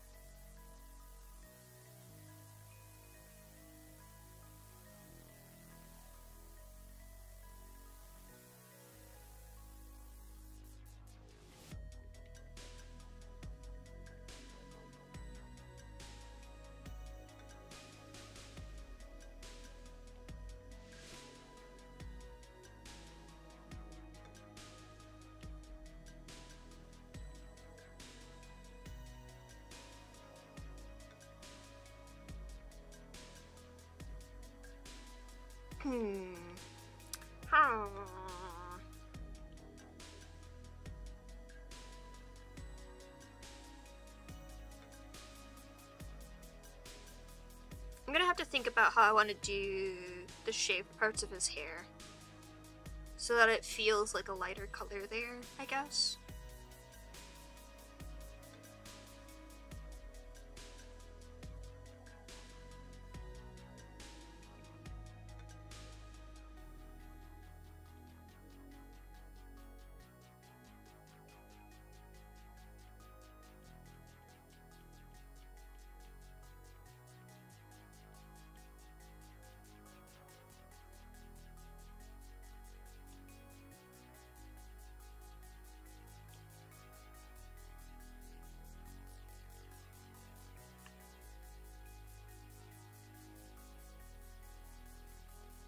I suppose in a way, no matter what I do for his design, it succeeds. I don't want to go too into detail. because again, spoiler territory. But as the kind of gods that these characters are, they do get a choice in, like, what they appear like. It is, in a way, their ideal of the law that they embody. But also sort of an ideal of their own personal self, to a degree. Which is why there's a bunch of them like this guy who still look very humanoid, and others that won't look humanoid at all. Like, this guy's also gonna have a form where he is not in any way, shape, or form humanoid. So maybe I should put the larger-than-life aspect into that. And maybe in, like, the way that he stands and such. It might be a lot of, like, compositional things, honestly, for him. Whereas his actual, like, physical form still looks like just some normal guy.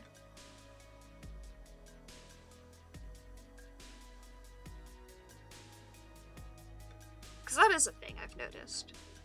I've been specifically studying the way, like, certain people are doing Epic the Musical animatics, and which ones where the gods, like, actually feel like gods with their presence, versus ones where the gods are just like, oh, there's a little guy. There's just another guy. And it is a lot of, compositional things.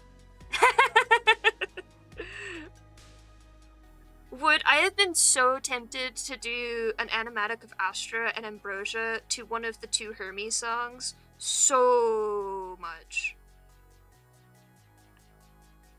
If I didn't, like, have such a roaring success with the new opener animatic for my streams, that was gonna be, like, one of the next things I did. But now I just want to work on actual storytime stuff, because that's what I've been wanting to do this whole time.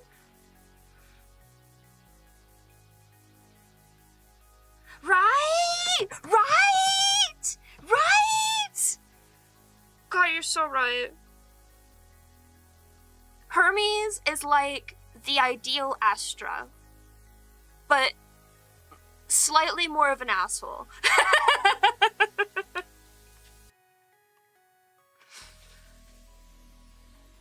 Oh, I didn't follow any of these people. I still don't follow any of these people. I probably should follow these people because they're all really cool. Also, hey, Mr. Troy, sir, if you want a voice acting job, hit me up.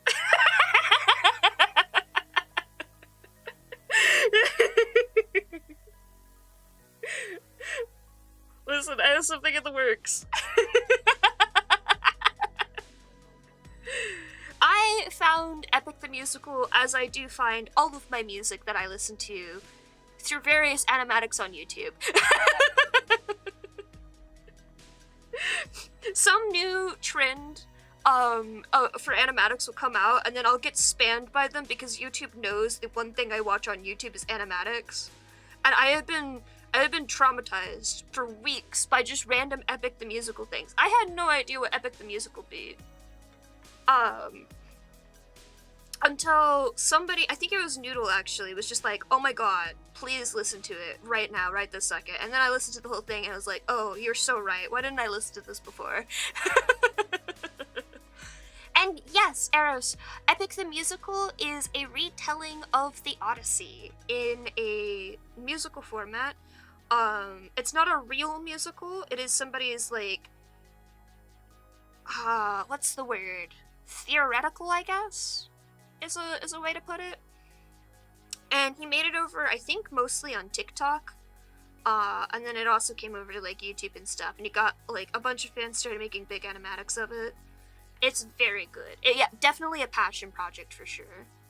That turned into a raging success, and I'm so happy for the dude. Oh my gosh.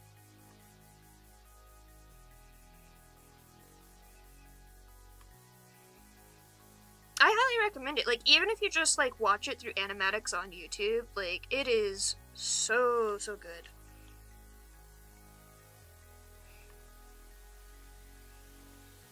Really? Yes, please, sir. Oh my gosh.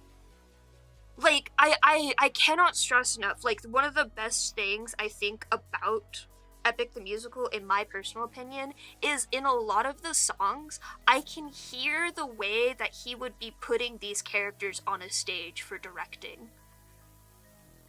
Okay, I think I mentioned it for the Underworld song with the Prophet, where like you can feel it being a dance between the two characters. Like, you can really feel the way that he wants to position these characters, and you can see it too with a lot of the animatics that people have already made of the musical, where it's just like you see people doing the same things kind of sort of over and over again with them, and it's just like, yes, this is the way that the music flows. This guy is a fucking genius. Yeah!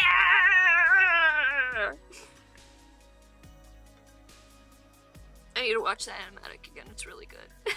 It's one of my favorites. That one, and then like all the ones of not Dangerous, the second Hermes song.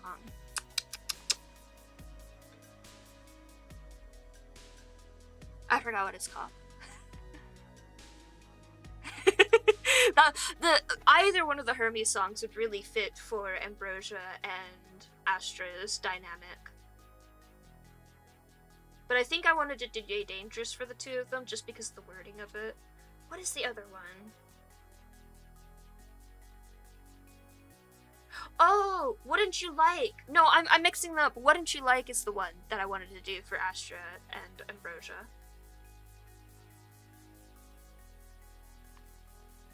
The one on Circe's Island. And then Dangerous is the second one. And Dangerous is the one where I keep seeing animatics for and just fucking dying all over again. Like, oh my god, these people are so good. I'll spam video spam after stream with my favorite Wouldn't You Like and... Or not Wouldn't You Like, the Dangerous animatics that I love. There's one that in some sections, it is nearly just straight up an animation. And they're like, oh my god, I did my best, I'm so sorry, it's not perfect. And I'm just sitting here like, are you joking? This is the most beautiful thing I've ever seen in my fucking life. It's also the direct inspiration for my Hermes character, the God of Flow guy. Yeah! Circe's wife, yes.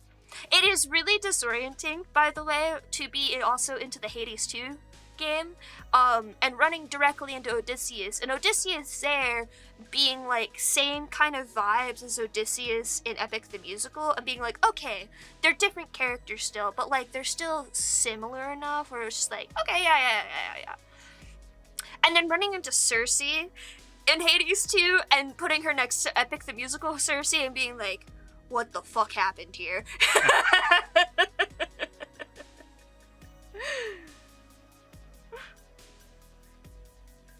Yay! Another person gotten into Epic the Musical! Shit. That's a great question. Oh no.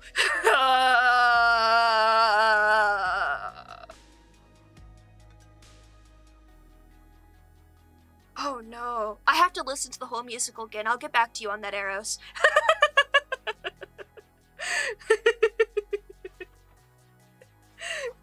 That's a great question. See, the problem is, all of the music in this one is such a big fucking banger.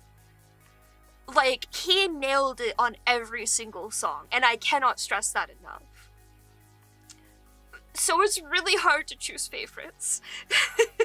Let me just find my big playlist with all of the music. 1 second, and I'll just start naming names of all of the songs that I adore.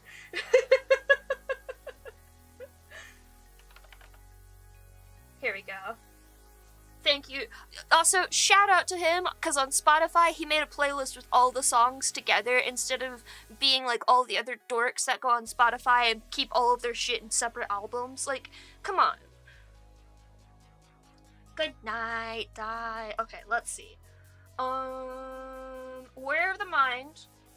Fucking love. That's probably actually just specifically because of the animatic I watched for Warrior of the Mind. So probably not favorite overall, but still a banger. Okay, but hold them down, yeah.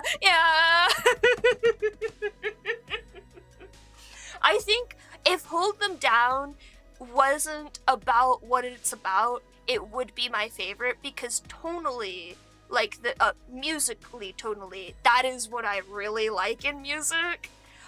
But also, holy shit, hey!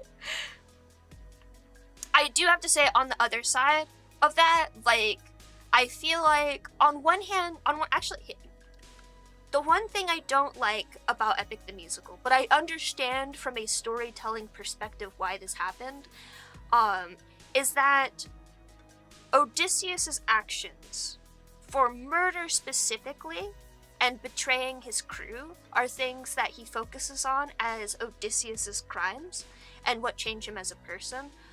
But Odysseus did a lot more than that, and he's, like, well known in the original epic of the Odyssey to have also possibly had children with, like, just about every goddess he met. And so, I would love to love God games as much as, because it is just such a banger of a song, and I really love songs like that flip between different genres. But Hera's part in that always really throws me off. Because it's just like, okay, yeah. No, he definitely cheated on his wife. Yeah. So that's the one thing about Epic the Musical that throws me off. It's just like, no. But I will say, like, from writing this song, like, writing this whole thing in the perspective of its current audience, and especially its current audience being, it was on TikTok originally, I believe, like, I understand why he went that direction for this character. I don't think it's a bad direction to take Odysseus's character, and I still think, like, the overall themes of Epic the Musical and of the Odyssey still fit really well, even if he does remove that from Odysseus. But it is important to note that that is not accurate to the original myth.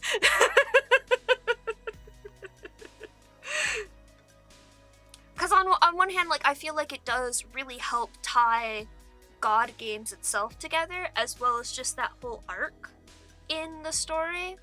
And also, I feel like it does this really nice dichotomy of Odysseus compared to Zeus, who is very much his adulterous self in Epic the Musical. It puts that, like, sort of separation between God and man there, where it's like, oh yeah, Zeus is this big god who can do whatever the hell he wants, compared to Odysseus, who is trapped within his narrative, in a way, if that makes any sense.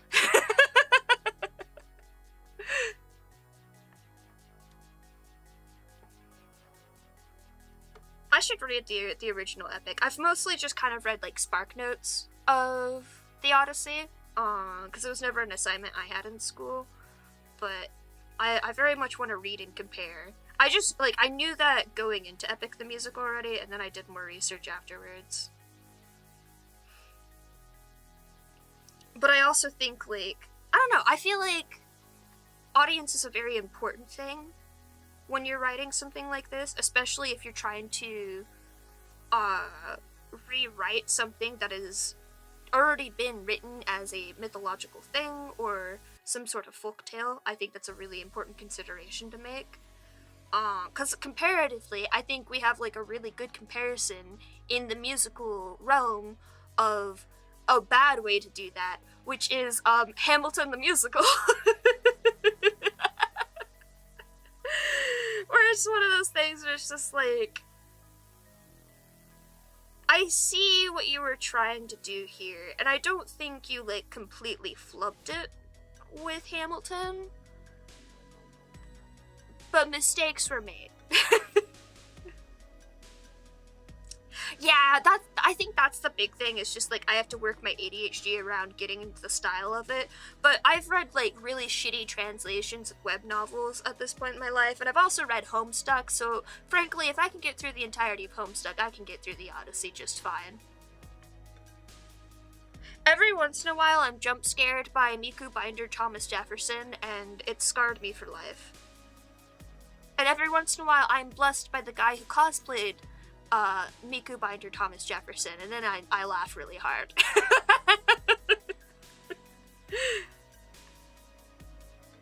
I think the big difference between the two is, like, the Odyssey is not about a real person, and Hamilton the Musical was very much about a real person, so woobifying a real person in the way that fandom did, just, like, it really destroyed something about it, I think.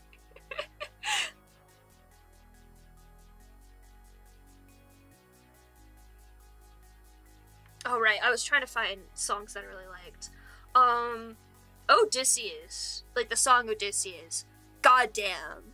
Like, Hold Them Down was good, but Odysseus was like the song that I was listening for the entirety of this. Like, that was the one where I was just like, I'm so excited for this. I think Dangerous might be my favorite overall, but some close seconds are definitely Legendary,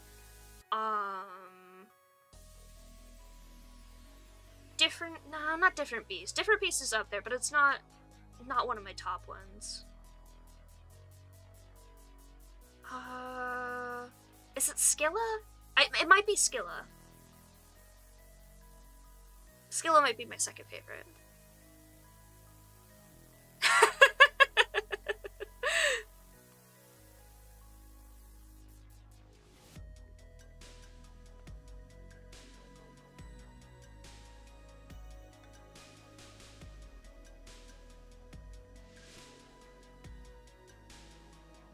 This guy is definitely a guy who just has, like, blood splattered on his face, and he calls it war paint, but everyone's, like, really awkwardly shuffling away from him as fast as possible because it is just straight up blood.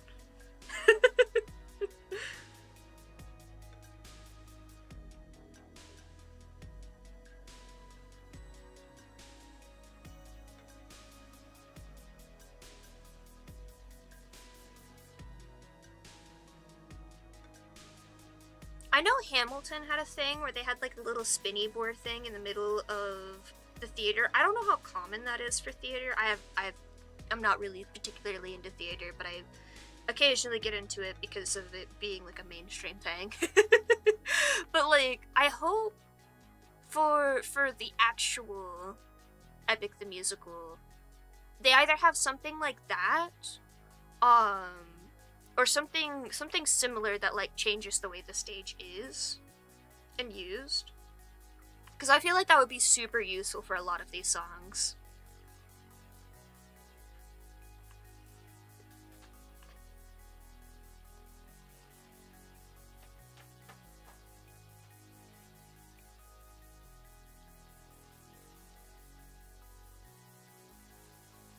I also hope they go really crazy with the lighting. Like, oh my god, you could do so much with it. Yeah, same.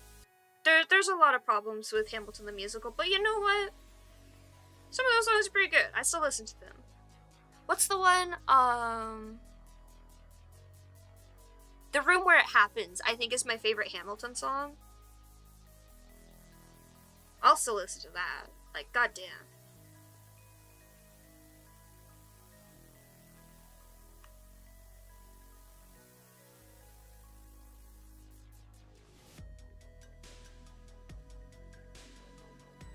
Wait, no, Farmer Refuted's really good too. You're so right. I can never pass up a good wordplay thing like Farmer Refuted, and, like, the technical proficiency for Farmer Refuted, like, to get it to work the way that it does, so good. That's really good. Like, the first time I listened to it, I was just like, oh, this is good, I understand now. And then I looked at the fandom for Hamilton, and I was like, oh, okay, never mind. I'm gonna walk over here.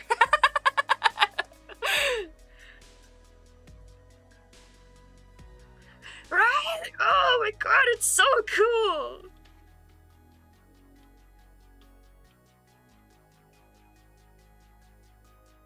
Oh, but yeah, like I'm still very much a baby when it comes to like actual musical production things, like trying to learn those things. I am doing my best. And I've been taking lessons for it, which have very nicely also been lessons about how to improve my own audio quality.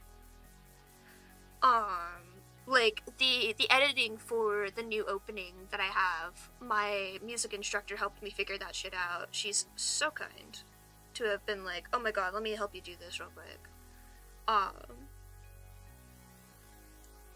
But like I already appreciated stuff like that before, and now it's just like it's getting even cooler.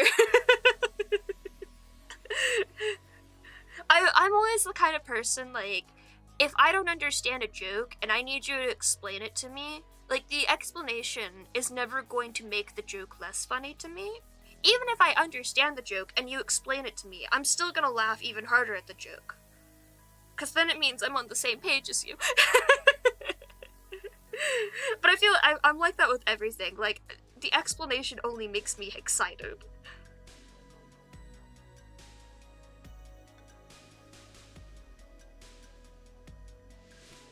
Anyways, not to spoil too much, but this is the guy that makes Ambrosia murder a guy. a little lore spoiler for what's upcoming before the stream ends.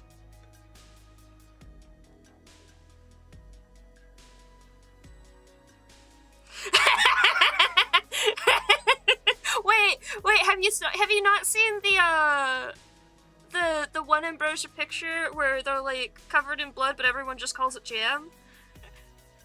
Oh shit, you're so right, Noodle. Oh my god. He does now! Let me just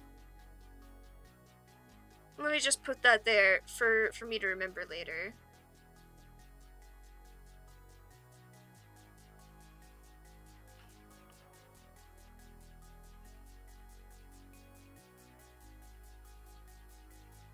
He is neither. He is a god. He is specifically the god of pain, of harming, of hurting people, of feeling pain itself.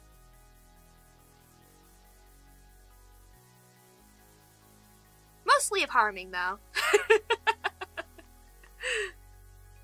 He doesn't have a name right.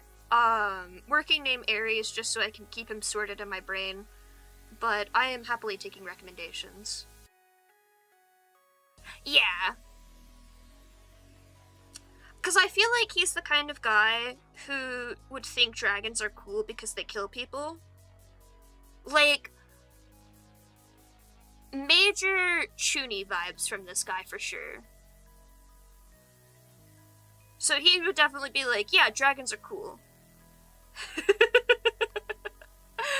But it could also, like, end up being the opposite of, like, yeah, dragons are cool, but I'm a real guy, and I can just punch people with my fists. Like, he could go either way, I think, and I'm trying to figure out which way I want to go with him specifically.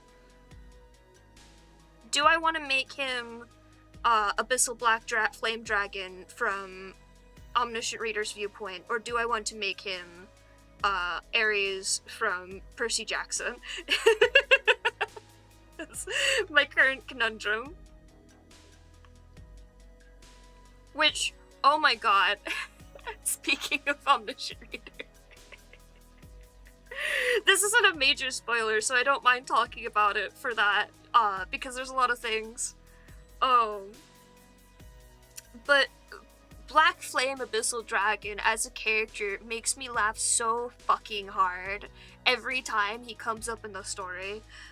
For context, in Omniscient Reader's viewpoint, the, like, so-called gods in there are called constellations, and they're basically just people who are super cool and they have, like, myths and stuff about them.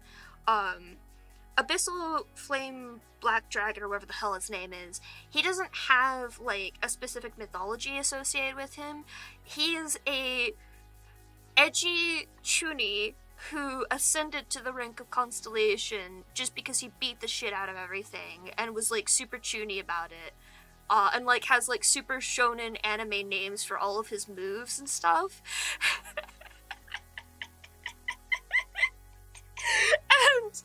And I shit you not, this is the thing, in the lore of the Reader Viewpoint, he can control, like, a bunch of constellations can, like, control, like, their appearance and their age and stuff, and he is specifically, like, 12 years old still in Omniscient Reader's Viewpoint because of the way his powers work, and because if he was an older person, he would be driven insane by them.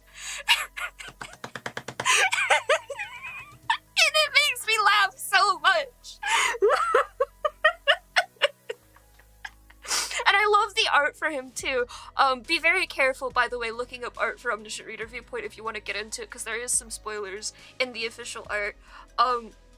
But you can look him up specifically, because, like, his original art does show him as an actual dragon, and then later on it is just, like, a tiny child. I really, really can't wait for the webcomic to catch up to the point where he's on screen, because it's gonna be the funniest fucking thing in my life.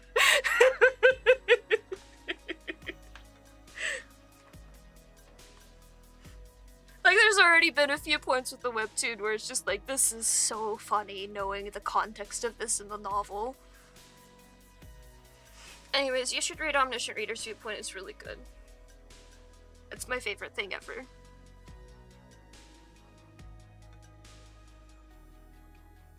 You know, I was just doing this as a temporary color, but I really like the reddish pink here for the eyes. I need to add some contrast, though. I don't use black and white to denote, like, good and evil, very much on purpose in my stories. But I try to use, like, contrast for chaos and, like, no contrast for order as, like, a differentiating thing. Because I don't want to use, black and white for those either, because that's also going to make people think, oh, chaos is good or bad, and order is the opposite. No! Fuck your dichotomy. That's not what the story is about. The story is specifically about dichotomies not being a thing.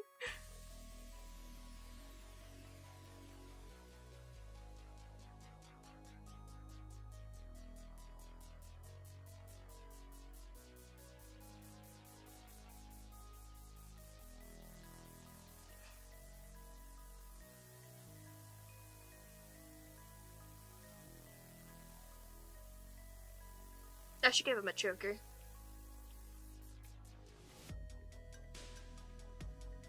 Half of this is like, just like, oh yeah, he has to be a big spiky boy, and half of this is, if I was not explicitly banned from doing these things, I would have done all of this as a child.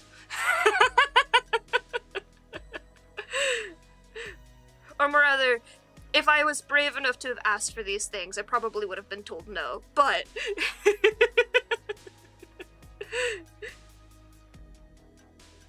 I did think people who have, like, who look like this are the coolest fucking people in the world.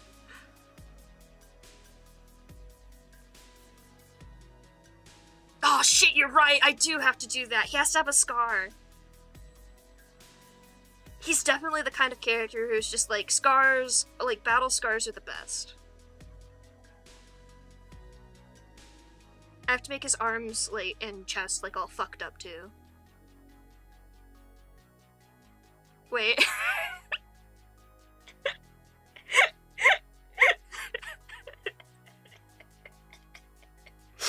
I hope this does not come off as like a rude thing, but I just thought of the funniest thing I could do. Oh no. Oh fuck, it would be really, like, accurate to his character too.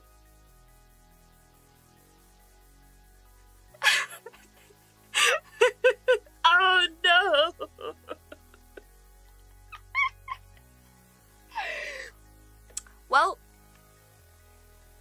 This man is now canonically trans.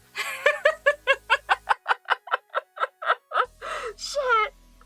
And it's not in like a oh, femininity is bad thing. He doesn't give a shit about that.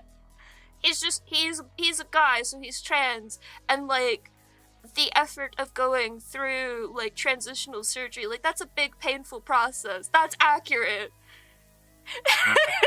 That's accurate. Ah. He is definitely the type of character who, like, hands on shoulder to whatever trans lady he meets, and is just like, you are one of the bravest people I have ever met, and I'm now gonna beat the shit out of you. That is him in a nutshell. This is what I've been searching for. Also, I would do that, but I think that is slightly too body horror for me personally, Noodle. Because, I don't know, neck scary. But if you draw him that way, I will not be opposed to that.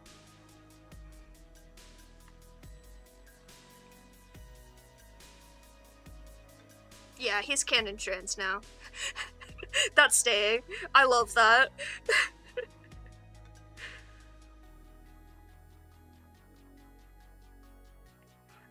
I'm slowly warming up to body horror things.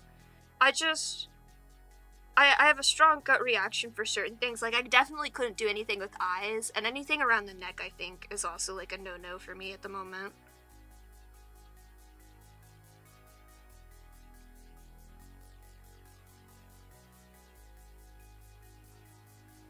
Or, like, whenever they do weird things where, like, the character has, like, a really weird, creepy mouth with too many teeth that's, like, really long, I hate that.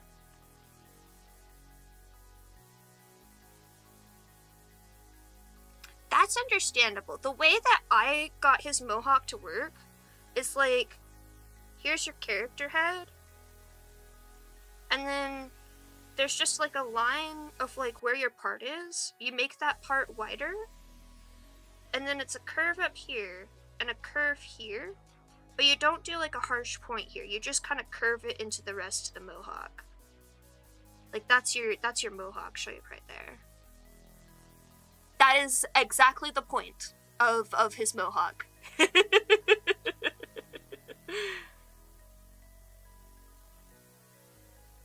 No, she's so valid. She can do whatever she wants. It's just, I'm big scared.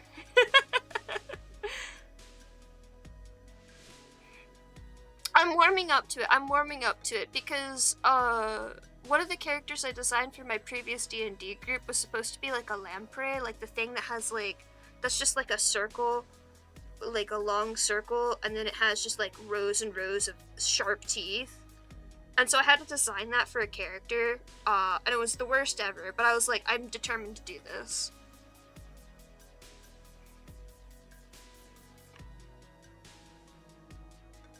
I think I still have that somewhere, hang on.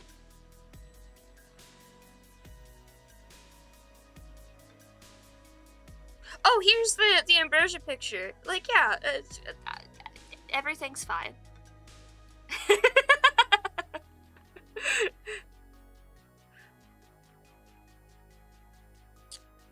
It should be near here, because this is D&D memes. There he is. We're getting there. We're getting there.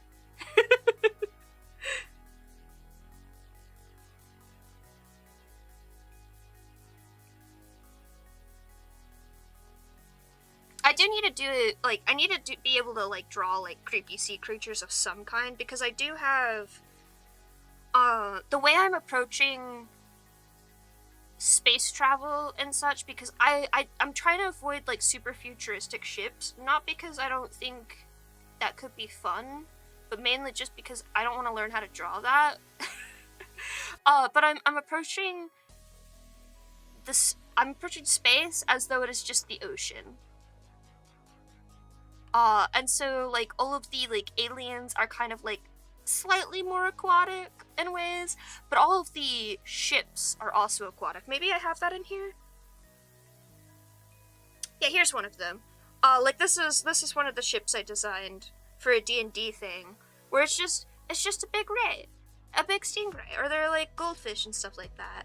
And then there's like creatures that are like axolotl looking, and then there's the big like world eater creatures like this that are called leviathans. That's a baby. Where's the big one? Where'd he go? He's in here somewhere.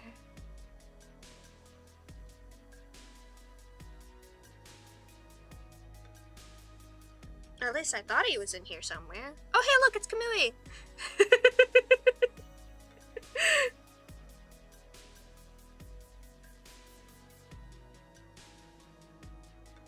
Oh, there's Dai's background. Man, that's old.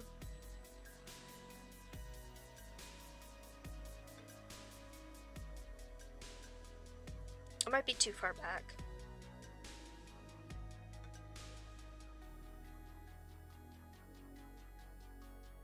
It has to be before this.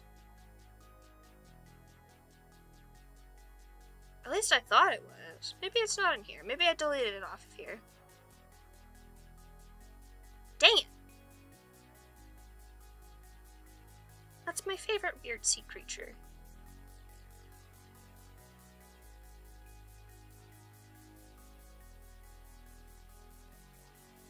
I guess I did delete it off of here. That's sad.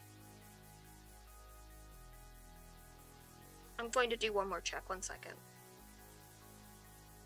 If I can't find it in here, I will post it in the Discord. Oh my god, look, it's Annabelle!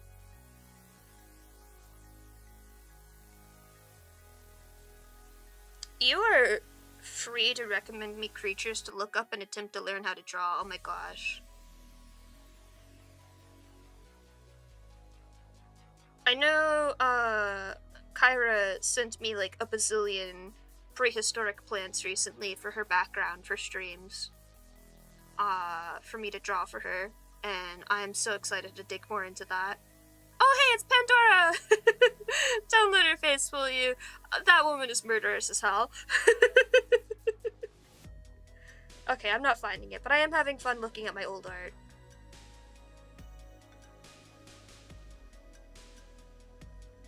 This is stuff from Storytime stream. Leaf sheep? Ooh, yes. Very good.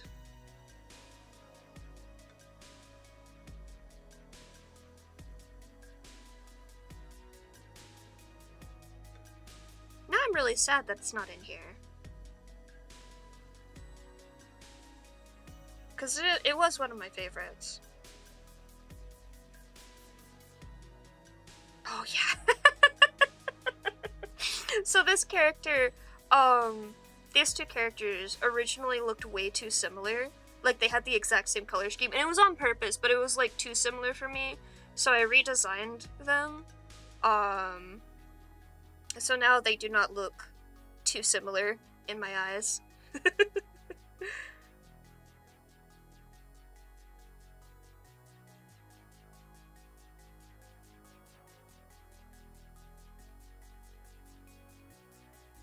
I swear, it would have been right around this time period that I would have drawn this thing. But sadly, I'm not finding it. Oh, hey, it's Furnace. Dang, I did not do too bad on that armor for once. I think Kamui is supposed to be the creepy eyes in the background.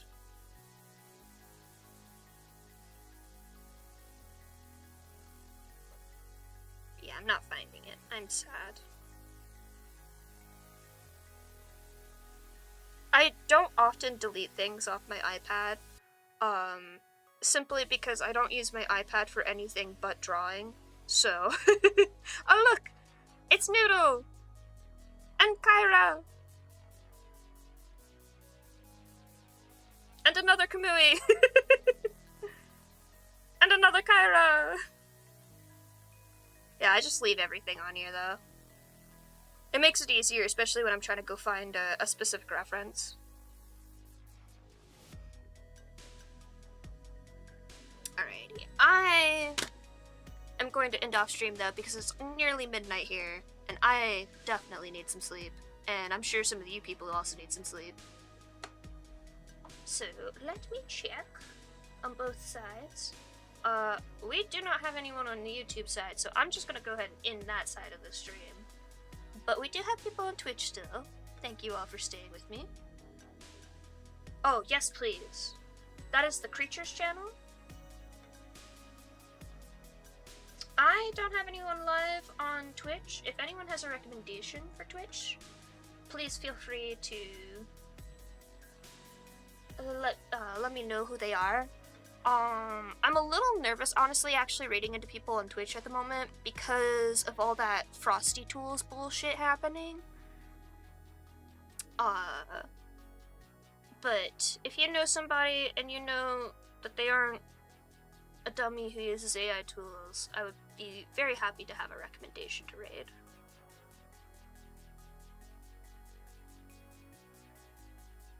Otherwise, I might just end it off, because I am sleepy and it is late.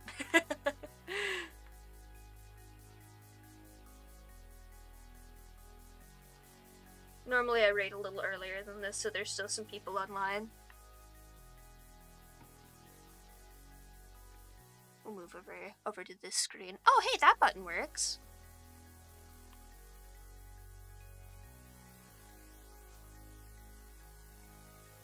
Yeah, thank you all for joining. I think I'm just gonna head off for today. I'll catch you guys next week. Get some good sleep. Get some food if you haven't yet. Go to the bathroom. Do all that good stuff. Good night.